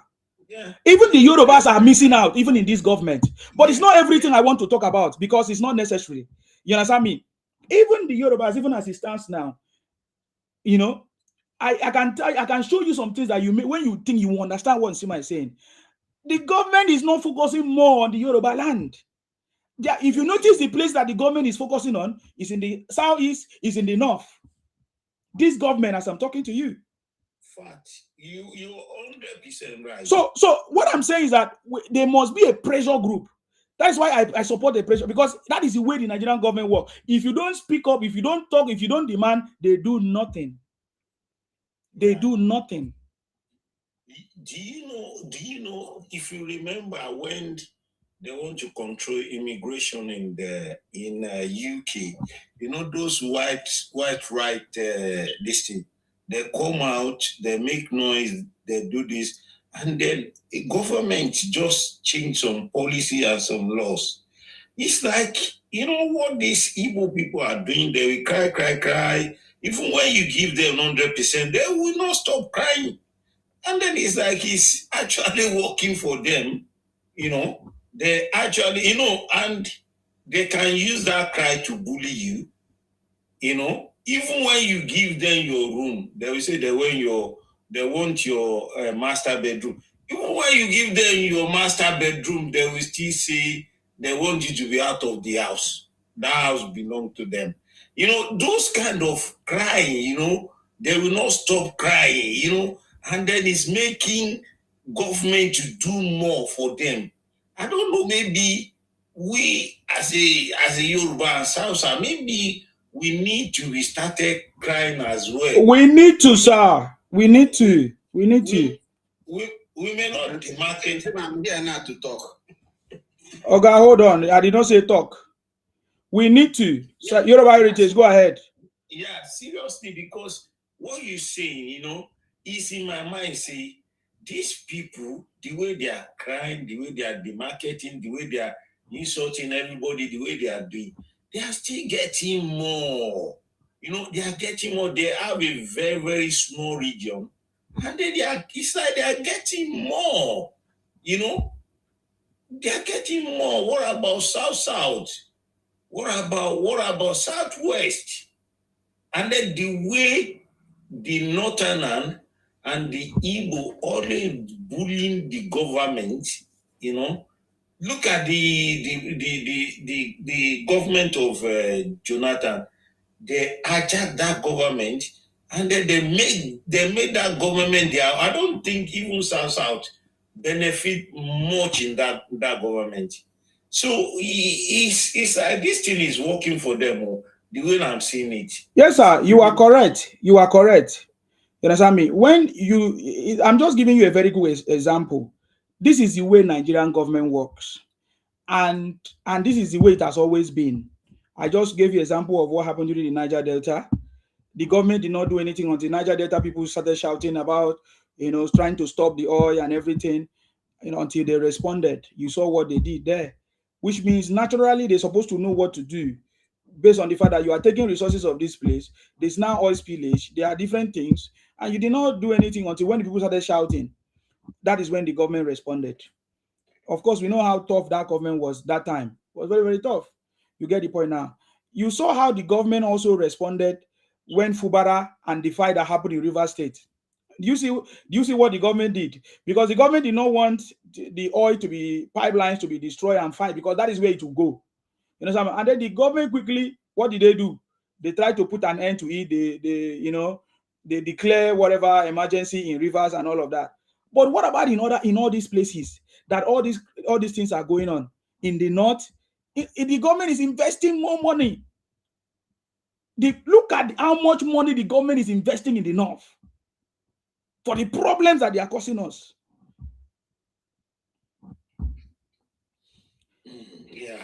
So this is why I'm saying that, of course, if the right things are not done, we will not keep quiet.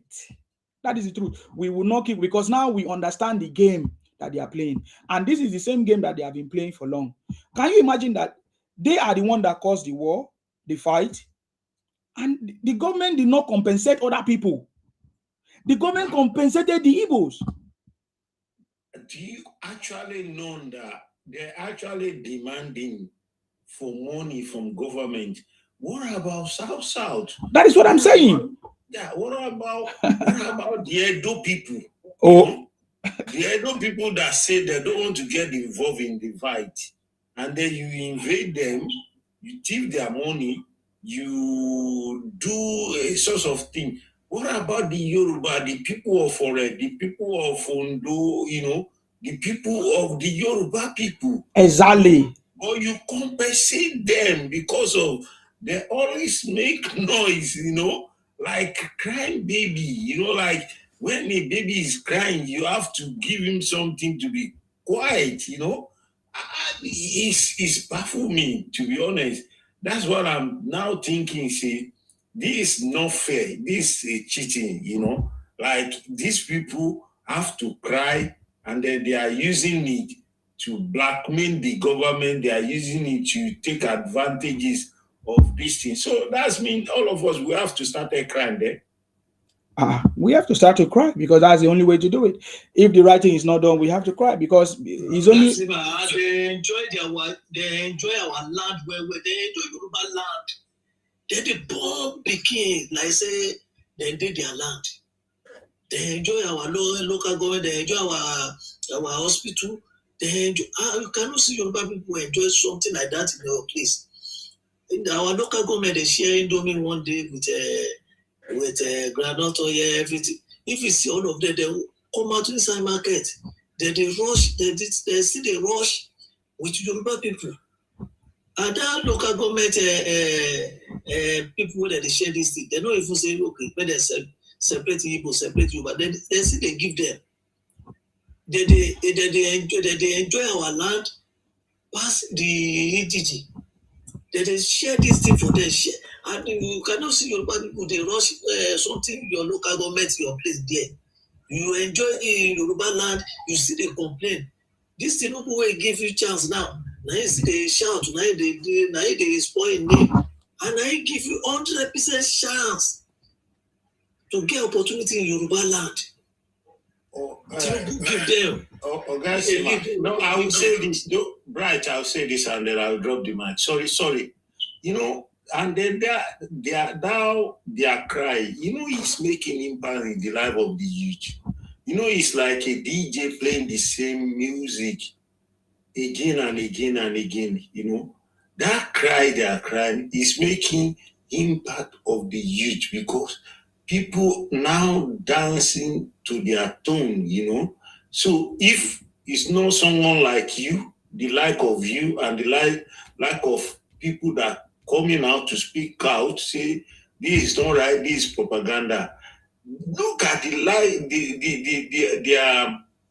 they are crying. It's me and my friend sister, we argue, you know, we travel. I pick out, we argue. Everything he's talking about is the Biafra propaganda that he's listening to online. So I don't know. It's like we need to, all of us, we need to just continue talking and, you know, maybe if we started holding the government, see, we need this in our state as well. We need to start that crying as well. Thank you, Sima. I'm still here. Thank you very much. God bless you.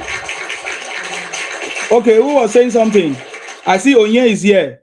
Is it Oye? Please go ahead if you want to say something. Yes, Sima, I'm here. Yeah, welcome. Go ahead. First and foremost, I really want to thank you for what you are doing. God bless you. I know it's a lot of sacrifice, and God is going to bless you. Amen. You are not only working for Nigeria, you're also working for the South people. And I know that the freedom that the South people gain during Gowon regime, they will hold it dearly. They will not let it slip out of their hand, no matter what happens. The South will never go back to Egypt. Amen. No. So having said that, the main reason why I really come up is because of my brother, Martins. You see, Martins is somebody who is very, very passionate about the Yoruba. But once in a while, I see him, anytime he see an Igbo man saying the correct things, he tries to be conciliatory. I don't know why anybody should be conciliatory with the Igbos. You have said everything that one really need to know about the Igbos. It's an ideological thing. They will never change. This issue that happened in South Africa, if I have the picture, I could have sent it to you. A situation where South Africa gave you an ultimatum to leave their country, and you insisted that you will not leave. When the time comes, instead of you to leave or be conciliatory with them, either begging or whatever, because that is not your country, you gather yourself with cutlasses and everything. You want to fight the South Africa in their own land. Can you imagine that? Can you just imagine that? I don't see the video. I see the video. You saw the video. There are so many. They want to fight the South African people on their own land because they ask you to leave their place. Can't you see? I've never seen this kind of thing in my own life. And that one bring me to the issue of Lagos. The Igbos are so covetous of Lagos and probably Benin. I'm not an apostle of doom, but honestly, in Sima, I see another civil war coming up in Nigeria, and it will be caused by the Igbos. Because they are not changing. That attitude is there. If they can go to South Africa and try to fight South Africa on their own soil because they ask you to go back to your land. And we Yorubas now, is every day we are drumming into your ear that you should go back to the East. Do you think they will leave Yoruba land without putting up a fight? Thank God you understand now. Go ahead, sir. They will not. Do you think they will leave Yoruba land without putting up a fight? I'm telling you. And one thing they don't know about Yorubas, they call them coward or anything. They say we don't ready now. We are naturally. We don't plan. We don't ready. We don't just fight like that. We reason a lot, we plan a lot. But when the fight comes, we are very, very enduring. It's only a Yoruba race in the whole of Africa that fought among themselves for more than 16 years before the Europeans come and stop the war. It's only in Yoruba land. And we have fought so many wars before that at least we have something to rely on. Even the Fulani people are talking about today, if not for the Yorubas, I'm telling you, the Fulani will have taken over the whole of southern Nigeria. I mean, the whole of southern Nigeria. The Yoruba defeated them at Oshogbo in one of the biggest fights ever. If Yoruba have lost that fight at Oshogbo, they will just come down straight to Southern. Nobody will stop them again. So they are underestimating what the Yorubas can do when they are pushed to the wall. And that's why I'm telling you that there will still be another war. And this one will be the end of all wars about this Igbo and Yoruba issue. I rest my case. Thank you. Thank you very much, sir. Yeah, that's why when I hear some people talk, especially my own people from the South and the Yorubas, I still feel like you guys don't understand what these Igbo criminals are up to. That is the truth. You don't understand. Thank God you share that. You talk about that video. I saw the video too from South Africa. It's not only South Africa. They have done it in other places. You have not seen the video is it Indonesia or Pakistan when they were fighting the owners of the land? Yes, there's a video like that where they were fighting. In fact, they even went to immigration and they destroyed that place. Yes. So that is why I say that the Yorubas don't still understand. That's why sometimes I say the Yorubas are not ready because you don't still understand what is going on. I don't feel that you have done enough to the point that you can put these people out of this place. You understand me? No, we say we never ready. We know say we know the rush. No problem, sir. No problem, sir. We are going to see what is going to happen in this election now. This election will tell us. It's as simple as that. They fear us where this 2023 election, you know some people they beat in polling unit. They beat them where with K, they flog them. Say, go back to your region, go back to your place, go and vote. You mean Yoruba, we have doubt. Doubt today where if they open ground for them, then this is why they talk. We Yoruba, we know they fight anyhow. Because I also believe that it also has to do with like systematic policies and systems in place. I don't even understand what I'm trying to say. So because this is what is needed. We are also facing the same thing. But you see, if we try to fight, they say, oh, look at other people, look at how the way they are doing. So you know how the Igbos work. So this thing must be done in a way that everybody will be respected. You know, if you come to my space, you respect my own people, you don't abuse us, you don't call us rubbish names, you don't try to, take over our land. You don't. In fact, do you know that I watched one video, I was shocked. You see, these things that we take for granted like joke, it is what is happening. You know, where all of us are talking about Akara business and how the first lady was talking about Akara, why others are abusing. Do you know that there are videos that I watched today about Akara? The thing shocked me. In fact, when I watched it, I couldn't close my mouth. I was just opening my mouth. I was just watching the video. Do you know what these guys did?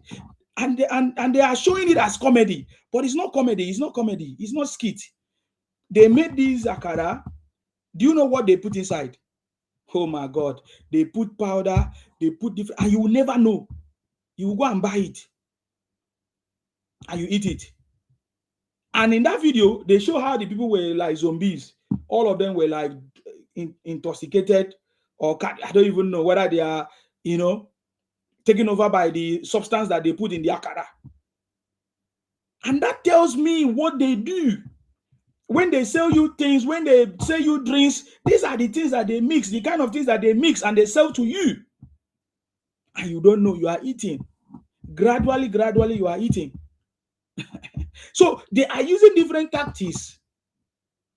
You are using different tactics to take your life. And we don't know. And we are still existing with the same people who are saying that we are one Nigeria. I wish God will open the eyes of many of us to see and understand what these guys are doing. Because many of us don't seem to understand what they are doing. Even with the examples that is going on, even how they buy their own people and use it to cook egusi soup. And none of those people are condemning it. Bright is telling us, okay, only Bright is doing it. Ijele is doing it. What is the population of Igbos? So compared to the people that we are counting now, Ijele, Bright, few people. Is it even up to 1.1% of the Igbo population? So this is a generational thing. This is an ideological thing. And they have been doing this. I'm telling you guys, the Akara business that is trending, be careful. Because right now, they are mixing. I wish I can share that video. I think I'll find a way to see if TikTok and all this social media will allow me. I will share the video so that you will see. They mix powder in this Akara. After they make it, they fried it. You will never know. You will never know. So this is beyond what we are saying here. These are, especially all these things that are unfolded. They are so mad that Nnamdi Kanu is in Sokoto. They are so mad that okay, they must make them, or they must give them opportunity to become president. You listen to, okay, now let me also give you another important information. On Wise TV, that woman, what's the name of that woman that they always call? Dr. Abati always call her name. She openly asked this question and said, the Igbos feel marginalized, that they have not become president of Nigeria, this and that and that. What is Nigeria going to do about that?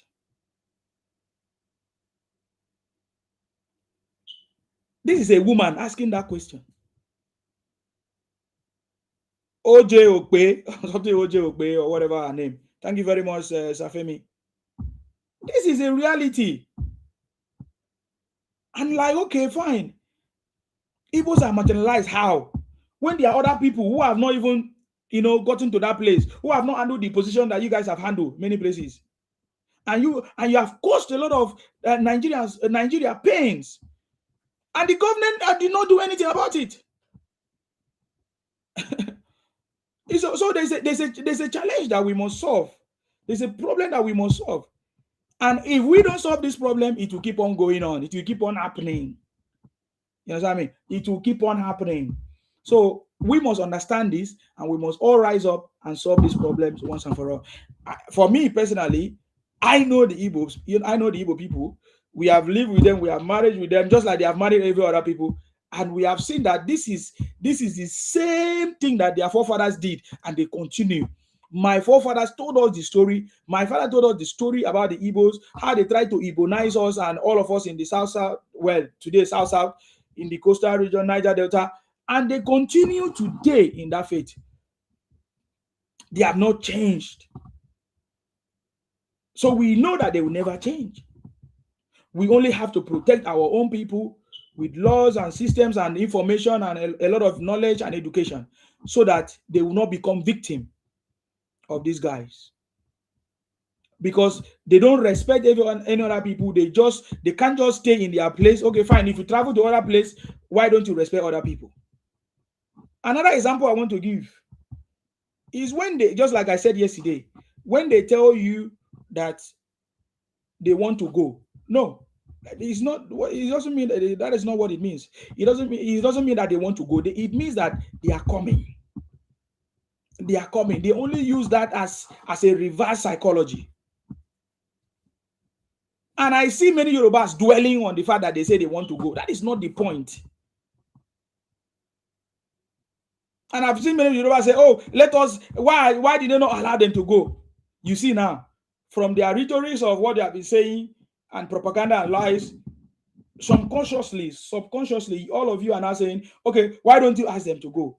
And they have gotten you, because with that comment, they are now penetrating your space. And the last time somebody just wrote on Twitter, "Did you see the response of the Igbos?" They say, "Oh, Yorubas are now asking us to leave Lagos," and they started using it to capitalize on it. And then there were so many other Yorubas trying to defend it. You get the point now, because you guys don't still understand what this Igbo criminality and rhetorics and expansion agenda, what is about.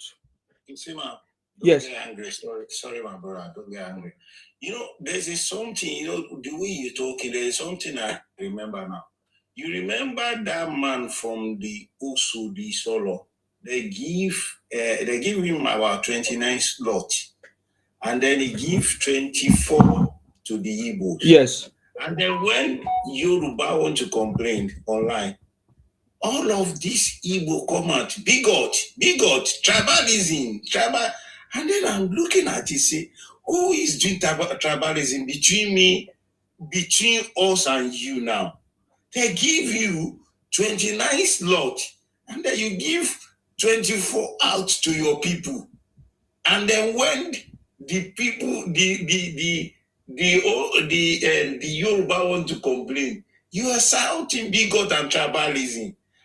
I don't know. Are they doing that thing, to keep people quiet, They will go after you. They will start shouting, tribalism, bigot, this. And they are the same person that is doing it.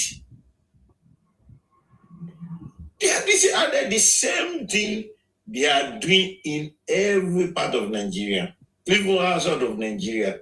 When they do something wrong, you want to complain, they will change it to tribalism, change it to bigot, change it to jealous, change it to you don't like Igbo. They will change it to different things.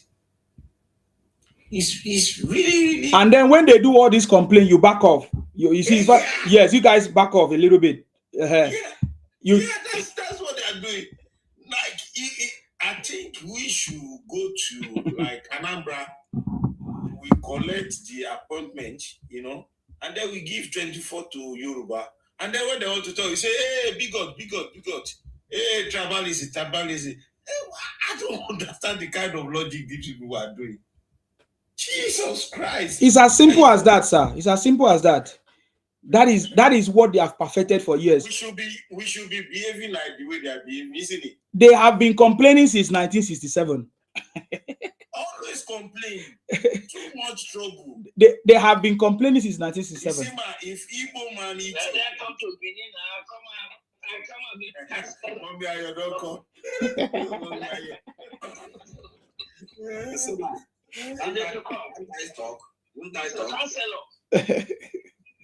You will talk, sir. Oh, Jesus Christ. You will talk, but I'm just trying to put this in perspective so that people that don't understand will understand.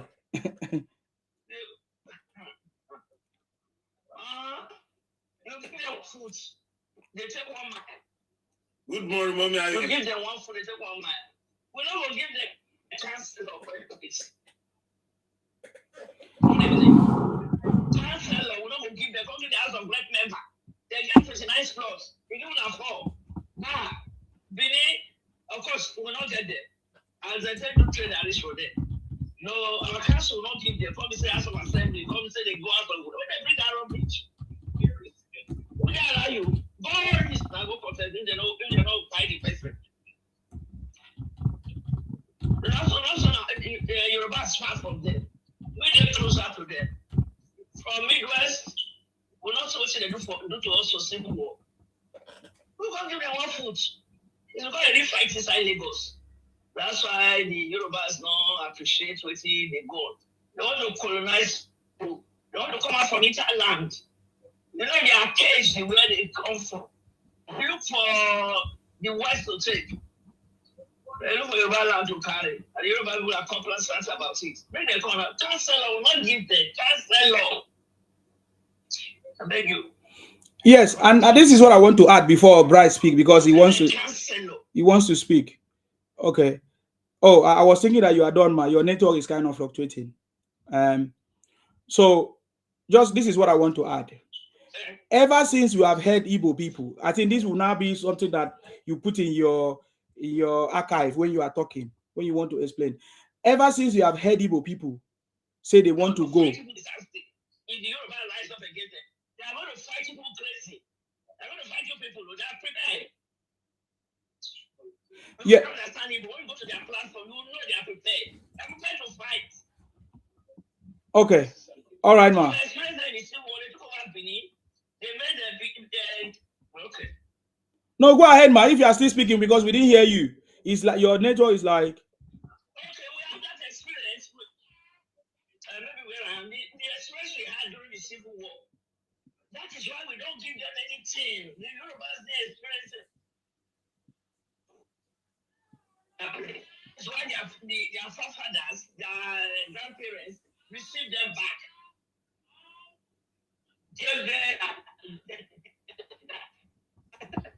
They made mistake, they voted for him. Because they withdraw. That's what I'm telling you. It's in the 70s. So they wrote a letter withdrawing him from our council. In the 70s. They said, which people? They said traders. Which traders? Which states? You come to a political party, yes, you can come. You do a share states with you. You come and take some, so you want to contest as councillor. In a those states. No, there's nothing like that.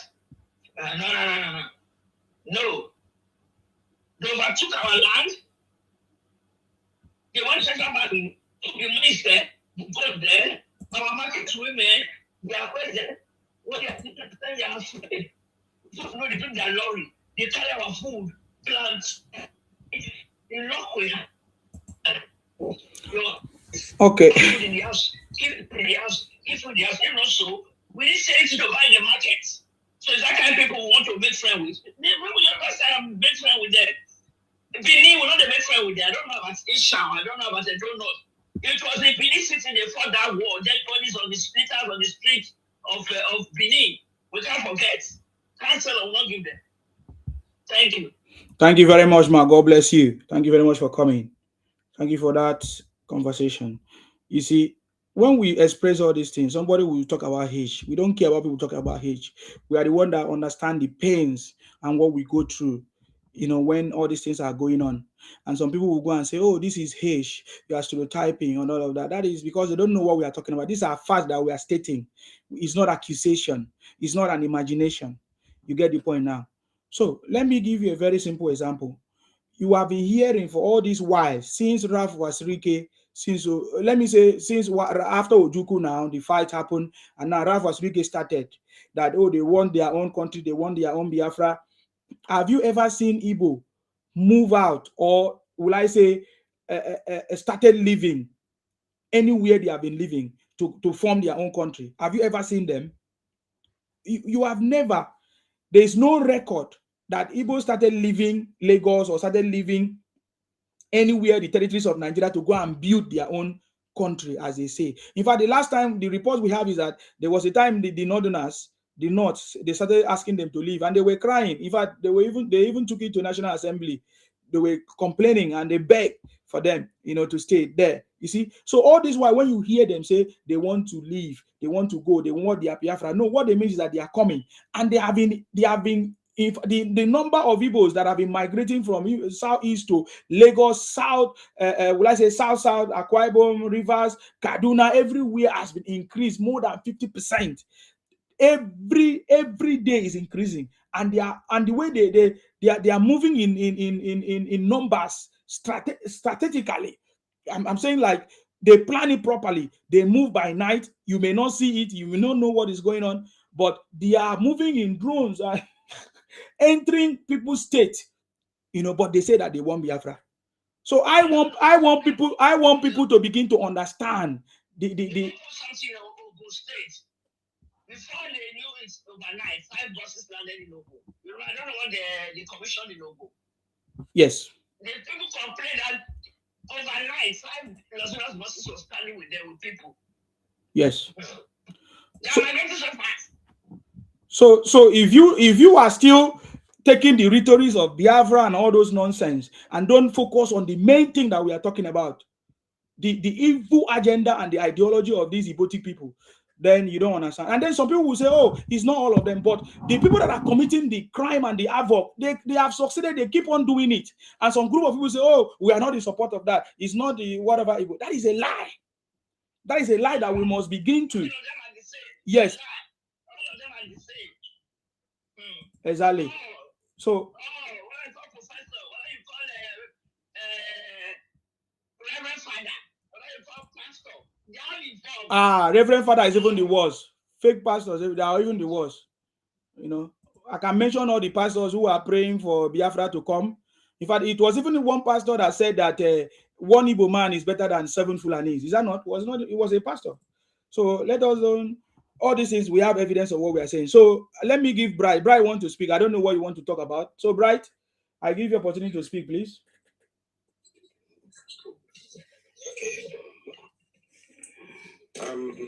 Seriously speaking, if I were to be in your shoe, I will still think towards that line.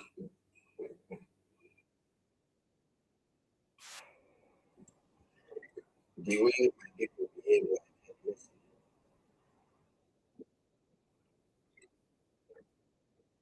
the way they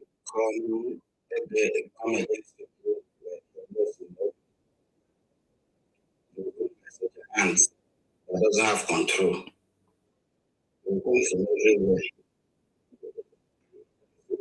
They think they have a monopoly of something they have everywhere. They don't know that one day people are ready to call this place respect. You see, look at it and tell people that it's bad. Look at it and tell people it's bad. You see, when we come out to say this thing here, if you see what we bring to here in our states, because I don't just say this here, I say it in the church, what to know about since 2011, days. We have been in this house. It was a time when it was a kind of hopeless. It wasn't good. I met, I spoke to Jealous. It was like God just gave me strength because I now discovered that it's no way. That time it was like so good. And I discovered that it's not the only people that are not the thing is the same. The way our people behave shows to us. That's okay, let's do that. What I tell you is, I watched the video. There will be Nigerian consulate in South Africa. I commented them, I told them, you can leave that place, go to the Nigerian consulate, go to it, because the Nigerian consulate never fail. You know, go to the Nigerian consulate, you carry your passport and fly it online, and if you want the same thing, they will tear their passport. Now, like, if you don't hear that, okay, because when my people is going to the way they normally go, you try to warn them that these things you are doing is not good.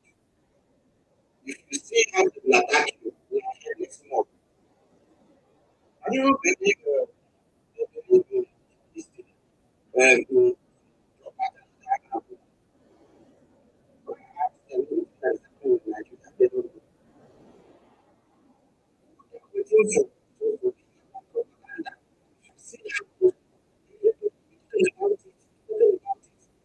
they don't want to sit down to check if that thing they are here is to offer.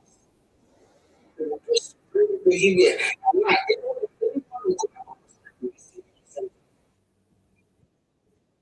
they will find it very, very, very, very difficult to convince them, to tell them that this thing is a lie. When you think about I say, the last time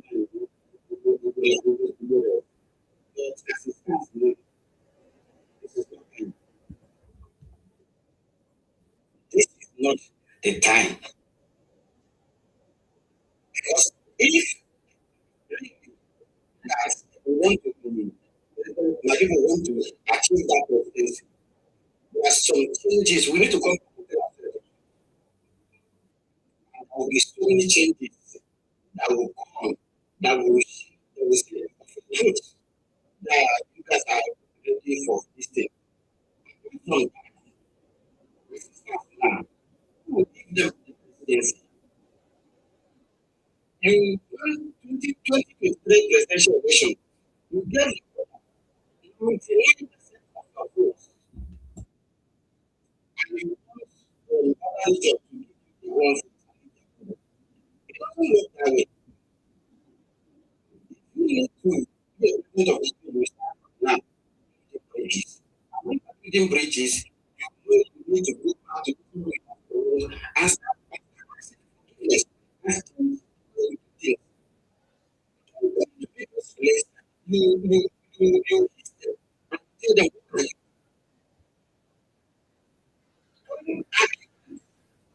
I will ask you, okay, Nigeria is marginalizing you, right? Is South Africa marginalizing you? Is Ghana marginalizing you? Is Togo marginalizing you? Is Indonesia marginalizing you?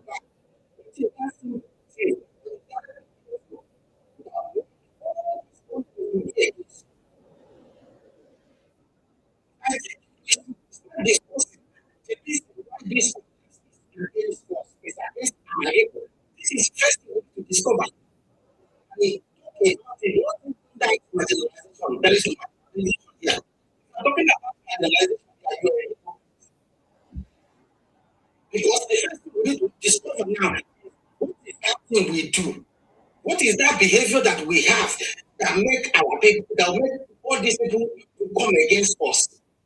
Because you can't tell me that you are the only good one here. South Africa are bad, Ghana is bad, Nigerians are bad, Indonesia is bad, Dubai is bad. Only you be good person. When you go to their stupid nonsense, Nnamdi will tell you that he is the only one that is righteous. Exactly the kind of thing he will pass on them. They are the only righteous one. Every other tribe is no longer righteous. They are the only one that God is with. It's only them that God is with. God is not with other tribes. I wish you can actually see the kind of fight we do here. Trying to dismantle this nonsense in the people. You come to a country like Nigeria, as vast as Nigeria is, you go to people's place, you start your business there, and the land blessed you. Your host community blessed you, because if they don't like you, they will not allow you to prosper there. They actually allow you, and the land blessed you. You prospered in their place. When you now get money,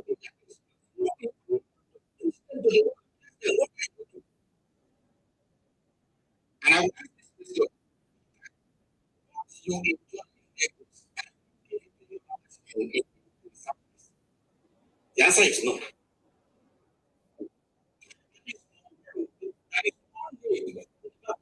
side.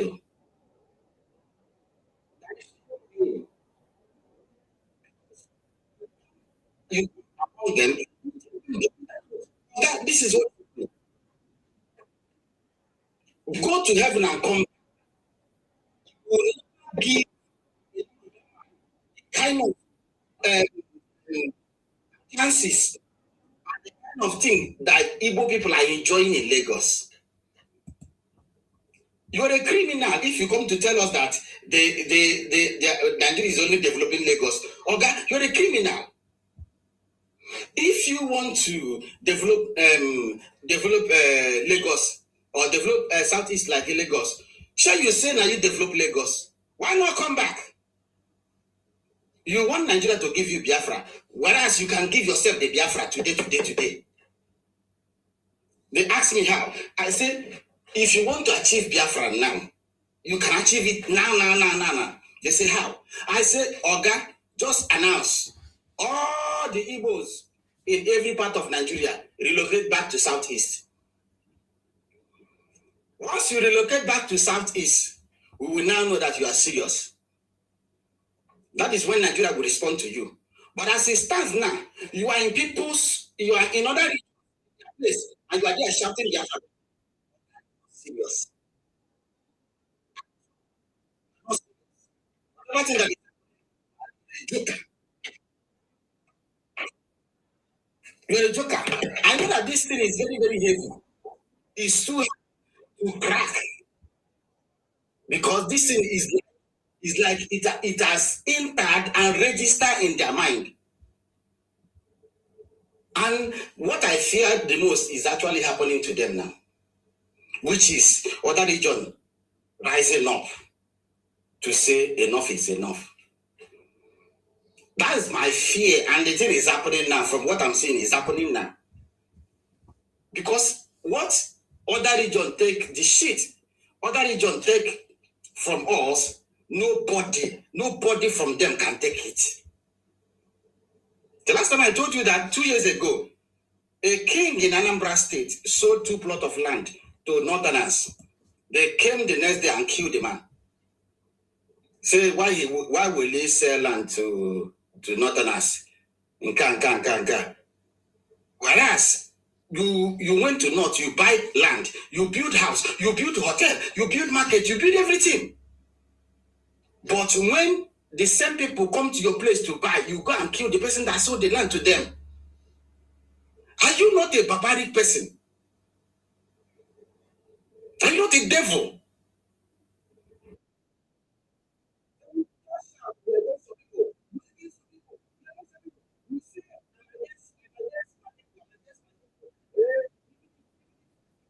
We need very well because he's our brother. We should cover. I'm not going to cover P2P. If P2P is not doing well, he's not doing well. I don't care to know if he is from my region or not. Okay, he's not doing well. He's a hypocrite. You dare not come to this place and start shouting. They're kidnapping people here, they are buying people there, and the one that is happening in our region, you are not talking about it. Okay, you're a hypocrite. It simply means if they give you any chance to be in that seat, the nepotism you will bring there will be beyond measure. It will even be hard for you to allow other region to smell that Asorok or to smell any office. You will just bring nepotism into that place because that's how the mindset is. Headless mob. They will just come. And that is why, as it stands now, we are not ready. That presidency is not now. And I like the way they are being confused right now, which is, in one hand, they are drawing Biafra. The other hand, they are drawing presidency. When they come out, you now ask them, which one do you really want? They will say, okay, which one do you want? This one you are drawing Biafra, this one you are drawing presidency. The Nigeria don't want to give us presidency. Power is not giving, power is taking. Look at Nigeria very, very well. How many people in Nigeria would trust you to give you their vote to be their president? How many? How many? You have gone to many regions and spoil things, spoil the name of your region, spoil the name of Igbos. That people now see you and they see you like a threat. And the same people that see you like a threat is the same people you want them to give you their votes. You carry somebody that came to marry your sister. You can't go inside bush, buy all of them, cut off your head. And you want those regions to be looking at you and be smiling at you. Still, our brother who is vying for that office did not come out to condemn that act. And you still expect those regions to come and vote you. It's a lie. You will not smell that seat. You are a hypocrite. The day they asked him that question, that was the day everything blew. Because I was telling people that P2B is a hypocrite. I've never seen a video where P2B is condemning the activities of IPOB in Southeast. I've never seen a video where he is condemning the activities of these people, buying people everywhere in Southeast. They buy Donna Akonyele, the husband, a neurosurgeon that is highly respected in United States. This man has never come out to condemn that act. Until that day he was interviewed and he said, if he win, he will bring down the act and bring it to devil. And I said to people, are you not seeing it? Is there any difference between what I was telling you before and what this man is saying now? So your aim is not to go inside there and you now go and bring criminal that has been condemned by Nigerian court, court, and you want to go and bring him out so that he will come and do what for us?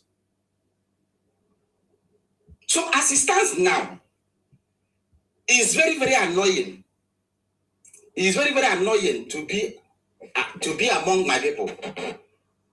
So, and it will be very, very, very, very, or it will be more bad to people like us if when we come to other region, other people from other region in Nigeria, and they want to hate us too, because in our place they don't want us. We are hated. At least we are supposed to find a little peace when we come out and meet other Nigerian citizens. You understand? If you can imagine what we are going through here in Southeast, trying to debunk all this propaganda, trying to debunk all these lies, you will not understand, I swear. So when we find platform like this to come out to air our view, I think the best thing that can, or the good thing they can do for us is to accept us, because we are pan-Nigerian. We think like Nigerians. We don't think like those people. I have videos in my Facebook that I shared when the idiot was tearing his. I have some videos that like that. I shared it in my Facebook. He was tearing his passport online and cursing your country. Cursing your country. Nigeria is doomed. Nigeria is this. Gang. You will now come back, calling the same country to come and help you, to come and save you, to come and evacuate you. To come and evacuate you. Are you all right? Okay. The same people castigated in line is the same people you want them to come and help you, right? Like yesterday, today now is Monday. Like yesterday, the same man you are praying to buy is the same man your people is calling to come and save them. The same man you are praying that he will buy is the same man your people is calling to come and save them. If say na you go agree go save them. Look at since the day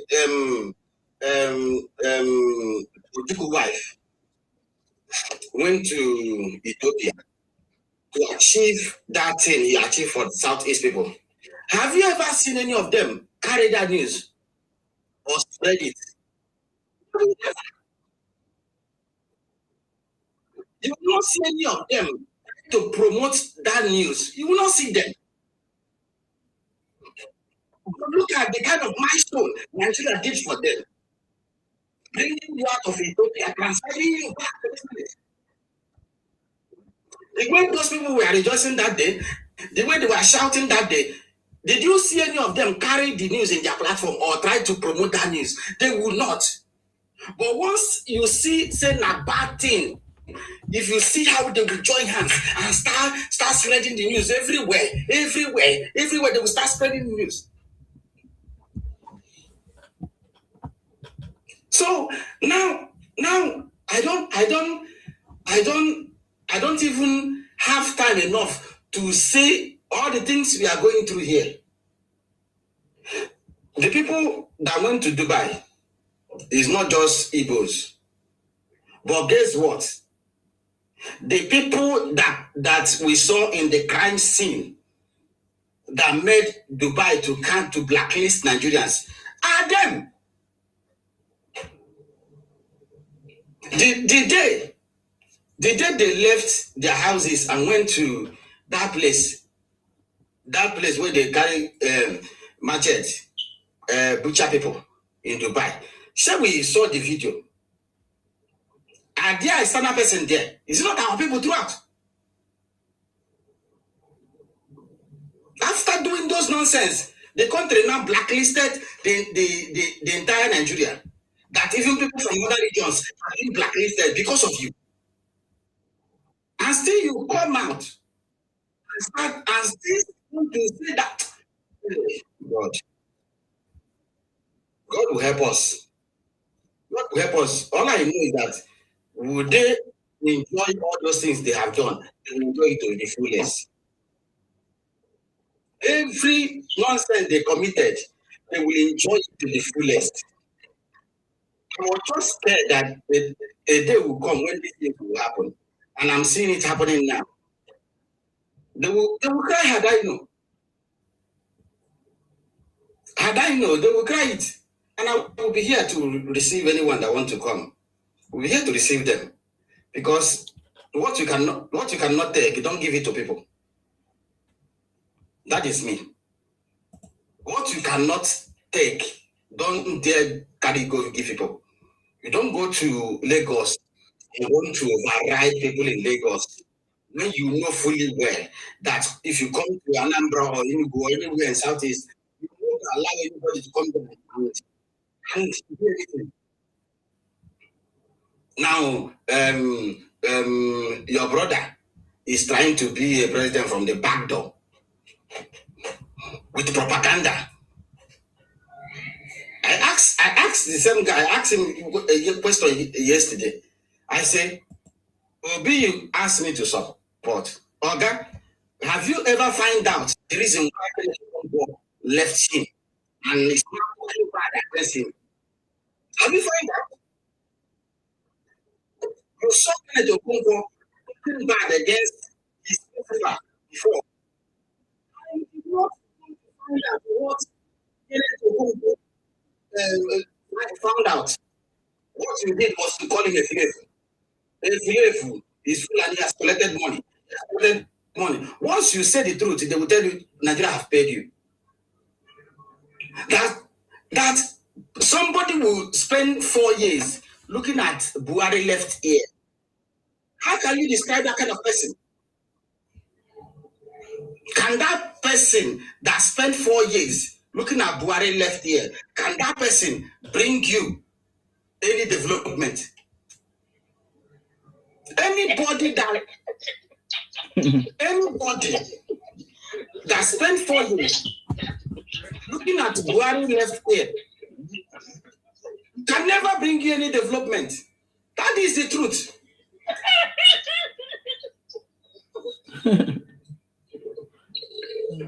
They even said that Nigerian government went and bribed UK government to cover it. Or God, from where? How much do Nigerian people have? How much does Nigeria have to bribe UK?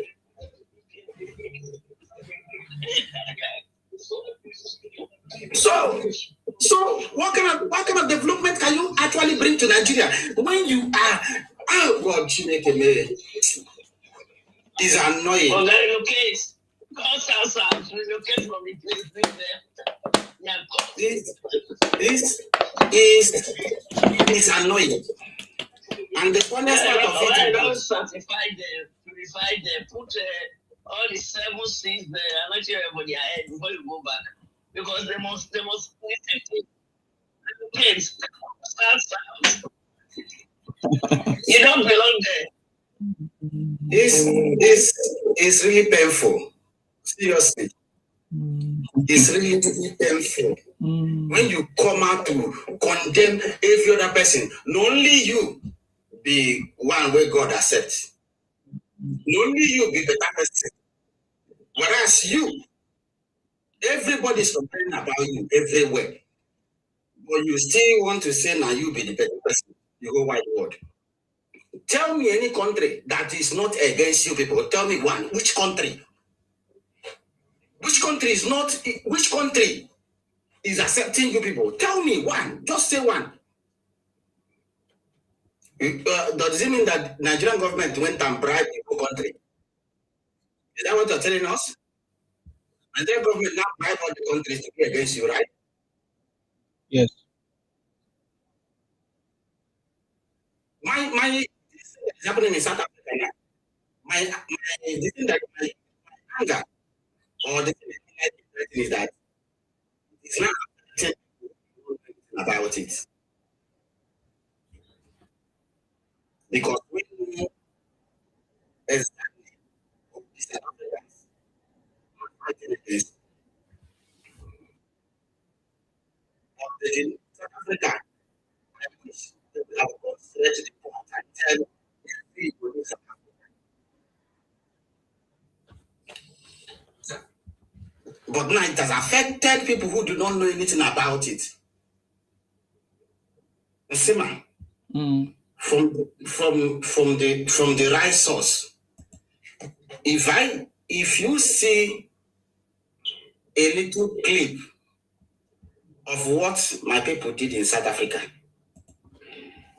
there is nothing in this life that will make you forgive them.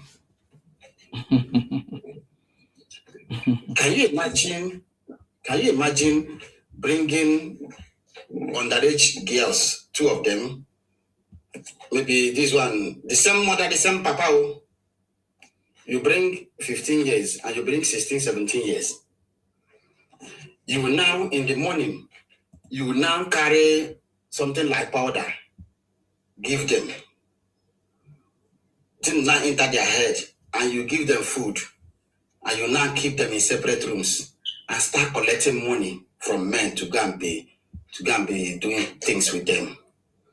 Sima, what kind of wickedness is that? This is your host community, or this is not your place, or this is your host community. This is your host community, to crying out loud. This is the people you came to their place. This is not your place. And you now behave this way. You see a married woman, you go and carry money and flaunt in her front so that she will leave her husband and start following you. Are you not a devil? You need to see some of the crime, some of the things these people committed in South Africa. You come and tell me whether you go feel forgive them or not. That is why all this why xenophobic is happening. I never commented on it, but because I know they deserve it.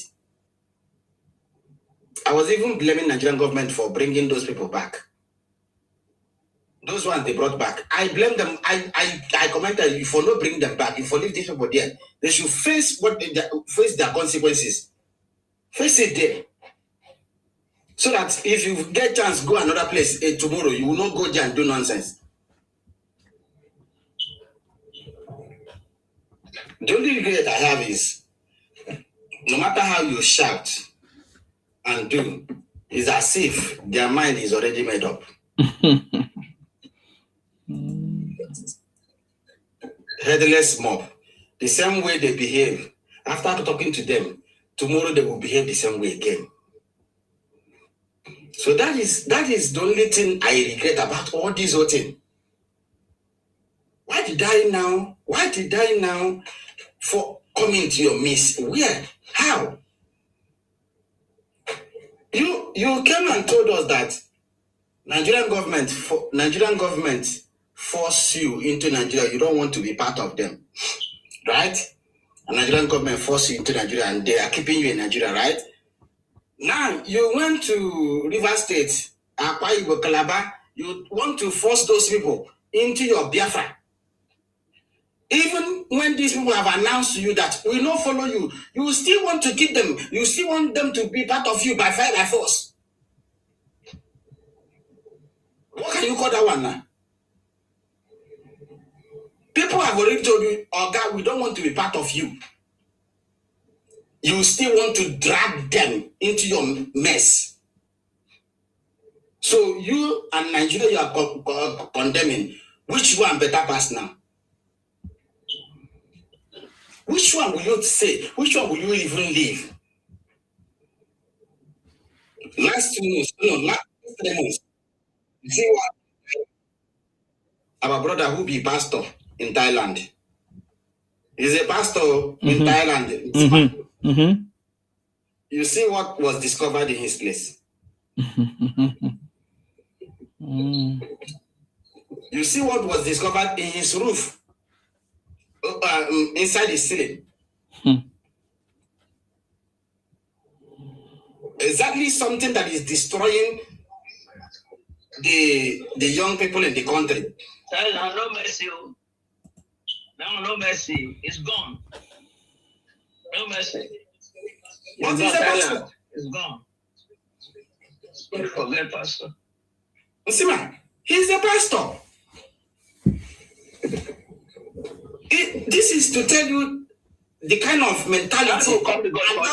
They call God. They're not call God. Let me God call them. Like that is a brainless set of people.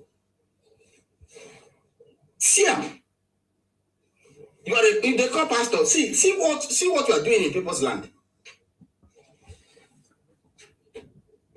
But if say anything that happened in Nigerian government, if you see how the whole world will hear it now, if you see how they will hear it, they will come and tell you that their presence is more bigger than any other people in Nigeria, that they have. I say, okay, your presence. What do you go online to do? Is it not to go there and show your stupidity? What else do you do online? Other than to show stupidity.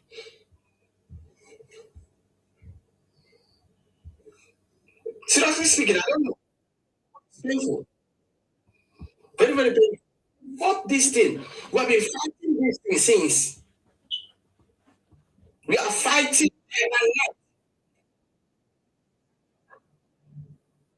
it's just because some of them cannot really come close to where you are.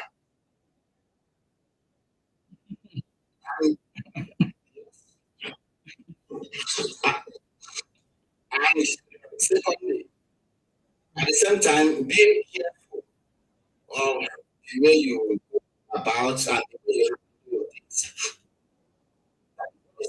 It is.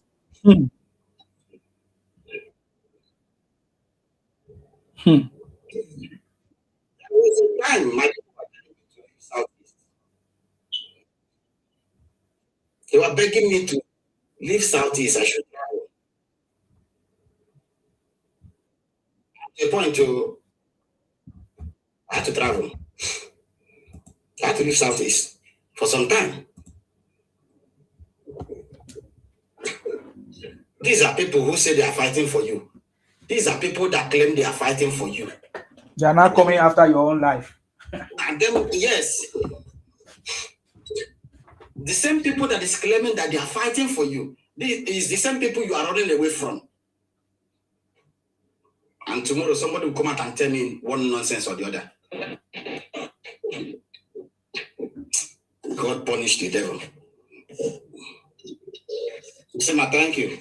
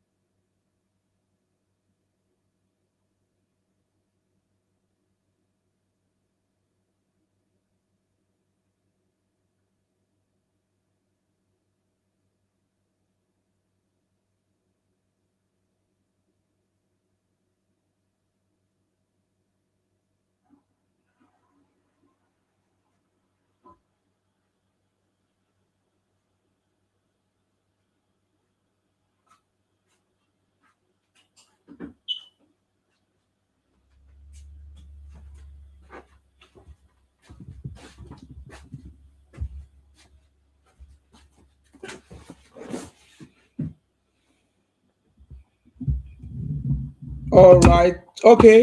Sabra, you are done, yeah? All right. Thank you very much for coming. God bless you.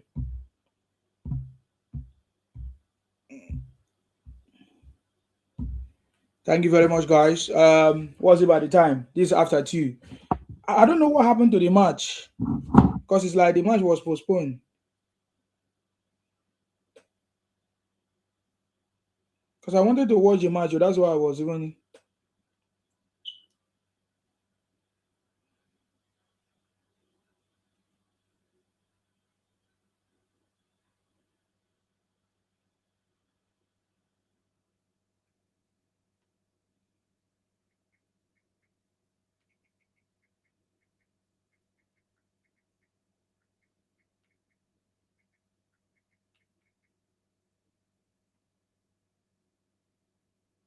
Oh, the match is live. Yeah. Yeah, the match just started. Okay. Guys, I don't know what. I just want to. Okay, so my AY.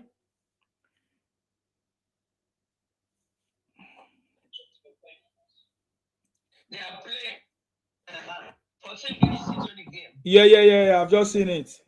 I want to go and watch the game, guys. Thank you very much. Tinubu is the solution. We have discussed this. Yeah, that's it. Thank you. Thank you very much, man. Good night. So, guys, I just want to watch this match. It's also be 1 a.m. I wasn't even thinking. I've been checking. So now they have started almost 15 minutes now. So I just want to concentrate and watch it. Of course, man, I want to be part of the people that is going to be telling the stories. So may God bless all of you. Let's continue to pray for our president for more knowledge, for more wisdom, to do what he needs to do to make Nigeria out of the third world status, to take Nigeria out of the third world status. Thank you very much, guys. Stay blessed. May God bless our president, His Excellency Asiwaju Bola Ahmed Tinubu. May God bless our vice Kashim Shettima. May God bless our uncommon Senate President Godswill Akpabio. May God bless you, patriotic Nigerians.